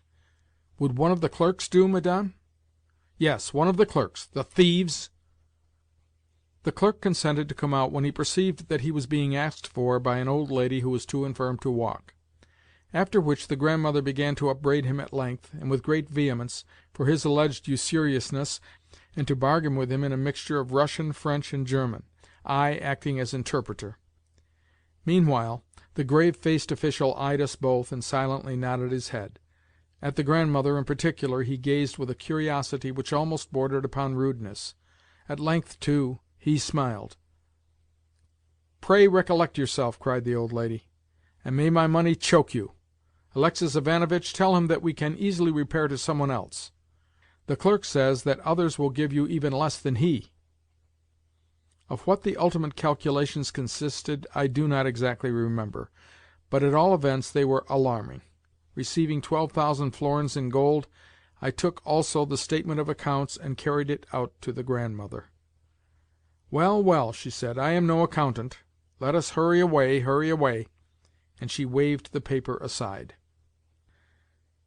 "Neither upon that accursed zero, however, nor upon that equally accursed red, do I mean to stake a cent," I muttered to myself as I entered the Casino. This time I did all I could to persuade the old lady to stake as little as possible, saying that a turn would come in the chances when she would be at liberty to stake more. But she was so impatient that, though at first she agreed to do as I suggested, nothing could stop her when once she had begun. By way of prelude she won stakes of 100 and 200 gulden. "There you are," she said as she nudged me. "See what we have won. Surely it would be worth our while to stake 4,000 instead of 100, for we might win another 4,000, and then— Oh, it was your fault before, all your fault." I felt greatly put out as I watched her play, but I decided to hold my tongue and to give her no more advice.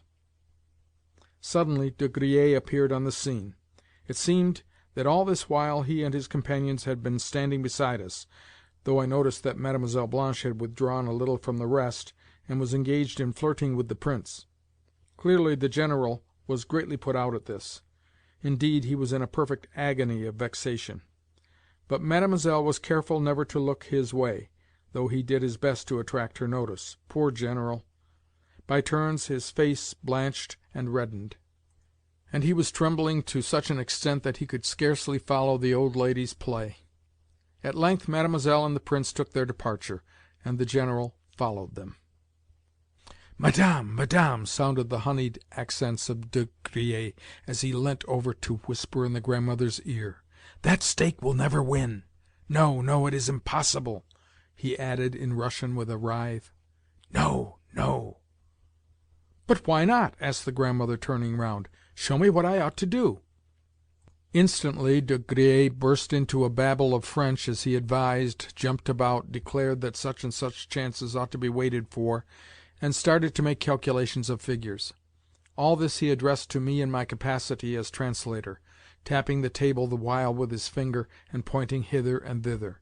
At length he seized a pencil and began to reckon sums on paper until he had exhausted the Grandmother's patience. "Away with you!" she interrupted. "You talk sheer nonsense, for, though you keep on saying 'Madame, Madame,' you haven't the least notion what ought to be done. Away with you, I say." "Mais, Madame—" cooed De Griers, and straightway started afresh with his fussy instructions. "Stake just once as he advises," the Grandmother said to me, "and then we shall see what we shall see. Of course his stake might win." As a matter of fact, De Griers' one object was to distract the old lady from staking large sums. Wherefore he now suggested to her that she should stake upon certain numbers, singly and in groups. Consequently, in accordance with his instructions, I staked a 10-gulden piece upon several odd numbers in the first 20, and 5 10-gulden pieces upon certain groups of numbers, groups of from 12 to 18, and from 18 to 24. The total staked amounted to 160 gulden. The wheel revolved. "Zero!" cried the croupier. We had lost it all. "The fool!" cried the old lady as she turned upon De Griers. "You infernal Frenchman, to think that you should advise! Away with you! Though you fuss and fuss, you don't even know what you're talking about." Deeply offended, De Griers shrugged his shoulders, favored the Grandmother with a look of contempt, and departed. For some time past he had been feeling ashamed of being seen in such company, and this had proved the last straw. An hour later we had lost everything in hand. "Home!" cried the Grandmother. Not until we had turned into the avenue did she utter a word, but from that point onwards, until we arrived at the hotel, she kept venting exclamations of, "What a fool I am! What a silly old fool I am, to be sure!" Arrived at the hotel, she called for tea, and then gave orders for her luggage to be packed. "We are off again," she announced. "But whither, Madame?" inquired Martha. "What business is that of yours? Let the cricket stick to its hearth," the Russian form of mind your own business. "Potapitch, have everything packed, for we are returning to Moscow at once. I have fooled away 15,000 roubles." 15,000 roubles, good mistress! My God! And Potapitch spat upon his hands, probably to show that he was ready to serve her in any way he could. "Now then, you fool, at once you begin with your weeping and wailing. Be quiet, and pack. Also, run downstairs and get my hotel bill." "The next train leaves at 9:30, Madame," I interposed with a view to checking her agitation. "And what is the time now?" "8:30. How vexing! But never mind. Aleksei Ivanovitch, I have not a kopeck left. I have but these 2 banknotes. Please run to the office and get them changed. Otherwise I shall have nothing to travel with." Departing on her errand, I returned half an hour later to find the whole party gathered in her rooms. It appeared that the news of her impending departure for Moscow had thrown the conspirators into consternation even greater than her losses had done. "For," said they, "even if her departure should save her fortune, what will become of the General later? And who is to repay De Griers? Clearly Mademoiselle Blanche would never consent to wait until the Grandmother was dead, but would at once elope with the Prince or some one else." So they had all gathered together, endeavouring to calm and dissuade the Grandmother. Only Polina was absent. For her part, the Grandmother had nothing for the party but abuse. "Away with you, you rascals!" she was shouting. "What have my affairs to do with you? Why, in particular, do you," here she indicated De Griers, "come sneaking here with your goat's beard? And what do you," here she turned to Mademoiselle Blanche, "want of me? What are you finicking for?" "Diantre!" muttered Mademoiselle under her breath, but her eyes were flashing. Then all at once she burst into a laugh and left the room, crying to the General as she did so, "Elle vivra sans un." "So you have been counting upon my death, have you?" fumed the old lady. "Away with you! Clear them out of the room, Aleksei Ivanovitch. What business is it of theirs? It is not their money that I have been squandering, but my own." The General shrugged his shoulders, bowed, and withdrew, with De Griers behind him. "Call Prascovia," commanded the Grandmother, and in 5 minutes Martha reappeared with Polina, who had been sitting with the children in her own room, having purposely determined not to leave it that day. Her face looked grave and careworn. "Prascovia," began the Grandmother, "is what I have just heard through a side wind true? Namely, that this fool of a stepfather of yours is going to marry that silly whirligig of a Frenchwoman, that actress, or something worse? Tell me, is it true?" "I do not know for certain, Grandmamma," replied Polina, "but from Mlle. Blanche's account, for she does not appear to think it necessary to conceal anything, I conclude that—" "You need not say any more," interrupted the Grandmother energetically. "I understand the situation. I always thought we should get something like this from him, for I always looked upon him as a futile, frivolous fellow, who gave himself unconscionable airs on the fact of his being a general, though he only became one because he retired as a colonel. Yes, I know all about the sending of the telegrams to inquire whether the old woman's likely to turn up her toes soon. Ah, they were looking for the legacies. Without money that wretched woman, what is her name, Eau de Cominges, would never dream of accepting the General and his false teeth. No, not even for him to be her lackey, since she herself, they say, possesses a pile of money, and lends it on interest, and makes a good thing out of it. However, it is not you, Prascovia, that I am blaming. It was not you who sent those telegrams, nor for that matter do I wish to recall old scores. True, I know that you are a vixen by nature, that you are a wasp which will sting one if one touches it. Yet my heart is sore for you, for I loved your mother, Katerina. Now, will you leave everything here and come away with me? Otherwise I do not know what is to become of you, and it is not right that you should continue living with these people."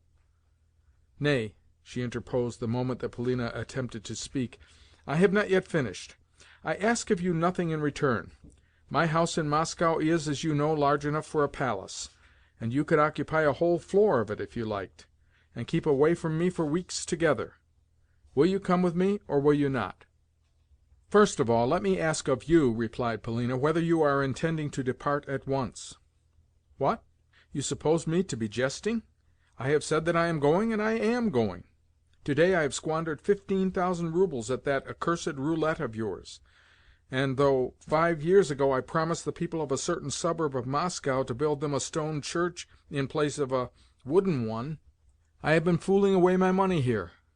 However, I am going back now to build my church." "But what about the waters, Grandmamma? Surely you came here to take the waters?" "You and your waters! Do not anger me, Prascovia. Surely you are trying to— Say, then, will you, or will you not, come with me?" "Grandmamma," Polina replied with deep feeling, "I am very, very grateful to you for the shelter which you have so kindly offered me. Also, to a certain extent, you have guessed my position aright, and I am beholden to you to such an extent that it may be that I will come and live with you, and that very soon. Yet there are important reasons why I cannot make up my mind just yet. If you would let me have, say, a couple of weeks to decide in—" "You mean that you are not coming?" "I mean only that I cannot come just yet. At all events, I could not well leave my little brother and sister here, since, if I were to leave them, they would be abandoned altogether. But if, Grandmamma, you would take the little ones and myself, then, of course, I could come with you, and would do all I could to serve you." This she said with great earnestness. "Only, without the little ones, I cannot come." "Do not make a fuss." As a matter of fact, Polina never at any time either fussed or wept. "The great foster father," translated literally, the great poulterer, "can find for all his chicks a place. You are not coming without the children? But see here, Prascovia, I wish you well, and nothing but well. Yet I have divined the reason why you will not come. Yes, I know all, Prascovia. That Frenchman will never bring you good of any sort." Polina coloured hotly, and even I started. For, thought I to myself, every one seems to know about that affair, or perhaps I am the only one who does not know about it. Now, do not frown," continued the Grandmother. "But I do not intend to slur things over. You will take care that no harm befalls you, will you not? For you are a girl of sense, and I am sorry for you. I regard you in a different light to the rest of them. And now, please, leave me. Good-bye." "But let me stay with you a little longer," said Polina. "No," replied the other, "you need not. Do not bother me, for you and all of them have tired me out." Yet when Polina tried to kiss the Grandmother's hand, the old lady withdrew it, and herself kissed the girl on the cheek. As she passed me, Polina gave me a momentary glance, and then as swiftly averted her eyes. "And good-bye to you also, Alexis Ivanovitch. The train starts in an hour's time, and I think that you must be weary of me. Take these 500 gülden for yourself." "I thank you humbly, madame, but I am ashamed to—" "Come, come!" cried the Grandmother so energetically, and with such an air of menace, that I did not dare refuse the money further. "If, when in Moscow, you have no place where you can lay your head," she added, "come and see me, and I will give you a recommendation. Now, Potapitch, get things ready." I ascended to my room, and lay down upon the bed. A whole hour I must have lain thus, with my head resting upon my hand. So the crisis had come. I needed time for its consideration. Tomorrow I would have a talk with Polina. Ah, the Frenchman! So it was true! But how could it be so? Polina and De Griers? What a combination! No, it was too improbable. Suddenly I leapt up with the idea of seeking Astley and forcing him to speak. There could be no doubt that he knew more than I did. Astley? Well, he was another problem for me to solve. Suddenly there came a knock at the door, and I opened it to find Potapitch awaiting me. "Sir," he said, "my mistress is asking for you." "Indeed? But she is just departing, is she not? The train leaves in 10 minutes' time." "She is uneasy, sir. She cannot rest. Come quickly, sir. Do not delay." I ran downstairs at once. The Grandmother was just being carried out of her rooms into the corridor. In her hands she held a roll of banknotes. "Alexis Ivanovitch," she cried, "walk on ahead, and we will set out again." "But whither, madame?" "I cannot rest until I have retrieved my losses. March on ahead, and ask me no questions. Play continues until midnight, does it not?" For a moment I stood stupefied, stood deep in thought. But it was not long before I had made up my mind. "With your leave, madame," I said, "I will not go with you." "And why not? What do you mean? Is every one here a stupid good-for-nothing?" "Pardon me, but I have nothing to reproach myself with. I merely will not go. I merely intend neither to witness nor to join in your play. I also beg to return you your 500 gülden. Farewell." Laying the money upon a little table which the Grandmother's chair happened to be passing, I bowed and withdrew. "What folly!" the Grandmother shouted after me. "Very well, then, do not come, and I will find my way alone. Potapitch, you must come with me. Lift up the chair, and carry me along." I failed to find Mr. Astley, and returned home. It was now growing late. It was past midnight, but I subsequently learnt from Potapitch how the Grandmother's day had ended. She had lost all the money which earlier in the day I had got for her paper securities, a sum amounting to about 10,000 roubles. This she did under the direction of the Pole whom that afternoon she had dowered with 2 10-gülden pieces. But before his arrival on the scene she had commanded Potapitch to stake for her, until at length she had told him also to go about his business. Upon that the Pole had leapt into the breach. Not only did it happen that he knew the Russian language, but also he could speak a mixture of 3 different dialects, so that the pair were able to understand one another. Yet the old lady never ceased to abuse him, despite his deferential manner, and to compare him unfavourably with myself. So, at all events, Potapitch declared. "You," the old Chamberlain said to me, "treated her as a gentleman should. But he robbed her right and left, as I could see with my own eyes. Twice she caught him at it, and rated him soundly. On one occasion she even pulled his hair, so that the bystanders burst out laughing. Yet she lost everything, sir. That is to say, she lost all that you had changed for her. Then we brought her home, and after asking for some water and saying her prayers, she went to bed. So worn out was she that she fell asleep at once. May God send her dreams of angels.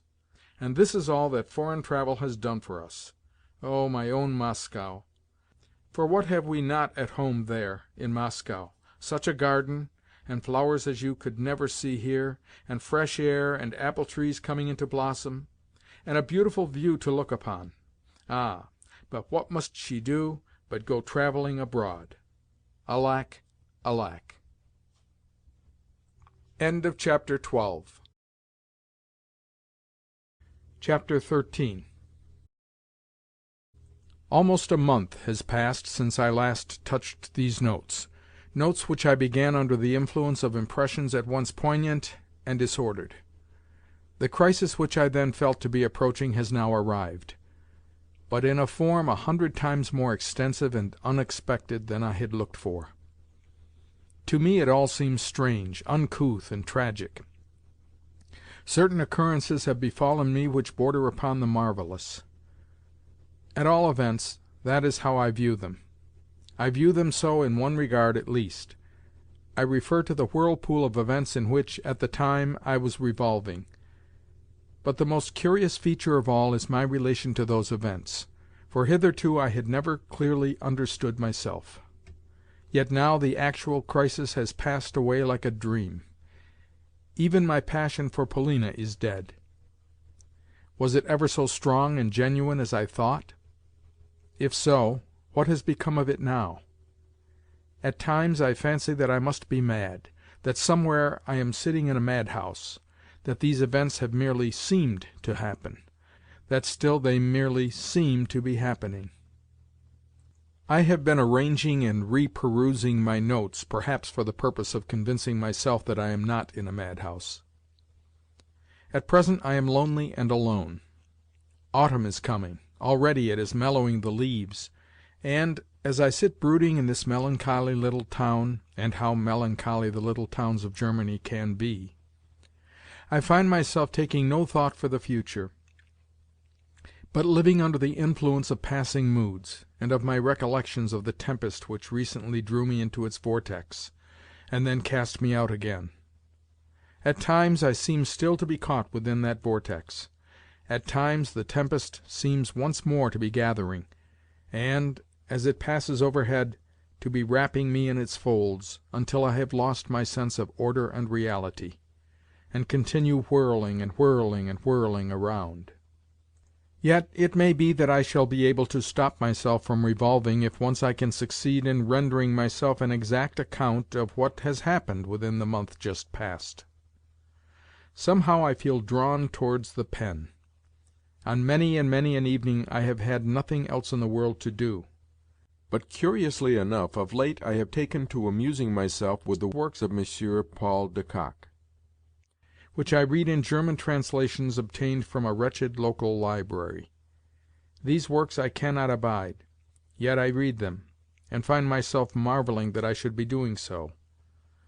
Somehow I seem to be afraid of any serious book, afraid of permitting any serious preoccupation to break the spell of the passing moment. So dear to me is the formless dream of which I have spoken, so dear to me are the impressions which it has left behind it, that I fear to touch the vision with anything new, lest it should dissolve in smoke. But is it so dear to me? Yes, it is dear to me, and will ever be fresh in my recollections, even 40 years hence. So let me write of it, but only partially, and in a more abridged form than my full impressions might warrant. First of all, let me conclude the history of the grandmother. Next day she lost every gulden that she possessed. Things were bound to happen so, for persons of her type who have once entered upon that road descend it with ever-increasing rapidity, even as a sledge descends a toboggan slide. All day until 8 o'clock that evening did she play, and, though I personally did not witness her exploits, I learnt of them later through report. All that day Potapitch remained in attendance upon her, but the Poles who directed her play she changed more than once. As a beginning she dismissed her Pole of the previous day, the Pole whose hair she had pulled, and took to herself another one, but the latter proved worse even than the former, and incurred dismissal in favor of the first Pole, who during the time of his unemployment had nevertheless hovered around the grandmother's chair, and from time to time obtruded his head over her shoulder. At length the old lady became desperate, for the second Pole, when dismissed, imitated his predecessor by declining to go away. with the result that one Pole remained standing on the right of the victim, and the other on her left, from which vantage points the pair quarrelled, abused each other concerning the stakes and rounds, and exchanged the epithet "Ladek" (rascal), and other Polish terms of endearment. Finally, they effected a mutual reconciliation, and, tossing the money about anyhow, played simply at random. Once more quarrelling, each of them staked money on his own side of the Grandmother's chair. For instance, the one Pole staked upon the red, and the other one upon the black, until they had so confused and browbeaten the old lady that, nearly weeping, she was forced to appeal to the head croupier for protection, and to have the two Poles expelled. No time was lost in this being done, despite the rascals' cries and protestations that the old lady was in their debt, that she had cheated them, and that her general behaviour had been mean and dishonourable. The same evening the unfortunate Potapitch related the story to me with tears, complaining that the two men had filled their pockets with money (he himself had seen them do it), which had been shamelessly pilfered from his mistress. For instance, one Pole demanded of the Grandmother 50 gülden for his trouble, and then staked the money by the side of her stake. She happened to win, whereupon he cried out that the winning stake was his, and hers the loser. As soon as the two Poles had been expelled, Potapitch left the room and reported to the authorities that the men's pockets were full of gold, and, on the Grandmother also requesting the head croupier to look into the affair, the police made their appearance, and despite the protests of the Poles, who indeed had been caught red-handed, their pockets were turned inside out, and the contents handed over to the Grandmother. In fact, in view of the circumstance that she lost all day, the croupiers and other authorities of the Casino showed her every attention, and on her fame spreading through the town, visitors of every nationality, even the most knowing of them, the most distinguished, crowded to get a glimpse of la vieille Comtesse Russe tombée en enfance, who had lost so many millions. Yet with the money which the authorities restored to her from the pockets of the Poles, the Grandmother effected very, very little, for there soon arrived to take his countryman's place a third Pole, a man who could speak Russian fluently, was dressed like a gentleman, albeit in lackeyish fashion, and sported a huge moustache. Though polite enough to the old lady, he took a high hand with the bystanders. In short, he offered himself less as a servant than as an entertainer. After each round he would turn to the old lady and swear terrible oaths to the effect that he was a Polish gentleman of honour, who would scorn to take a kopeck of her money; and, though he repeated these oaths so often that at length she grew alarmed, he had her play in hand, and began to win on her behalf, wherefore she felt that she could not well get rid of him. An hour later the two Poles, who earlier in the day had been expelled from the Casino, made a reappearance behind the old lady's chair, and renewed their offers of service, even if it were only to be sent on messages. But from Potapitch I subsequently had it that between these rascals and the said gentleman of honour there passed a wink, as well as that the latter put something into their hands. Next, since the Grandmother had not yet lunched, she had scarcely for a moment left her chair, one of the two Poles ran to the restaurant of the Casino, and brought her thence a cup of soup, and afterwards some tea. In fact, both the Poles hastened to perform this office. Finally, towards the close of the day, when it was clear that the Grandmother was about to play her last bank-note, there could be seen standing behind her chair no fewer than 6 natives of Poland, persons who as yet had been neither audible nor visible; and as soon as ever the old lady played the note in question, they took no further notice of her, but pushed their way past her chair to the table, seized the money, and staked it, shouting and disputing the while, and arguing with the gentleman of honour, who also had forgotten the Grandmother's existence, as though he were their equal. Even when the Grandmother had lost her all, and was returning, about 8 o'clock, to the hotel, some 3 or 4 Poles could not bring themselves to leave her, but went on running beside her chair, and volubly protesting that the Grandmother had cheated them, and that she ought to be made to surrender what was not her own. Thus the party arrived at the hotel, whence presently the gang of rascals was ejected neck and crop. According to Potapitch's calculations, the grandmother lost, that day, a total of 90,000 roubles, in addition to the money which she had lost the day before. Every paper security which she had brought with her, 5% bonds, internal loan scrip, and what not, she had changed into cash. Also, I could not but marvel at the way in which, for 7 or 8 hours at a stretch, she sat in that chair of hers, almost never leaving the table. Again, Potapitch told me that there were 3 occasions on which she really began to win, but that, led on by false hopes, she was unable to tear herself away at the right moment. Every gambler knows how a person may sit a day and a night at cards without ever casting a glance to right or to left. Meanwhile, that day some other very important events were passing in our hotel.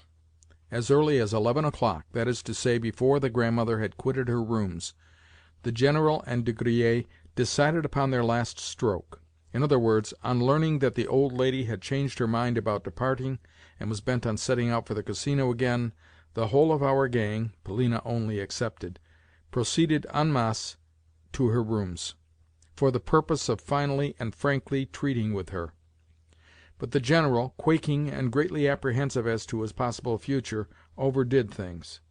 After half an hour's prayers and entreaties, coupled with a full confession of his debts and even of his passion for Mlle. Blanche, yes, he had quite lost his head, he suddenly adopted a tone of menace, and started to rage at the old lady, exclaiming that she was sullying the family honor, that she was making a public scandal of herself, and that she was smirching the fair name of Russia. The upshot was that the grandmother turned him out of the room with her stick. It was a real stick, too. Later in the morning he held several consultations with De Griers, the question which occupied him being, "Is it any way possible to make use of the police, to tell them that this respected but unfortunate old lady has gone out of her mind, and is squandering her last kopeck, or something of the kind? In short, is it in any way possible to engineer a species of supervision over, or of restraint upon, the old lady?" De Griers, however, shrugged his shoulders at this, and laughed in the General's face, while the old warrior went on chattering volubly, and running up and down his study. Finally De Griers waved his hand, and disappeared from view, and by evening it became known that he had left the hotel, after holding a very secret and important conference with Mlle. Blanche. As for the latter, from early morning she had taken decisive measures, by completely excluding the General from her presence, and bestowing upon him not a glance. Indeed, even when the General pursued her to the Casino, and met her walking arm in arm with the Prince, he, the General, received from her and her mother not the slightest recognition. Nor did the Prince himself bow. The rest of the day Mademoiselle spent in probing the Prince, and trying to make him declare himself. But in this she made a woeful mistake. The little incident occurred in the evening. Suddenly Mlle. Blanche realized that the Prince had not even a copper to his name, but, on the contrary, was minded to borrow of her money wherewith to play at roulette. In high displeasure she drove him from her presence, and shut herself up in her room. The same morning I went to see, or rather to look for, Mr. Astley, but was unsuccessful in my quest. Neither in his rooms nor in the Casino nor in the park was he to be found. Nor did he that day lunch at his hotel as usual. However, at about 5 o'clock I caught sight of him walking from the railway station to the Hôtel d'Angleterre. He seemed to be in a great hurry and much preoccupied, though in his face I could discern no actual traces of worry or perturbation. He held out to me a friendly hand with his usual ejaculation of "Ah!" but did not check his stride.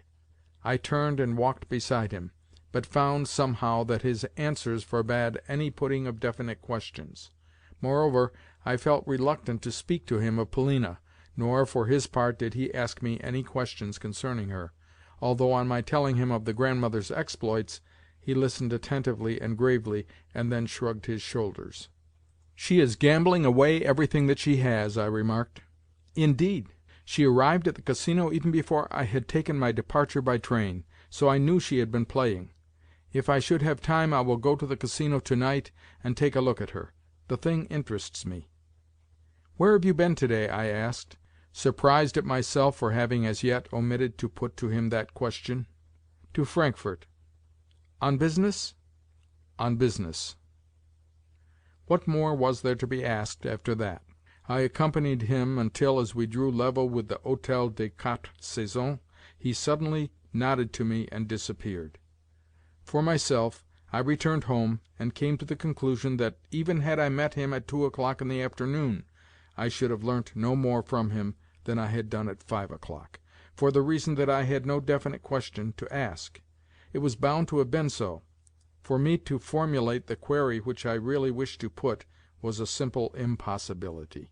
Polina spent the whole of that day either in walking about the park with the nurse and children, or in sitting in her own room.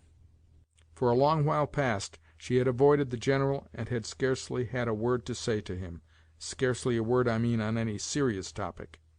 Yes, that I had noticed.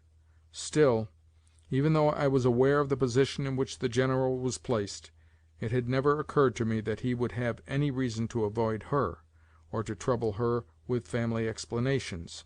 Indeed, when I was returning to the hotel, after my conversation with Astley, and chanced to meet Polina and the children, I could see that her face was as calm as though the family disturbances had never touched her. To my salute she responded with a slight bow, and I retired to my room in a very bad humour. Of course, since the affair with the Burmergelms, I had exchanged not a word with Polina, nor had with her any kind of intercourse. Yet I had been at my wits' end, for as time went on there was arising in me an ever-seething dissatisfaction. Even if she did not love me, she ought not to have trampled upon my feelings, nor to have accepted my confessions with such contempt, seeing that she must have been aware that I loved her. Of her own accord she had allowed me to tell her as much. Of course, the situation between us had arisen in a curious manner. About 2 months ago I had noticed that she had a desire to make me her friend, her confidant; that she was making trial of me for the purpose, but for some reason or another the desired result had never come about, and we had fallen into the present strange relations which had led me to address her as I had done. At the same time, if my love was distasteful to her, why had she not forbidden me to speak of it to her? But she had not so forbidden me. On the contrary, there had been occasions when she had even invited me to speak. Of course, this might have been done out of sheer wantonness, for I well knew—I had remarked it only too often—that after listening to what I had to say, and angering me almost beyond endurance, she loved suddenly to torture me with some fresh outburst of contempt and aloofness. Yet she must have known that I could not live without her. 3 days had elapsed since the affair with the Baron, and I could bear the severance no longer. When that afternoon I met her near the Casino, my heart almost made me faint, it beat so violently. She too could not live without me, for had she not said that she had need of me? Or had that too been spoken in jest? That she had a secret of some kind there could be no doubt. What she had said to the Grandmother had stabbed me to the heart. On 1,000 occasions I had challenged her to be open with me, nor could she have been ignorant that I was ready to give my very life for her. Yet always she had kept me at a distance with that contemptuous air of hers, or else she had demanded of me, in lieu of the life which I offered to lay at her feet, such escapades as I had perpetrated with the Baron. Ah! Was it not torture to me, all this? For could it be that her whole world was bound up with the Frenchman? What, too, about Mr. Astley? The affair was inexplicable throughout. My God, what distress it caused me! Arrived home, I, in a fit of frenzy, indited the following: Polina Alexandrovna, I can see that there is approaching us an exposure which will involve you too. For the last time I ask of you, have you, or have you not, any need of my life? If you have, then make such dispositions as you wish, and I shall always be discoverable in my room if required. If you have need of my life, write or send for me. I sealed the letter, and dispatched it by the hand of a corridor lackey, with orders to hand it to the addressee in person. Though I expected no answer, scarcely 3 minutes had elapsed before the lackey returned with the compliments of a certain person. Next, about 7 o'clock, I was sent for by the General. I found him in his study, apparently preparing to go out again, for his hat and stick were lying on the sofa. When I entered he was standing in the middle of the room, his feet wide apart, and his head bent down. Also he appeared to be talking to himself. But as soon as ever he saw me at the door he came towards me in such a curious manner that involuntarily I retreated a step and was for leaving the room. Whereupon he seized me by both hands, and drawing me towards the sofa, and seating himself thereon, he forced me to sit down on a chair opposite him.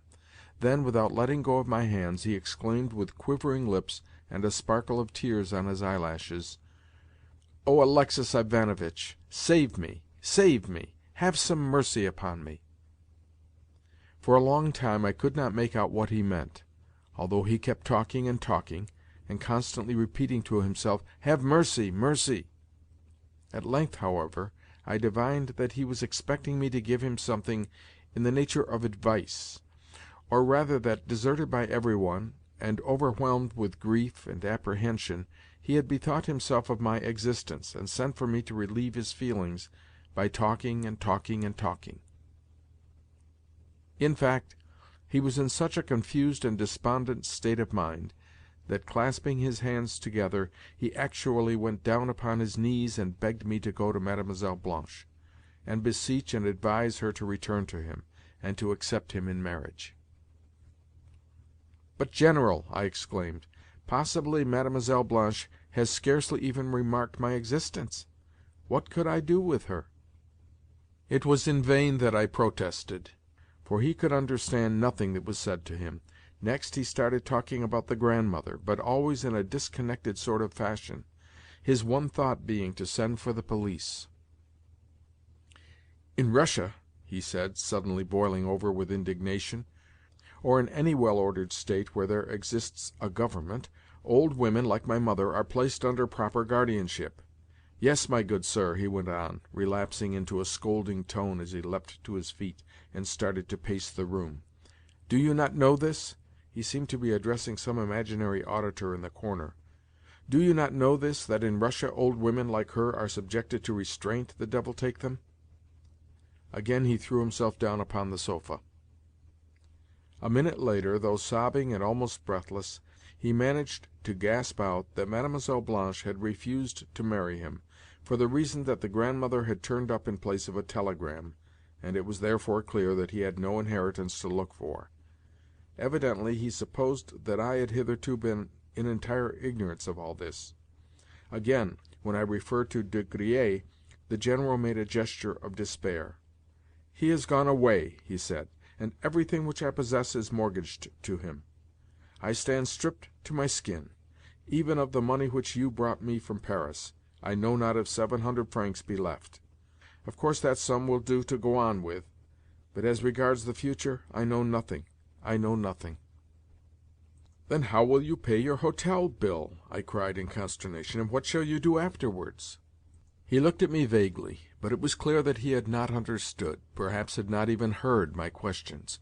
Then I tried to get him to speak of Polina and the children, but he only returned brief answers of "yes, yes," and again started to maunder about the Prince, and the likelihood of the latter marrying Mlle. Blanche.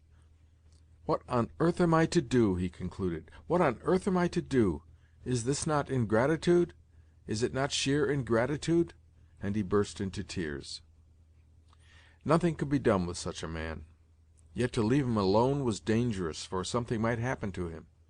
I withdrew from his rooms for a little while, but warned the nursemaid to keep an eye upon him, as well as exchanged a word with the corridor lackey, a very talkative fellow, who likewise promised to remain on the lookout. Hardly had I left the General when Potapitch approached me with a summons from the grandmother. It was now 8 o'clock, and she had returned from the Casino after finally losing all that she possessed. I found her sitting in her chair, much distressed and evidently fatigued. Presently Martha brought her a cup of tea and forced her to drink it. Yet, even then I could detect in the old lady's tone and manner a great change. "Good evening, Alexei Ivanovitch," she said slowly, with her head drooping. "Pardon me for disturbing you again. Yes, you must pardon an old woman like myself. For I have left behind me all that I possess, nearly 100,000 roubles. You did quite right in declining to come with me this evening. Now I am without money, without a single groat. But I must not delay a moment.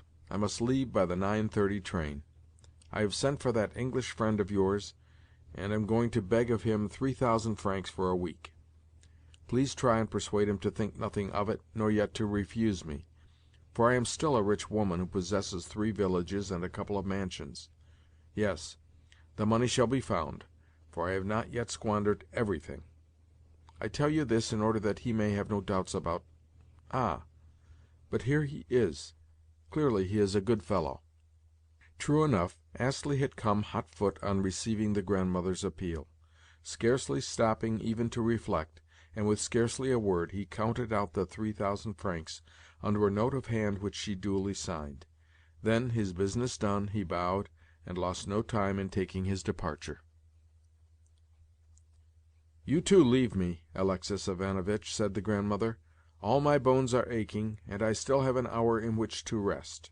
Do not be hard upon me, old fool that I am. Never again shall I blame young people for being frivolous. I should think it wrong even to blame that unhappy general of yours.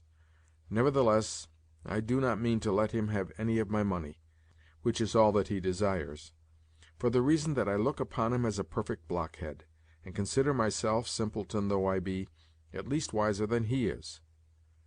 How surely does God visit old age, and punish it for its presumption! Well, good-bye. Martha, come and lift me up." However, I had a mind to see the old lady off, and moreover I was in an expectant frame of mind. Somehow I kept thinking that something was going to happen.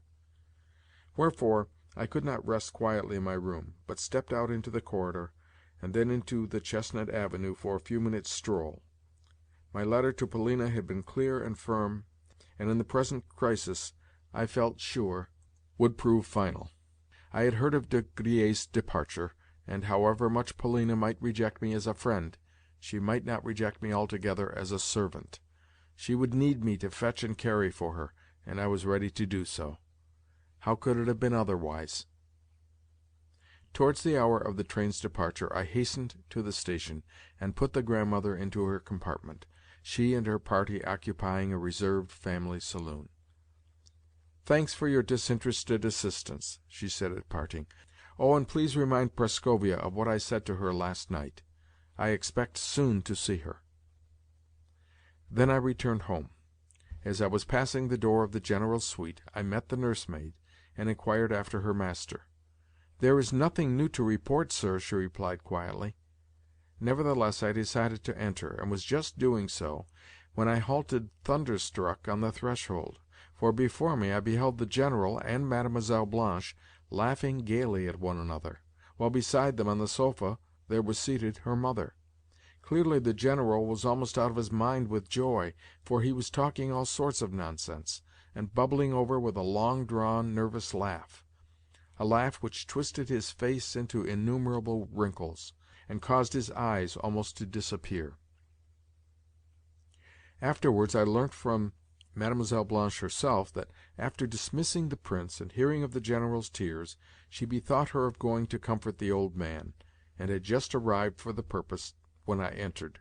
Fortunately, the poor General did not know that his fate had been decided, that Mademoiselle had long ago packed her trunks in readiness for the first morning train to Paris. Hesitating a moment on the threshold, I changed my mind as to entering, and departed unnoticed. Ascending to my room, and opening the door, I perceived in the semi-darkness a figure seated on a chair in the corner by the window. The figure did not rise when I entered, so I approached it swiftly, peered at it closely, and felt my heart almost stop beating. The figure was Polina. Chapter 13. Chapter 14. The shock made me utter an exclamation. "What is the matter? What is the matter?" she asked in a strange voice. She was looking pale, and her eyes were dim. "What is the matter?" I re-echoed. "Why, the fact that you are here." "If I am here, I have come with all that I have to bring," she said. "Such has always been my way, as you shall presently see. Please light a candle." I did so, whereupon she rose, approached the table, and laid upon it an open letter. "Read it," she added. "It is De Griers' handwriting!" I cried as I seized the document. My hands were so tremulous that the lines on the pages danced before my eyes. Although, at this distance of time, I have forgotten the exact phraseology of the missive, I append, if not the precise words, at all events the general sense. "Mademoiselle," the document ran, "certain untoward circumstances compel me to depart in haste. Of course, you have of yourself remarked that hitherto I have always refrained from having any final explanation with you, for the reason that I could not well state the whole circumstances. And now to my difficulties the advent of the aged grandmother, coupled with her subsequent proceedings, has put the final touch. Also, the involved state of my affairs forbids me to write with any finality concerning those hopes of ultimate bliss upon which, for a long while past, I have permitted myself to feed. I regret the past, but at the same time hope that in my conduct you have never been able to detect anything that was unworthy of a gentleman and a man of honor. Having lost, however, almost the whole of my money in debts incurred by your stepfather, I find myself driven to the necessity of saving the remainder, wherefore I have instructed certain friends of mine in St. Petersburg to arrange for the sale of all the property which has been mortgaged to myself. At the same time, knowing that, in addition, your frivolous stepfather has squandered money which is exclusively yours, I have decided to absolve him from a certain moiety of the mortgages on his property, in order that you may be in a position to recover of him what you have lost, by suing him in legal fashion. I trust, therefore, that, as matters now stand, this action of mine may bring you some advantage. I trust also that this same action leaves me in the position of having fulfilled every obligation which is incumbent upon a man of honor and refinement. Rest assured that your memory will forever remain graven in my heart." "All this is clear enough," I commented. "Surely you did not expect aught else from him?" Somehow I was feeling annoyed. "I expected nothing at all from him," she replied, quietly enough to all outward seeming, yet with a note of irritation in her tone. "Long ago I made up my mind on the subject, for I could read his thoughts, and knew what he was thinking. He thought that possibly I should sue him, that one day I might become a nuisance." Here Polina halted for a moment and stood biting her lips. So of set purpose I redoubled my contemptuous treatment of him, and waited to see what he would do. If a telegram to say that we had become legatees had arrived from St. Petersburg, I should have flung at him a quittance for my foolish stepfather's debts, and then dismissed him. For a long time I have hated him. Even in earlier days he was not a man.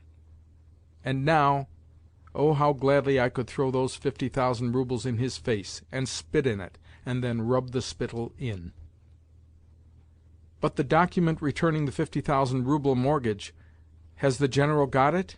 If so, possess yourself of it, and send it to De Griers." "No, no, the General has not got it." "Just as I expected. Well, what is the General going to do?" Then an idea suddenly occurred to me. "What about the grandmother?" I asked. Polina looked at me with impatience and bewilderment. "What makes you speak of her?" was her irritable inquiry. "I cannot go and live with her. Nor," she added hotly, "will I go down upon my knees to any one." "Why should you?" I cried. "Yet to think that you should have loved De Griers! The villain, the villain! But I will kill him in a duel. Where is he now?" "In Frankfort, where he will be staying for the next 3 days." "Well, bid me do so, and I will go to him by the first train tomorrow," I exclaimed with enthusiasm. She smiled. "If you were to do that," she said, "he would merely tell you to be so good as to first return him the 50,000 francs. What, then, would be the use of having a quarrel with him? You talk sheer nonsense." I ground my teeth. "The question," I went on, "is how to raise the 50,000 francs. We cannot expect to find them lying about on the floor. Listen. What of Mr. Astley?" Even as I spoke a new and strange idea formed itself in my brain. Her eyes flashed fire. "What? You yourself wish me to leave you for him?" she cried with a scornful look and a proud smile. Never before had she addressed me thus. Then her head must have turned dizzy with emotion, for suddenly she seated herself upon the sofa, as though she were powerless any longer to stand. A flash of lightning seemed to strike me as I stood there. I could scarcely believe my eyes or my ears. She did love me, then! It was to me, and not to Mr. Astley, that she had turned. Although she, an unprotected girl, had come to me in my room, in an hotel room, and had probably compromised herself thereby, I had not understood. Then a second mad idea flashed into my brain. "Polina," I said, "give me but an hour. Wait here just 1 hour until I return. Yes, you must do so. Do you not see what I mean? Just stay here for that time." And I rushed from the room without so much as answering her look of inquiry. She called something after me, but I did not return. Sometimes it happens that the most insane thought, the most impossible conception, will become so fixed in one's head that at length one believes the thought or the conception to be reality. Moreover, if with the thought or the conception there is combined a strong, a passionate desire, one will come to look upon the said thought or conception as something fated, inevitable, and foreordained, something bound to happen. Whether by this there is connoted something in the nature of a combination of presentiments, or a great effort of will, or a self-annulment of one's true expectations, and so on, I do not know. But at all events that night saw happen to me, a night which I shall never forget, something in the nature of the miraculous. Although the occurrence can easily be explained by arithmetic, I still believe it to have been a miracle. Yet why did this conviction take such a hold upon me at the time, and remain with me ever since? Previously I had thought of the idea, not as an occurrence which was ever likely to come about, but as something which never could come about. The time was 11:15 o'clock when I entered the Casino in such a state of hope, though at the same time of agitation, as I had never before experienced. In the gaming rooms there were still a large number of people, but not half as many as had been present in the morning. At 11 o'clock there usually remained behind only the real, the desperate gamblers, persons for whom, at spas, there existed nothing beyond roulette, and who went thither for that alone. These gamesters took little note of what was going on around them, and were interested in none of the appurtenances of the season, but played from morning till night, and would have been ready to play through the night until dawn had that been possible. As it was, they used to disperse unwillingly when at midnight roulette came to an end. Likewise, as soon as ever roulette was drawing to a close and the head croupier had called les trois derniers coups, most of them were ready to stake on the last 3 rounds all that they had in their pockets, and for the most part lost it. For my own part, I proceeded towards the table at which the Grandmother had lately sat, and, since the crowd around it was not very large, I soon obtained standing room among the ring of gamblers, while directly in front of me, on the green cloth, I saw marked the word "Passe." Passe was a row of numbers from 19 to 36 inclusive, while a row of numbers from 1 to 18 inclusive was known as manque. But what had that to do with me? I had not noticed, I had not so much as heard the numbers upon which the previous coup had fallen, and so took no bearings when I began to play, as in my place any systematic gambler would have done. No, I merely extended my stock of 20 ten-gulden pieces, and threw them down upon the space passe, which happened to be confronting me. "22," called the croupier. I had won. I staked upon the same again, both my original stake and my winnings. "31," called the croupier. Again I had won, and was now in possession of 80 ten-gulden pieces. Next I moved the whole 80 on to 12 middle numbers, a stake which, if successful, would bring me in a triple profit, but also involved a risk of 2 chances to 1. The wheel revolved, and stopped at 24. Upon this I was paid out notes and gold until I had by my side a total sum of 2,000 gulden. It was as in a fever that I moved the pile, en bloc, on to the red. Then suddenly I came to myself, though that was the only time during the evening's play when fear cast its cold spell over me, and showed itself in a trembling of the hands and knees. For with horror I had realized that I must win, and that upon that stake there depended all my life. "Rouge!" called the croupier. I drew a long breath, and hot shivers went coursing over my body. I was paid out my winnings in bank-notes, amounting, of course, to a total of 4,000 florins, 800 gulden. I could still calculate the amounts. After that, I remember, I again staked 2,000 florins upon 12 middle numbers, and lost. Again I staked the whole of my gold with 800 gülden in notes, and lost. Then madness seemed to come upon me, and seizing my last 2,000 florins, I staked them upon 12 of the first numbers, wholly by chance, and at random, and without any sort of reckoning. Upon my doing so there followed a moment of suspense only comparable to that which Madame Blanchard must have experienced when in Paris she was descending earthwards from a balloon. "Cut!" called the croupier. Once more, with the addition of my original stake, I was in possession of 6,000 florins. Once more I looked around me like a conqueror. Once more I feared nothing as I threw down 4,000 of these florins upon the black.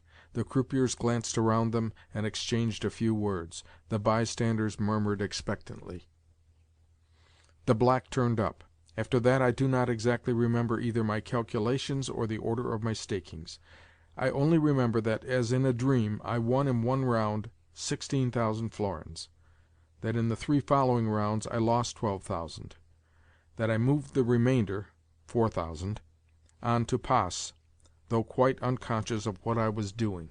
I was merely waiting, as it were, mechanically and without reflection for something, and won; and that finally, 4 times in succession, I lost.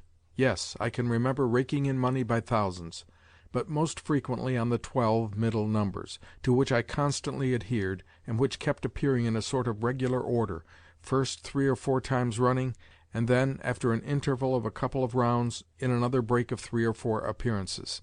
Sometimes this astonishing regularity manifested itself in patches, a thing to upset all the calculations of note. Taking gamblers who play with a pencil and a memorandum book in their hands, fortune perpetrates some terrible jests at roulette.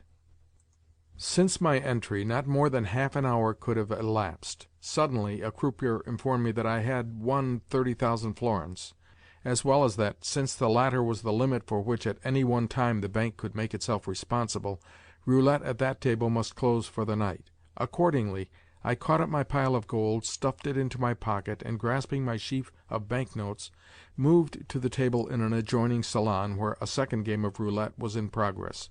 The crowd followed me in a body, and cleared a place for me at the table. After which I proceeded to stake as before, that is to say, at random and without calculating. What saved me from ruin I do not know. Of course there were times when fragmentary reckonings did come flashing into my brain.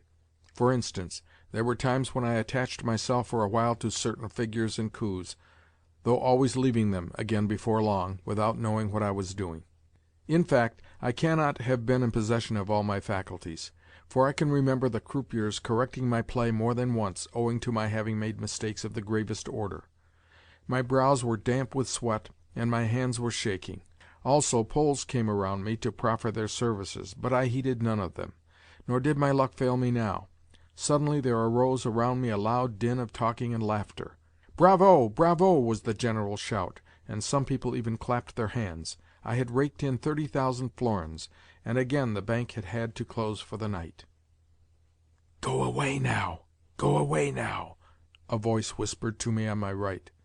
The person who had spoken to me was a certain Jew of Frankfurt, a man who had been standing beside me the whole while, and occasionally helping me in my play. "Yes, for God's sake, go!" whispered a second voice in my left ear.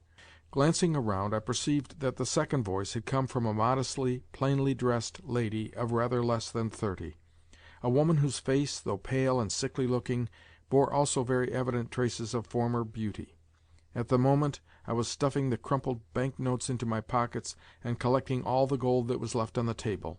Seizing up my last note for 500 gülden, I contrived to insinuate it, unperceived, into the hand of the pale lady. An overpowering impulse had made me do so, and I remember how her thin little fingers pressed mine in token of her lively gratitude. The whole affair was the work of a moment. Then, collecting my belongings, I crossed to where trente et quarante was being played, a game which could boast of a more aristocratic public, and was played with cards instead of with a wheel. At this diversion the bank made itself responsible for 100,000 thalers as the limit, but the highest stake allowable was, as in roulette, 4,000 florins.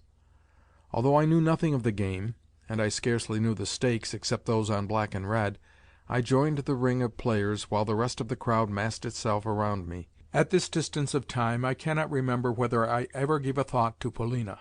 I seemed only to be conscious of a vague pleasure in seizing and raking in the bank-notes, which kept massing themselves in a pile before me.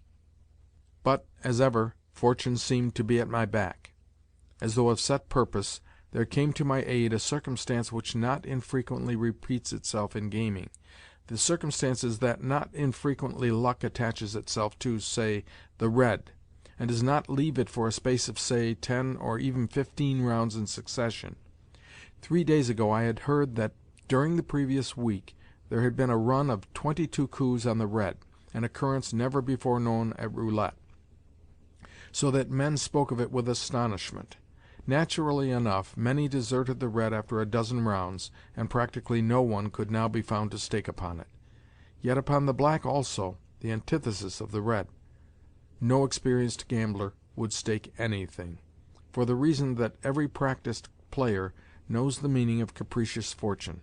That is to say, after the 16th or so success of the red, one would think that the 17th coup would inevitably fall upon the black. Wherefore, novices would be apt to back the latter in the 17th round, and even to double or treble their stakes upon it, only in the end to lose. Yet some whim or other led me, on remarking that the red had come up consecutively for 7 times, to attach myself to that colour. Probably this was mostly due to self-conceit, for I wanted to astonish the bystanders with the riskiness of my play. Also, I remember that, oh, strange sensation, I suddenly, and without any challenge from my own presumption, became obsessed with a desire to take risks. If the spirit has passed through a great many sensations, possibly it can no longer be sated with them, but grows more excited, and demands more sensations, and stronger ones, until at length it falls exhausted. Certainly, if the rules of the game had permitted even of my staking 50,000 florins at a time, I should have staked them. All of a sudden I heard exclamations arising that the whole thing was a marvel, since the red was turning up for the 14th time. "Monsieur a gagné 100,000 florins," a voice exclaimed beside me. I awoke to my senses. What? I had won 100,000 florins? If so, what more did I need to win? I grasped the banknotes, stuffed them into my pockets, raked in the gold without counting it, and started to leave the casino. As I passed through the salons, people smiled to see my bulging pockets and unsteady gait, for the weight which I was carrying must have amounted to half a pood. Several hands I saw stretched out in my direction, and as I passed I filled them with all the money that I could grasp in my own. At length 2 Jews stopped me near the exit. "You are a bold young fellow," one said, "but mind you depart early tomorrow, as early as you can, for if you do not, you will lose everything that you have won." But I did not heed them. The avenue was so dark that it was barely possible to distinguish one's hand before one's face, while the distance to the hotel was half a verst or so. But I feared neither pickpockets nor highwaymen. Indeed, never since my boyhood have I done that. Also, I cannot remember what I thought about on the way. I only felt a sort of fearful pleasure. The pleasure of success, of conquest, of power, how can I best express it? Likewise, before me there flitted the image of Polina, and I kept remembering and reminding myself that it was to her I was going, that it was in her presence I should soon be standing, that it was she to whom I should soon be able to relate and show everything. Scarcely once did I recall what she had lately said to me, or the reason why I had left her, or all those varied sensations which I had been experiencing a bare hour and a half ago. No, those sensations seemed to be things of the past, to be things which had righted themselves and grown old, to be things concerning which we needed to trouble ourselves no longer, since for us life was about to begin anew. Yet I had just reached the end of the avenue, when there did come upon me a fear of being robbed or murdered. With each step the fear increased, until, in my terror, I almost started to run. Suddenly, as I issued from the avenue, there burst upon me the lights of the hotel, sparkling with a myriad lamps. Yes, thanks be to God, I had reached home. Running up to my room, I flung open the door of it. Polina was still on the sofa, with a lighted candle in front of her, and her hands clasped.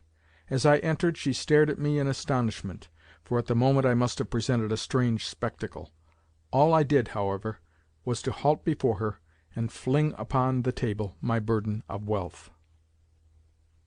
Chapter 15 of The Gambler.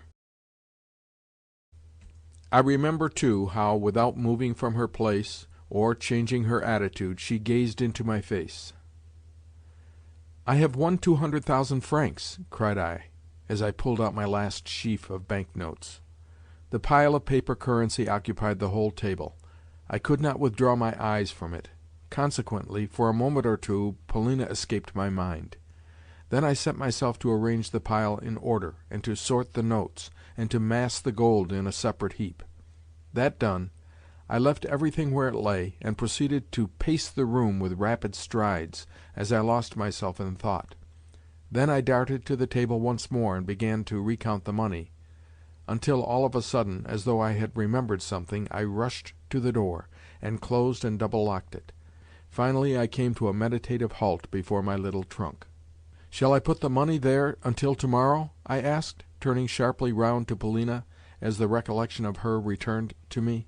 She was still in her old place, still making not a sound, yet her eyes had followed every one of my movements. Somehow, in her face there was a strange expression, an expression which I did not like. I think that I shall not be wrong if I say that it indicated sheer hatred. Impulsively I approached her.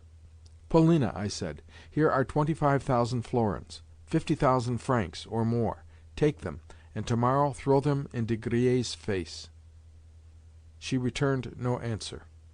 "Or, if you should prefer," I continued, "let me take them to him myself tomorrow. Yes, early tomorrow morning.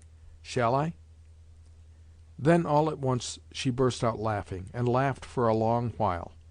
With astonishment and a feeling of offence I gazed at her. Her laughter was too like the derisive merriment which she had so often indulged in of late, merriment which had broken forth always at the time of my most passionate explanations. At length she ceased, and frowned at me from under her eyebrows. "I am not going to take your money," she said contemptuously. "Why not?" I cried. "Why not, Polina?" "Because I am not in the habit of receiving money for nothing." "But I am offering it to you as a friend, in the same way I would offer you my very life." Upon this she threw me a long questioning glance, as though she were seeking to probe me to the depths. "You are giving too much for me," she remarked with a smile. "The beloved of De Griers is not worth 50,000 francs." "Oh, Polina, how can you speak so?" I exclaimed reproachfully. "Am I De Griers?" "You?" she cried, with her eyes suddenly flashing. "Why, I hate you! Yes, yes, I hate you! I love you no more than I do De Griers." Then she buried her face in her hands, and relapsed into hysterics. I darted to her side. Somehow I had an intuition of something having happened to her which had nothing to do with myself. She was like a person temporarily insane. "Buy me, would you? Would you? Would you buy me for 50,000 francs as De Griers did?" she gasped between her convulsive sobs. I clasped her in my arms, kissed her hands and feet, and fell upon my knees before her. Presently the hysterical fit passed away, and, laying her hands upon my shoulders, she gazed for a while into my face as though trying to read it. Something I said to her, but it was clear that she did not hear it. Her face looked so dark and despondent that I began to fear for her reason. At length she drew me towards herself, a trustful smile playing over her features, and then as suddenly she pushed me away again as she eyed me dimly. Finally she threw herself upon me in an embrace. "Do you love me?" she said. "Do you? You who were willing even to quarrel with the Baron at my bidding?" Then she laughed as though something dear but laughable had recurred to her memory. Yes, she laughed and wept at the same time. What was I to do? I was like a man in a fever. I remember that she began to say something to me, though what I do not know, since she spoke with a feverish lisp, as though she were trying to tell me something very quickly. At intervals, too, she would break off into the smile which I was beginning to dread. "No, no," she kept repeating. You are my dear one. You are the man I trust." Again she laid her hands upon my shoulders, and again she gazed at me as she reiterated, "You love me? You love me? Will you always love me?" I could not take my eyes off her. Never before had I seen her in this mood of humility and affection. True, the mood was the outcome of hysteria, but— All of a sudden she noticed my ardent gaze, and smiled slightly.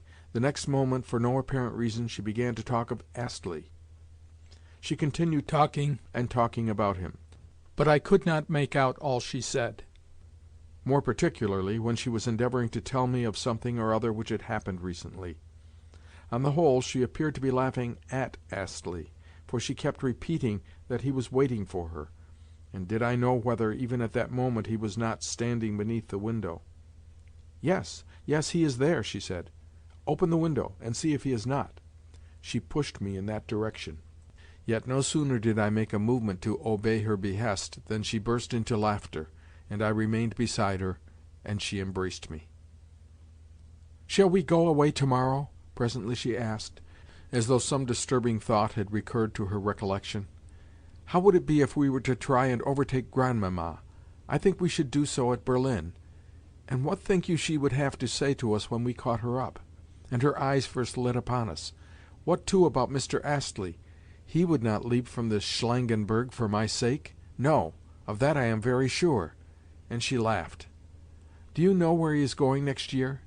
He says he intends to go to the North Pole for scientific investigations, and has invited me to go with him. He also says that we Russians know nothing, can do nothing, without European help. But he is a good fellow all the same. For instance, he does not blame the General in the matter, but declares that Mademoiselle Blanche, that love—but no, I do not know, I do not know." She stopped suddenly, as though she had said her say, and was feeling bewildered. "What poor creatures these people are! How sorry I am for them, and for Grandmamma! But when are you going to kill De Griers? Surely you do not intend actually to murder him? You fool! Do you suppose that I should allow you to fight De Griers? Nor shall you kill the Baron?" Here she burst out laughing. "How absurd you looked, when you were talking to the Burmergelms! I was watching you all the time, watching you from where I was sitting, and how unwilling you were to go when I sent you. Oh, how I laughed and laughed!" Then she kissed and embraced me again. Again she pressed her face to mine with tender passion, yet I neither saw nor heard her, for my head was in a whirl. It must have been about 7 o'clock in the morning when I awoke. Daylight had come, and Polina was sitting by my side, a strange expression on her face, as though she had seen a vision and was unable to collect her thoughts. She too had just awoken, and was now staring at the money on the table. My head ached. It felt heavy. I attempted to take Polina's hand, but she pushed me from her and leapt from the sofa. The dawn was full of mist, for rain had fallen, yet she moved to the window, opened it, and, leaning her elbows upon the window-sill, thrust out her head and shoulders to take the air. In this position did she remain for several minutes, without ever looking round at me or listening to what I was saying. Into my head there came the uneasy thought, what is to happen now? How is it all to end? Suddenly Polina rose from the window, approached the table, and, looking at me with an expression of infinite aversion, said with lips which quivered with anger, "Well, are you going to hand me over my 50,000 francs?" "Polina, you say that again? Again?" I exclaimed. "You have changed your mind, then? You are sorry you ever promised them?" On the table where the previous night I had counted the money there still was lying the packet of 25,000 florins. I handed it to her. "The francs are mine, then, are they? They are mine?" she inquired viciously, as she balanced the money in her hands. "Yes, they have always been yours," I said. "Then take your 50,000 francs!" and she hurled them full in my face. The packet burst as she did so, and the floor became strewed with banknotes. The instant that the deed was done she rushed from the room. At that moment she cannot have been in her right mind. Yet what was the cause of her temporary aberration I cannot say. For a month past she had been unwell. Yet what had brought about this present condition of mind, above all things, this outburst? Had it come of wounded pride? Had it come of despair over her decision to come to me? Had it come of the fact that, presuming too much on my good fortune, I had seemed to be intending to desert her, even as De Griers had done, when once I had given her the 50,000 francs? But on my honor, I had never cherished any such intention. What was at fault, I think, was her own pride, which kept urging her not to trust me, but rather to insult me, even though she had not realized the fact. In her eyes I corresponded to De Griers, and therefore had been condemned for a fault not wholly my own. Her mood of late had been a sort of delirium, a sort of light-headedness. That I knew full well. Yet never had I sufficiently taken it into consideration. Perhaps she would not pardon me now? Ah, but this was the present. What about the future? Her delirium and sickness were not likely to make her forget what she had done in bringing me De Griers' letter. No, she must have known what she was doing when she brought it. Somehow I contrived to stuff the pile of notes and gold under the bed, to cover them over, and then to leave the room some 10 minutes after Polina. I felt sure that she had returned to her own room. Wherefore I intended quietly to follow her, and to ask the nursemaid who opened the door how her mistress was. Judge, therefore, of my surprise when, meeting the domestic on the stairs, she informed me that Polina had not yet returned, and that she, the domestic, was at that moment on her way to my room in quest of her. "Mademoiselle left me but 10 minutes ago," I said. "What can have become of her?" The nursemaid looked at me reproachfully. Already sundry rumours were flying about the hotel. Both in the office of the commissionaire and in that of the landlord it was whispered that, at 7 o'clock that morning, the Fraulein had left the hotel and set off, despite the rain, in the direction of the Hôtel d'Angleterre. From words and hints let fall I could see that the fact of Polina having spent the night in my room was now public property. Also, sundry rumours were circulating concerning the General's family affairs. It was known that last night he had gone out of his mind, and paraded the hotel in tears; also that the old lady who had arrived was his mother, and that she had come from Russia on purpose to forbid her son's marriage with Mademoiselle de Cominges, as well as to cut him out of her will if he should disobey her; also that, because he had disobeyed her, she had squandered all her money at roulette in order to have nothing more to leave to him. "Oh, these Russians!" exclaimed the landlord, with an angry toss of the head, while the bystanders laughed and the clerk betook himself to his accounts. Also, every one had learnt about my winnings. Karl, the corridor lackey, was the first to congratulate me. But with these folk I had nothing to do. My business was to set off at full speed to the Hôtel Angleterre. As yet it was early for Mr. Astley to receive visitors, but as soon as he learnt that it was I who had arrived, he came out into the corridor to meet me, and stood looking at me in silence with his steel-grey eyes as he waited to hear what I had to say. I inquired after Polina. "She is ill," he replied, still looking at me with his direct, unwavering gaze. "And she is in your rooms?" "Yes, she is in my rooms." "Then you are minded to keep her there?" "Yes, I am minded to keep her there." "But, Mr. Astley, that will raise a scandal. It ought not to be allowed. Besides, she is very ill. Perhaps you had not remarked that?" "Yes, I have. It was I who told you about it. Had she not been ill, she would not have gone and spent the night with you." "Then you know all about it?" "Yes, for last night she was to have accompanied me to the house of a relative of mine. Unfortunately, being ill, she made a mistake, and went to your rooms instead." "Indeed? Then I wish you joy, Mr. Astley. Apropos, you have reminded me of something. Were you beneath my window last night?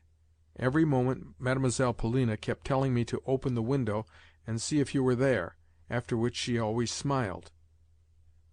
"Indeed? No, I was not there, but I was waiting in the corridor, and walking about the hotel." "She ought to see a doctor, you know, Mr. Astley." "Yes, she ought. I have sent for one, and if she dies I shall hold you responsible." This surprised me. "Pardon me," I replied, "but what do you mean?"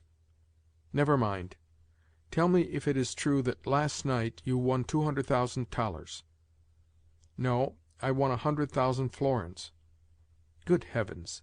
Then I suppose you will be off to Paris this morning?" "Why?" "Because all Russians who have grown rich go to Paris," explained Astley, as though he had read the fact in a book. "But what could I do in Paris in summer time? I love her, Mr. Astley. Surely you know that." "Indeed, I am sure that you do not. Moreover, if you were to stay here, you would lose everything that you possess, and have nothing left with which to pay your expenses in Paris. Well, good-bye now. I feel sure that to-day will see you gone from here." "Good-bye. But I am not going to Paris. Likewise, pardon me, what is to become of this family? I mean that the affair of the General and Mademoiselle Polina will soon be all over the town."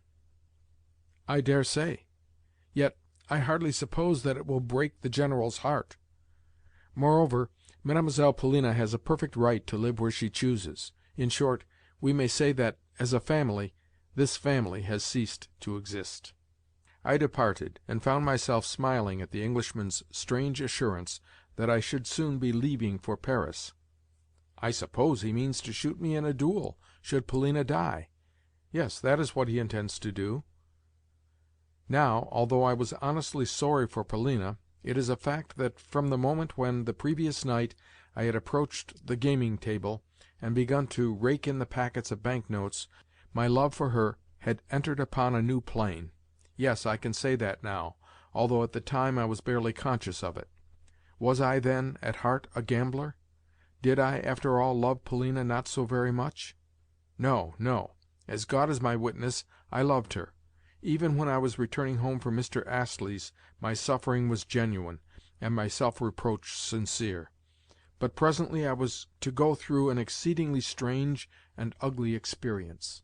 I was proceeding to the General's rooms, when I heard a door near me open, and a voice call me by name. It was Mademoiselle's mother, the Widow de Cominges, who was inviting me, in her daughter's name, to enter. I did so, whereupon I heard a laugh and a little cry proceed from the bedroom (the pair occupied a suite of 2 apartments), where Mademoiselle Blanche was just arising. "Ah, c'est lui! Viens donc, bête! Is it true that you have won a mountain of gold and silver? J'aimerais mieux l'or." "Yes," I replied with a smile. "How much?" 100,000 florins. "Bibi, comme tu es bête!" "Come in here, for I can't hear you where you are now." "Nous ferons bonbons, n'est-ce pas?"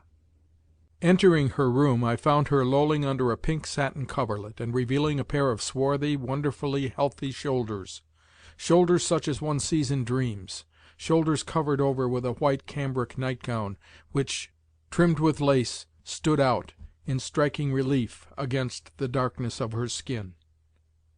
"Mon fils, as-tu recours?"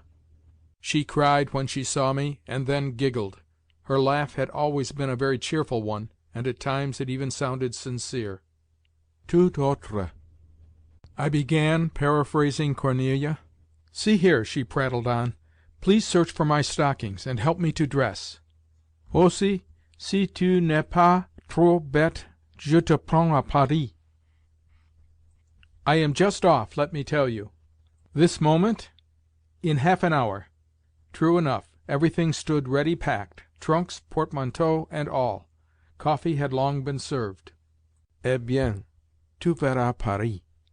Dis donc, qu'est-ce que c'est qu'un utchitel? Tu étais bien bête quand tu étais utchitel." "Where are my stockings? Please help me to dress."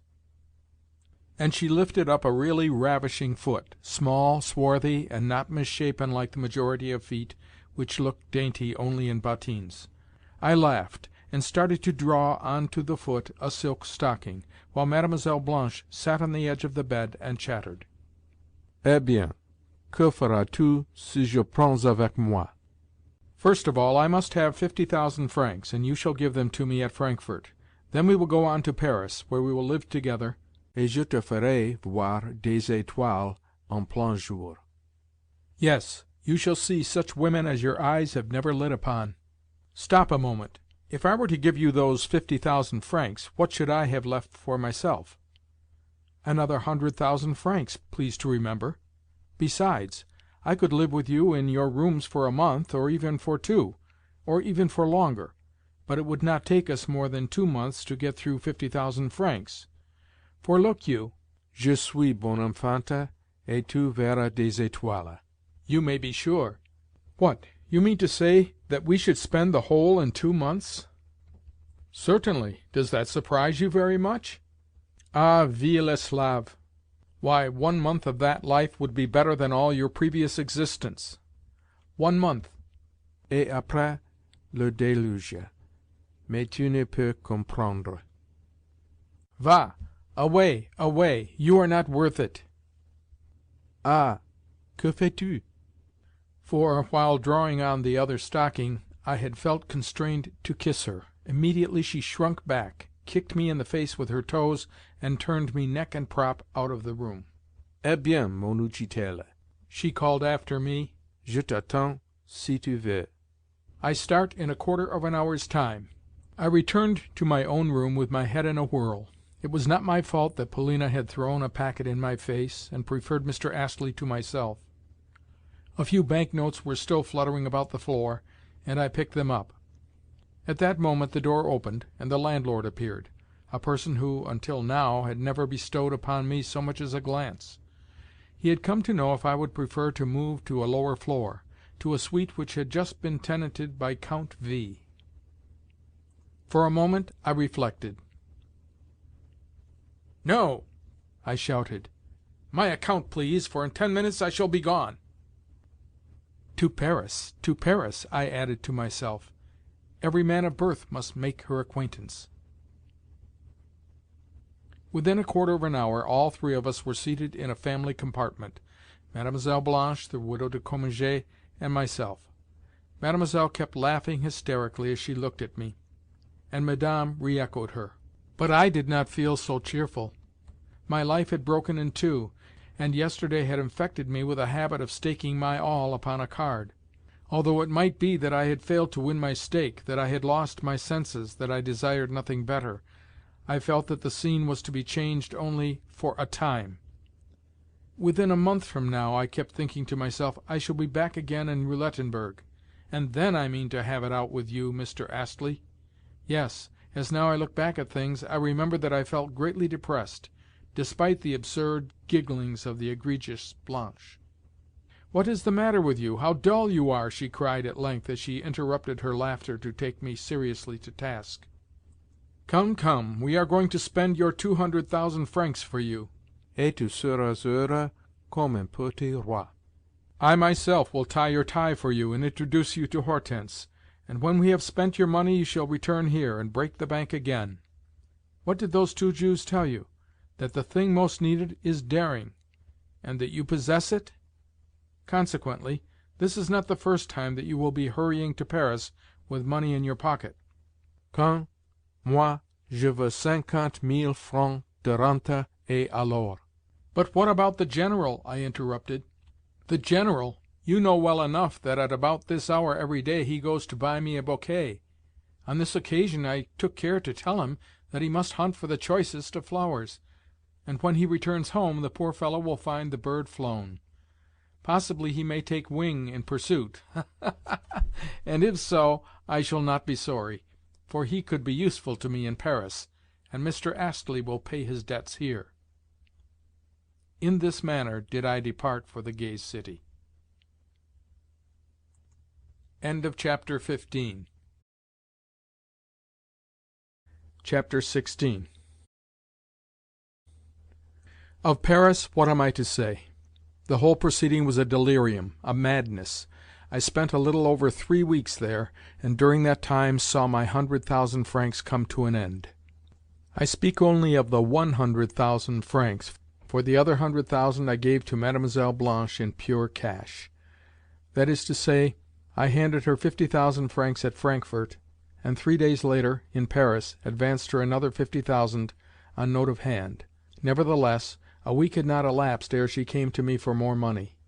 "Et les 100,000 francs qui nous restent," she added.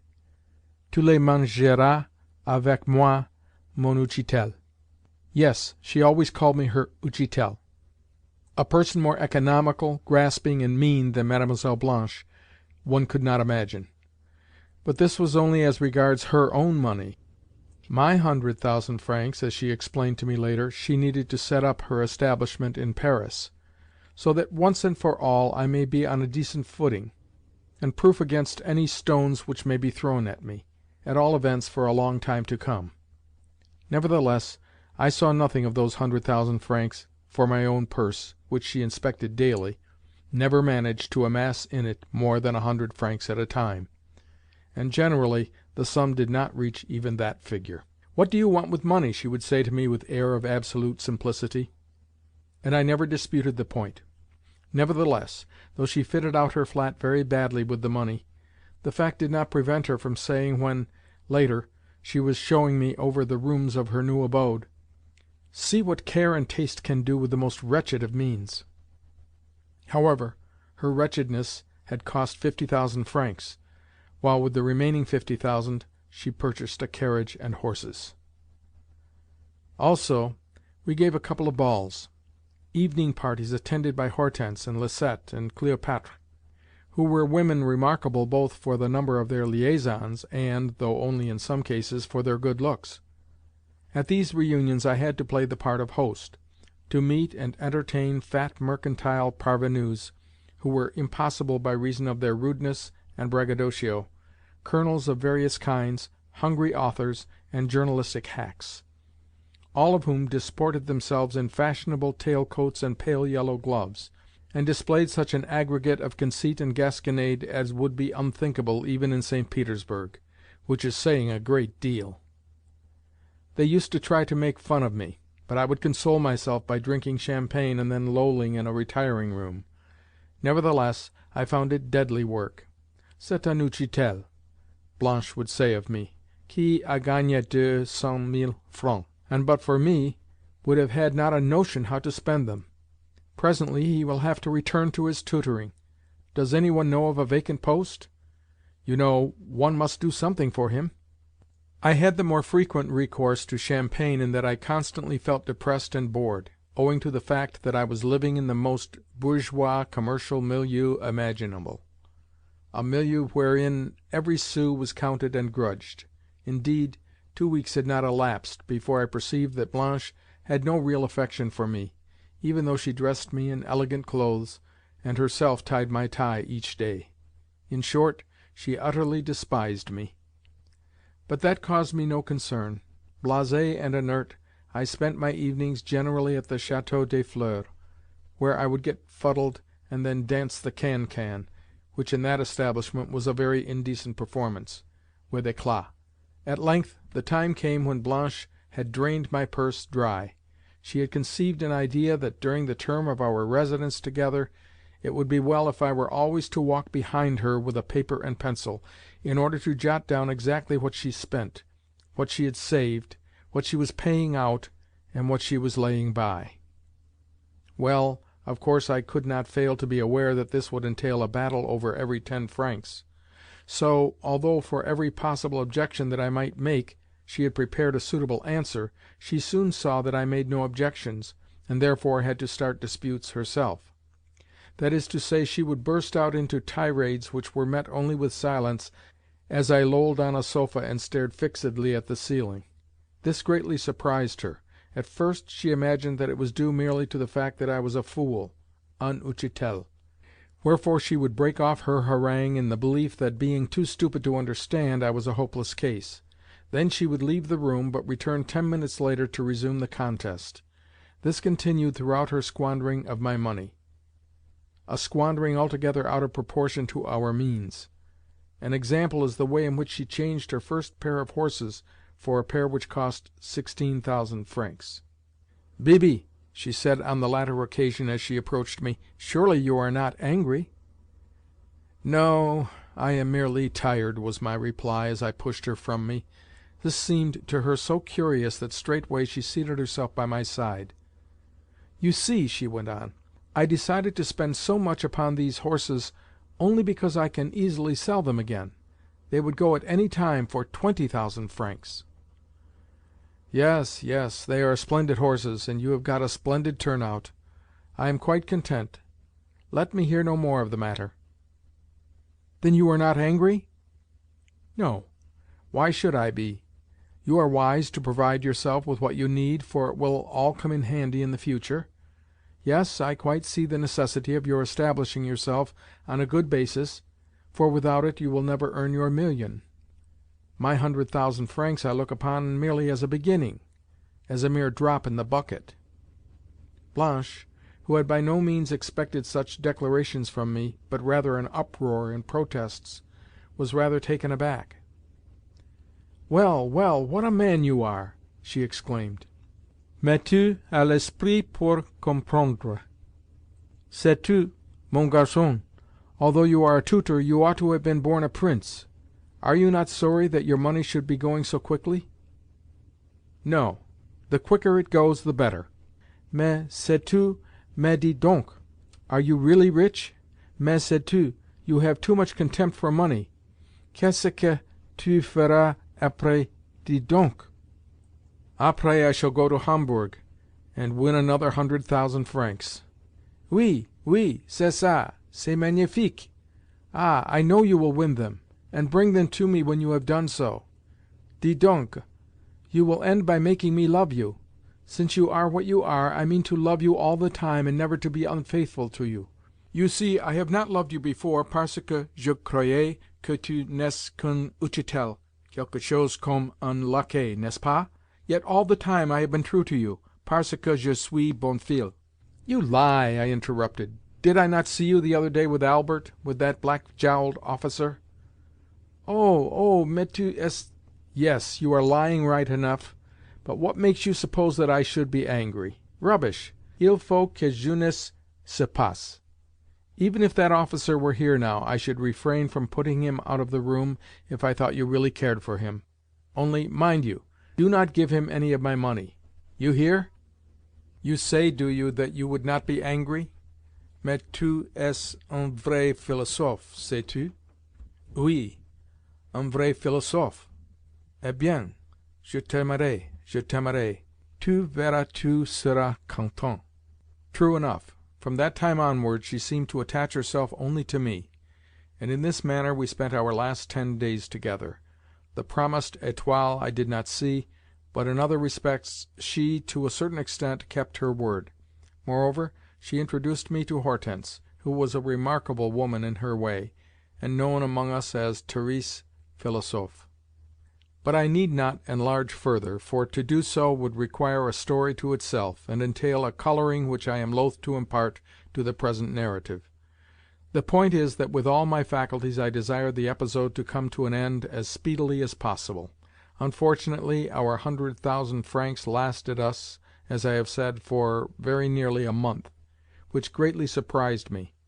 At all events, Blanche bought herself articles to the tune of 80,000 francs, and the rest sufficed just to meet our expenses of living. Towards the close of the affair, Blanche grew almost frank with me. At least, she scarcely lied to me at all, declaring amongst other things that none of the debts which she had been obliged to incur were going to fall upon my head. "I have purposely refrained from making you responsible for my bills or borrowings," she said, "for the reason that I am sorry for you. Any other woman in my place would have done so, and have let you go to prison. See, then, how much I love you, and how good-hearted I am. Think, too, what this accursed marriage with the General is going to cost me."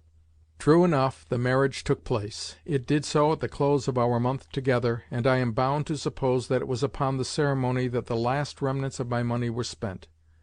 With it the episode, that is to say my sojourn with the Frenchwoman, came to an end, and I formally retired from the scene. It happened thus. A week after we had taken up our abode in Paris there arrived thither the General. He came straight to see us, and thenceforward lived with us practically as our guest, though he had a flat of his own as well. Blanche met him with merry badinage and laughter, and even threw her arms around him. In fact, she managed it so that he had to follow everywhere in her train, whether when promenading on the boulevards, or when driving, or when going to the theatre, or when paying calls. And this use which she made of him quite satisfied the General. Still of imposing appearance and presence, as well as of fair height, he had a dyed moustache and whiskers (he had formerly been in the cuirassiers), and a handsome, though a somewhat wrinkled face. Also, his manners were excellent, and he could carry a frock-coat well, the more so since in Paris he took to wearing his orders. To promenade the boulevards with such a man was not only a thing possible, but also, so to speak, a thing advisable, and with this programme the good but foolish General had not a fault to find. The truth is that he had never counted upon this programme when he came to Paris to seek us out. On that occasion he had made his appearance nearly shaking with terror, for he had supposed that Blanche would at once raise an outcry and have him put from the door. Wherefore he was the more enraptured at the turn that things had taken, and spent the month in a state of senseless ecstasy. Already I had learnt that after our unexpected departure from Roulettenberg he had had a sort of fit, that he had fallen into a swoon, and spent a week in a species of garrulous delirium. Doctors had been summoned to him, but he had broken away from them, and suddenly taken a train to Paris. Of course Blanche's reception of him had acted as the best of all possible cures, but for long enough he carried the marks of his affliction, despite his present condition of rapture and delight. To think clearly, or even to engage in any serious conversation, had now become impossible for him. He could only ejaculate after each word, and then nod his head in confirmation. Sometimes, also, he would laugh, but only in a nervous, hysterical sort of a fashion, while at other times he would sit for hours, looking as black as night, with his heavy eyebrows knitted. Of much that went on he remained wholly oblivious, for he grew extremely absent-minded and took to talking to himself. Only Blanche could awake him to any semblance of life. His fits of depression and moodiness in corners always meant either that he had not seen her for some while, or that she had gone out without taking him with her, or that she had omitted to caress him before departing. When in this condition, he would refuse to say what he wanted, nor had he the least idea that he was thus sulking and moping. Next, after remaining in this condition for an hour or two (this I remarked on 2 occasions when Blanche had gone out for the day, probably to see Albert), he would begin to look about him, and to grow uneasy, and to hurry about with an air as though he had suddenly remembered something, and must try and find it; after which, not perceiving the object of his search, nor succeeding in recalling what that object had been, he would as suddenly relapse into oblivion, and continue so until the reappearance of Blanche, merry, wanton, half-dressed, and laughing her strident laugh as she approached to pet him, and even to kiss him, though the latter reward he seldom received. Once he was so overjoyed at her doing so that he burst into tears. Even I myself was surprised. From the first moment of his arrival in Paris, Blanche set herself to plead with me on his behalf, and at such times she even rose to heights of eloquence, saying that it was for me she had abandoned him, though she had almost become his betrothed and promised to become so; that it was for her sake he had deserted his family; that having been in his service I ought to remember the fact, and to feel ashamed. To all this I would say nothing, however much she chattered on, until at length I would burst out laughing, and the incident would come to an end. At first, as I have said, she had thought me a fool, but since she had come to deem me a man of sense and sensibility. In short, I had the happiness of calling her better nature into play, for though at first I had not deemed her so, she was in reality a kind-hearted woman after her own fashion. "You are good and clever," she said to me towards the finish, "and my one regret is that you are also wrong-headed. You will never be a rich man." "Un vrai Russe, un Kalmuk," she usually called me. Several times she sent me to give the General an airing in the streets, even as she might have done with a lackey and her spaniel; but I preferred to take him to the theatre, to the bal mobile, and to restaurants. For this purpose she usually allowed me some money, though the General had a little of his own, and enjoyed taking out his purse before strangers. Once I had to use actual force to prevent him from buying a phaeton at a price of 700 francs, after a vehicle had caught his fancy in the Palais Royal as seeming to be a desirable present for Blanche. What could she have done with a 700-franc phaeton? And the General possessed in the world but 1,000 francs. The origin even of those francs I could never determine, but imagined them to have emanated from Mr. Astley, the more so since the latter had paid the family's hotel bill. As for what view the General took of myself, I think that he never divined the footing on which I stood with Blanche. True, he had heard, in a dim sort of way, that I had won a good deal of money, but more probably he supposed me to be acting as secretary, or even as a kind of servant, to his inamorata. At all events, he continued to address me, in his old haughty style, as my superior. At times he even took it upon himself to scold me. One morning in particular he started to sneer at me over our matutinal coffee. Though not a man prone to take offence, he suddenly, and for some reason of which to this day I am ignorant, fell out with me. Of course even he himself did not know the reason. To put things shortly, he began a speech which had neither beginning nor ending, and cried out "à bâton rompu," that I was a boy whom he would soon put to rights, and so forth, and so forth. Yet no one could understand what he was saying, and at length Blanche exploded in a burst of laughter. Finally something appeased him, and he was taken out for his walk. More than once, however, I noticed that his depression was growing upon him, that he seemed to be feeling the want of somebody or something, that despite Blanche's presence he was missing some person in particular. Twice on these occasions did he plunge into a conversation with me, though he could not make himself intelligible, and only went on rambling about the service, his late wife, his home, and his property.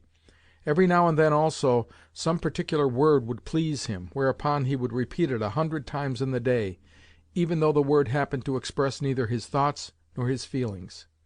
Again, I would try to get him to talk about his children, but always he cut me short in his old snappish way, and passed to another subject. "Yes, yes, my children," was all that I could extract from him. "Yes, you are right in what you have said about them."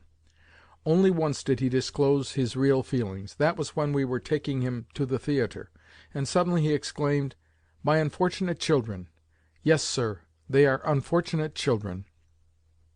Once, too, when I chanced to mention Polina, he grew quite bitter against her. "She is an ungrateful woman!" he exclaimed. "She is a bad and ungrateful woman. She has broken up a family. If there were laws here, I would have her impaled. Yes, I would." As for De Griers, the General would not have his name mentioned. "He has ruined me," he would say. "He has robbed me and cut my throat. For 2 years he was a perfect nightmare to me. For months at a time he never left me in my dreams. Do not speak of him again." It was now clear to me that Blanche and he were on the point of coming to terms, yet, true to my usual custom, I said nothing. At length Blanche took the initiative in explaining matters. She did so a week before we parted. "Il a du chance," she prattled, "for the Grandmother is now really ill, and therefore bound to die. Mr. Astley has just sent a telegram to say so, and you will agree with me that the General is likely to be her heir. Even if he should not be so, he will not come amiss, since in the first place he has his pension, and in the second place he will be content to live in a back room. Whereas I shall be Madame Générale, and get into a good circle of society," she was always thinking of this, "and become a Russian chatelaine. Yes, I shall have a mansion of my own, and peasants, and 1,000,000 of money at my back. But suppose he should prove jealous, he might demand all sorts of things, you know. Do you follow me?" "Oh dear, no! How ridiculous that would be of him! Besides, I have taken measures to prevent it. You need not be alarmed. That is to say, I have induced him to sign notes of hand in Albert's name. Consequently, at any time I could get him punished. Isn't he ridiculous? Very well, then. Marry him." And in truth she did so, though the marriage was a family one only, and involved no pomp or ceremony. In fact, she invited to the nuptials none but Albert and a few other friends. Hortense, Cléopatre, and the rest she kept firmly at a distance. As for the bridegroom, he took a great interest in his new position. Blanche herself tied his tie, and Blanche herself pomaded him, with the result that, in his frock-coat and white waistcoat, he looked quite comme il faut. "Il est, pourtant, très comme il faut," Blanche remarked when she issued from his room, as though the idea that he was très comme il faut had impressed even her. For myself, I had so little knowledge of the minor details of the affair, and took part in it so much as a supine spectator, that I have forgotten most of what passed on this occasion. I only remember that Blanche and the widow figured at it, not as de Cominges, but as Duplessis. Why they had hitherto been de Cominges I do not know. I only know that this entirely satisfied the General, that he liked the name Duplessis even better than he had liked the name de Cominges. On the morning of the wedding he paced the salon in his gala attire, and kept repeating to himself with an air of great gravity and importance, "Mademoiselle Blanche Duplessis, Mademoiselle Blanche Duplessis, Duplessis."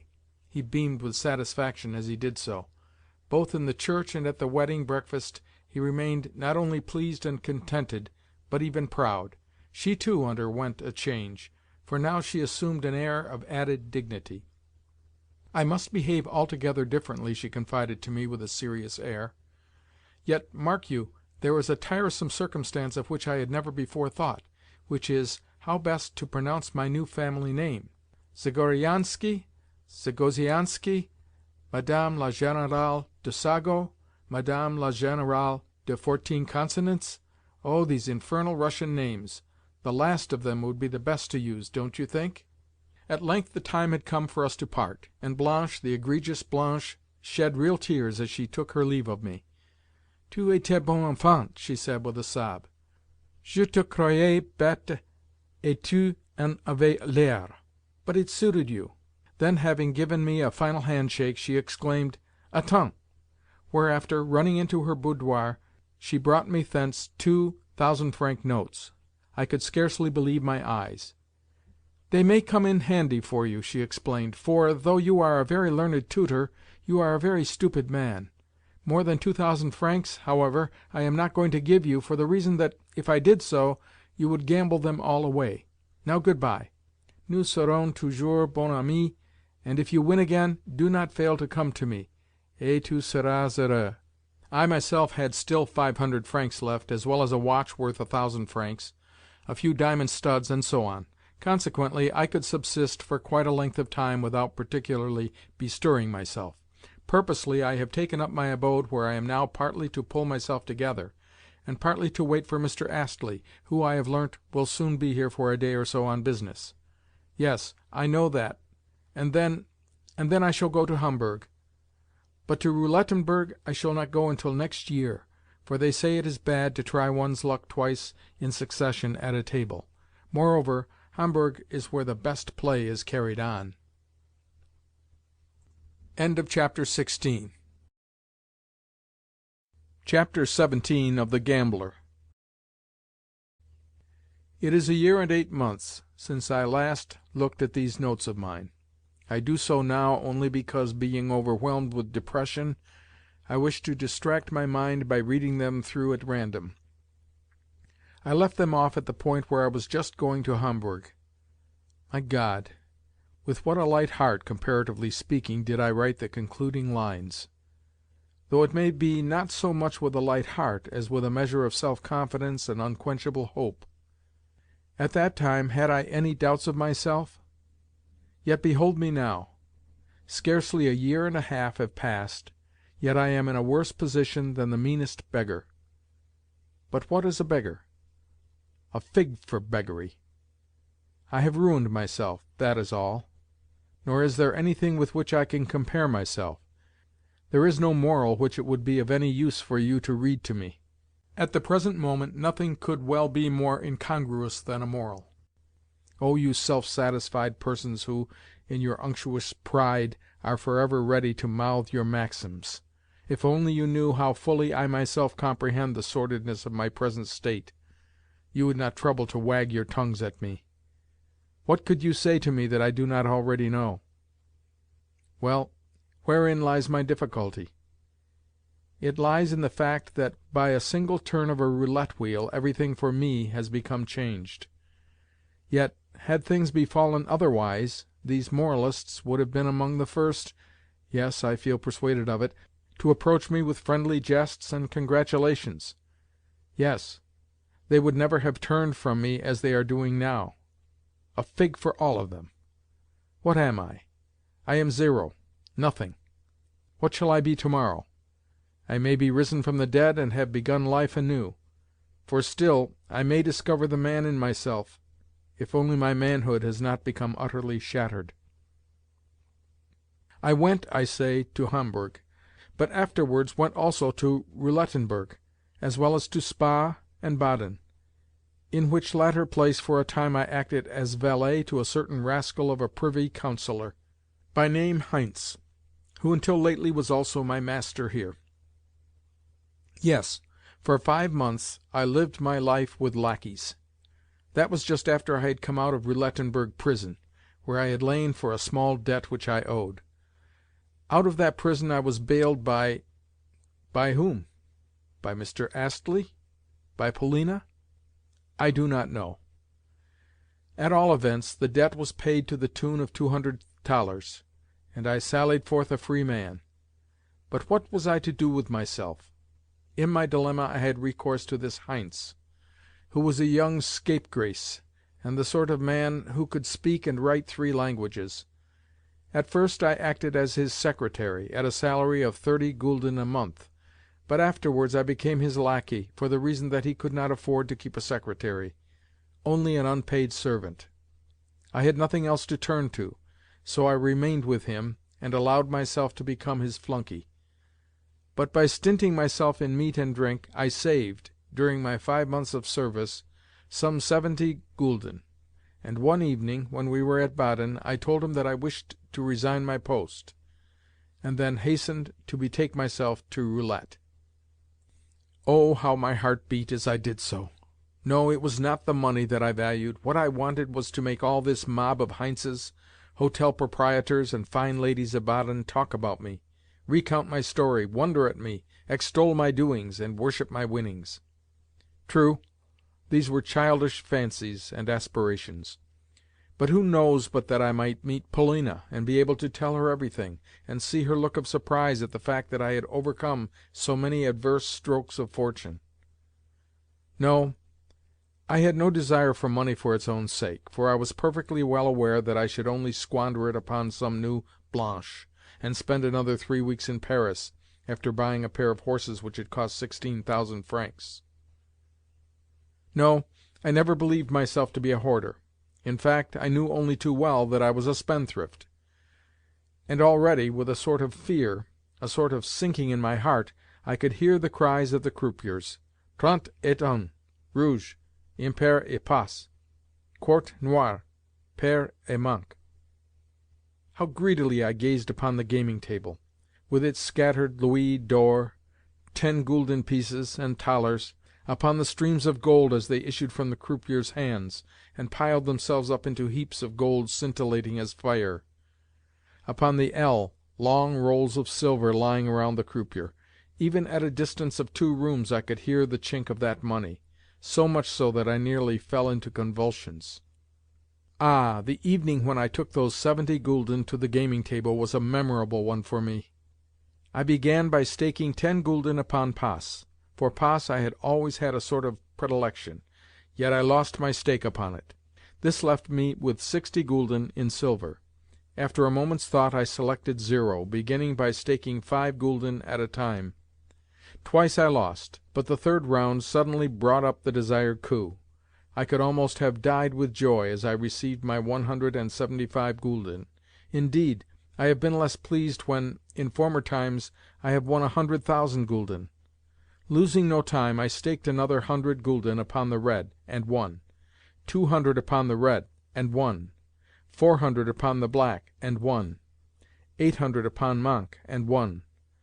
Thus, with the addition of the remainder of my original capital, I found myself possessed, within 5 minutes, of 1,700 gulden. Ah! At such moments one forgets both oneself and one's former failures. This I had gained by risking my very life. I had dared so to risk, and behold, again I was a member of mankind. I went and hired a room. I shut myself up in it, and sat counting my money until 3 o'clock in the morning. To think that when I awoke on the morrow I was no lackey! I decided to leave at once for Hamburg. There I should neither have to serve as a footman nor to lie in prison. Half an hour before starting I went and ventured a couple of stakes, no more, with the result that, in all, I lost 1,500 florins. Nevertheless, I proceeded to Hamburg, and have now been there for a month. Of course, I am living in constant trepidation, playing for the smallest of stakes, and always looking out for something, calculating, standing whole days by the gaming tables to watch the play, even seeing that play in my dreams, yet seeming the while to be in some way stiffening, to be growing caked, as it were, in mire. But I must conclude my notes, which I finish under the impression of a recent encounter with Mr. Astley. I had not seen him since we parted at Roulettenberg, and now we met quite by accident. At the time I was walking in the public gardens, and meditating upon the fact that not only had I still some 50 gulden in my possession, but also I had fully paid up my hotel bill 3 days ago. Consequently, I was in a position to try my luck again at roulette. And if I won anything, I should be able to continue my play, whereas if I lost what I now possessed, I should once more have to accept a lackey's place, provided that, in the alternative, I failed to discover a Russian family which stood in need of a tutor. Plunged in these reflections, I started on my daily walk through the park and forest towards a neighbouring principality. Sometimes, on such occasions, I spent 4 hours on the way, and would return to Homburg tired and hungry. But on this particular occasion I had scarcely left the gardens for the park when I caught sight of Astley, seated on a bench. As soon as he perceived me, he called me by name, and I went and sat down beside him. But, on noticing that he seemed a little stiff in his manner, I hastened to moderate the expression of joy which the sight of him had called forth. "You here?" he said. "Well, I had an idea that I should meet you. Do not trouble to tell me anything, for I know all. Yes, all. In fact, your whole life during the past 20 months lies within my knowledge." "How closely you watch the doings of your old friends!" I replied. "That does you infinite credit. But stop a moment. You have reminded me of something. Was it you who bailed me out of Roulettenberg prison when I was lying there for a debt of 200 gulden? Some one did so." "Oh dear, no, though I knew all the time that you were lying there." "Perhaps you could tell me who did bail me out?" "No, I'm afraid I could not." "What a strange thing! For I know no Russians at all here, so it cannot have been a Russian who befriended me. In Russia we Orthodox folk do go bail for one another, but in this case I thought it must have been done by some English stranger who was not conversant with the ways of the country." Mr. Astley seemed to listen to me with a sort of surprise. Evidently he had expected to see me looking more crushed and broken than I was. "Well," he said, not very pleasantly, "I am none the less glad to find that you retain your old independence of spirit, as well as your buoyancy." "Which means that you are vexed at not having found me more abased and humiliated than I am," I retorted with a smile. Astley was not quick to understand this, but presently did so and laughed. "Your remarks please me as they always did," he continued. "In those words I see the clever, triumphant, and, above all things, cynical friend of former days. Only Russians have the faculty of combining within themselves so many opposite qualities. Yes, most men love to see their best friend in abasement, for generally it is on such abasement that friendship is founded. All thinking persons know that ancient truth. Yet on the present occasion, I assure you, I am sincerely glad to see that you are not cast down. Tell me, are you never going to give up gambling?" "Damn the gambling! Yes, I should certainly have given it up were it not that—" "That you are losing? I thought so. You need not tell me any more. I know how things stand, for you have said that last in despair, and therefore truthfully. Have you no other employment than gambling?" "No, none whatever." Astley gave me a searching glance. At that time it was ages since I had last looked at a paper or turned the pages of a book.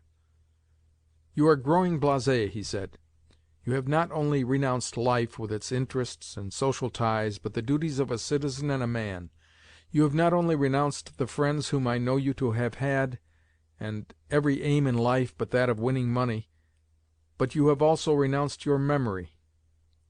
Though I can remember you in the strong, ardent period of your life, I feel persuaded that you have now forgotten every better feeling of that period, that your present dreams and aspirations of subsistence do not rise above pair, impair, rouge, noir, the 12 middle numbers, and so forth." "Enough, Mr. Astley," I cried with some irritation, almost in anger. "Kindly do not recall to me any more recollections, for I can remember things for myself. Only for a time have I put them out of my head. Only until I shall have rehabilitated myself am I keeping my memory dulled. When that hour shall come, you will see me arise from the dead." "Then you will have to be here another 10 years," he replied. "Should I then be alive, I will remind you, here on this very bench, of what I have just said. In fact, I will bet you a wager that I shall do so." "Say no more," I interrupted impatiently. "And to show you that I have not wholly forgotten the past, may I inquire where Mlle. Polina is? If it was not you who bailed me out of prison, it must have been she. Yet never have I heard a word concerning her." "No, I do not think it was she. At the present moment she is in Switzerland, and you will do me a favor by ceasing to ask me these questions about her." Astley said this with a firm and even an angry air. "Which means that she has dealt you a serious wound?" I burst out with an involuntary sneer. "Mlle. Polina," he continued, "is the best of all possible living beings. But, I repeat, that I shall thank you to cease questioning me about her. You never really knew her, and her name on your lips is an offence to my moral feeling." "Indeed? On what subject, then, have I a better right to speak to you than on this? With it are bound up all your recollections and mine. However, do not be alarmed. I have no wish to probe too far into your private, your secret affairs. My interest in Mlle. Polina does not extend beyond her outward circumstances and surroundings. About them you could tell me in 2 words. Well, on condition that the matter shall end there, I will tell you that for a long time Mlle. Polina was ill, and still is so. My mother and sister entertained her for a while at their home in the north of England, and thereafter Mlle. Polina's grandmother, you remember the mad old woman, died, and left Mlle. Polina a personal legacy of £7,000 sterling. That was about 6 months ago, and now Mademoiselle is travelling with my sister's family, my sister having since married. Mademoiselle's little brother and sister also benefited by the grandmother's will, and are now being educated in London. As for the General, he died in Paris last month, of a stroke. Mlle. Blanche did well by him, for she succeeded in having transferred to herself all that he received from the grandmother. That, I think, concludes all that I have to tell." "And De Griers? Is he too travelling in Switzerland?"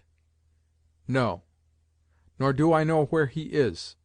Also, I warn you once more that you had better avoid such hints and ignoble suppositions. Otherwise you will assuredly have to reckon with me." "What, in spite of our old friendship?" "Yes, in spite of our old friendship." "Then I beg your pardon 1,000 times, Mr. Astley. I meant nothing offensive to Mlle. Polina, for I have nothing of which to accuse her. Moreover, the question of there being anything between this Frenchman and this Russian lady is not one which you and I need discuss, nor even attempt to understand." "If," replied Astley, "you do not care to hear their names coupled together, may I ask you what you mean by the expressions 'this Frenchman,' 'this Russian lady,' and 'there being anything between them'? Why do you call them so particularly 'a Frenchman' and 'a Russian lady'?" "Ah, I see you are interested, Mr. Astley, but it is a long, long story, and calls for a lengthy preface. At the same time, the question is an important one, however ridiculous it may seem at the first glance. A Frenchman, Mr. Astley, is merely a fine figure of a man. With this you, as a Britisher, may not agree. With it I also, as a Russian, may not agree, out of envy. Yet possibly our good ladies are of another opinion. For instance, one may look upon Racine as a broken-down hobbledehoy, perfumed individual. One may even be unable to read him, and I too may think him the same, as well as, in some respects, a subject for ridicule. Yet about him, Mr. Astley, there is a certain charm, and above all things he is a great poet, though one might like to deny it.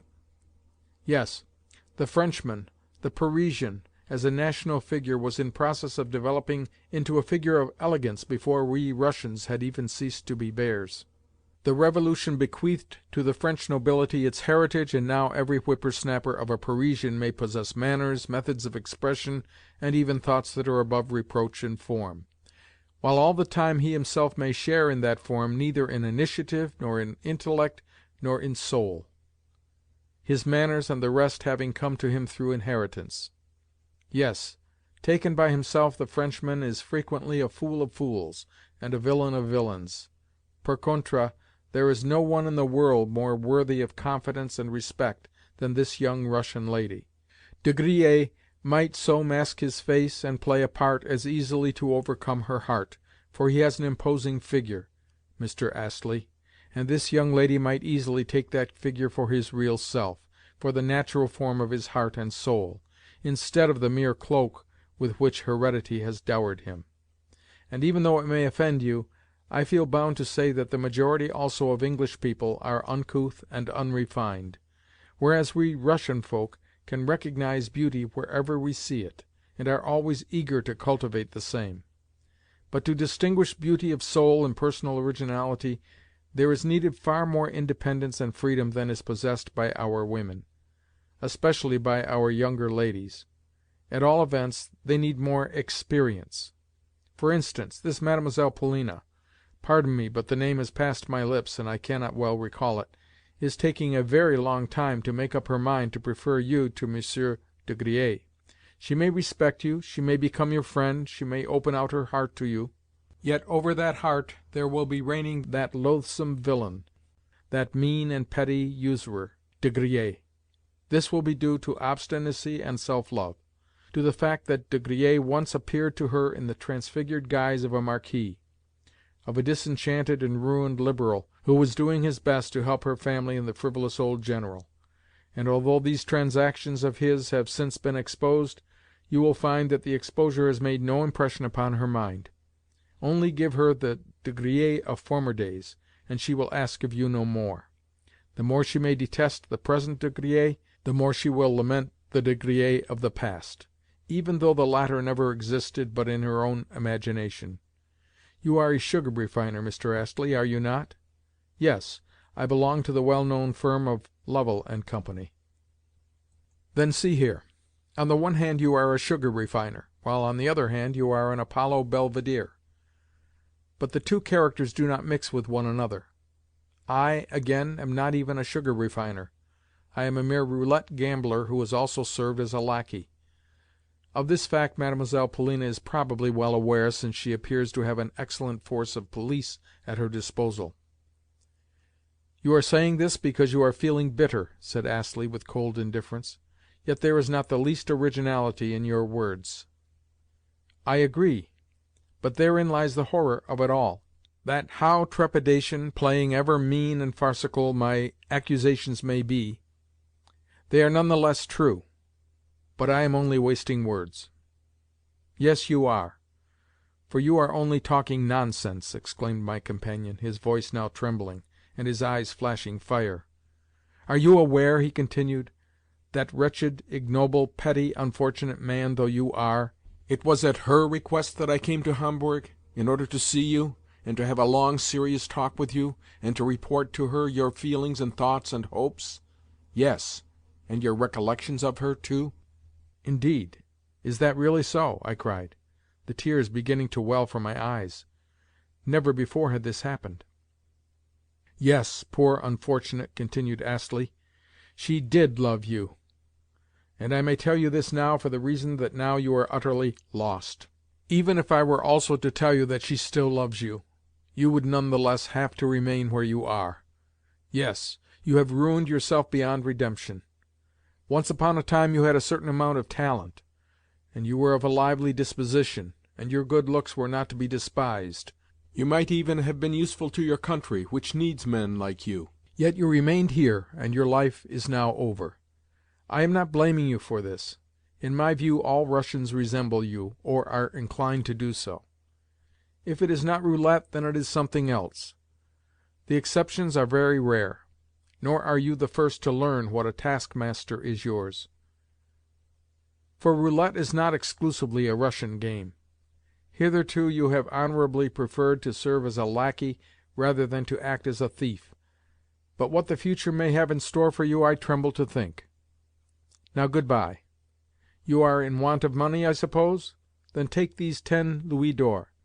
More I shall not give you, for you would only gamble it away. Take care of these coins, and farewell. Once more, take care of them." "No, Mr. Astley, after all that has been said, I—" "Take care of them," repeated my friend. "I am certain you are still a gentleman, and therefore I give you the money as one gentleman may give money to another.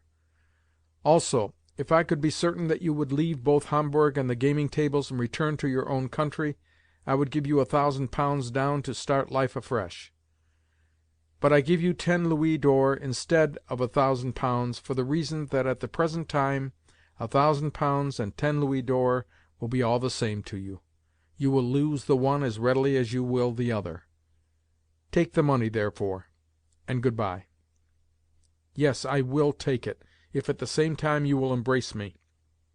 "With pleasure." So we parted, on terms of sincere affection.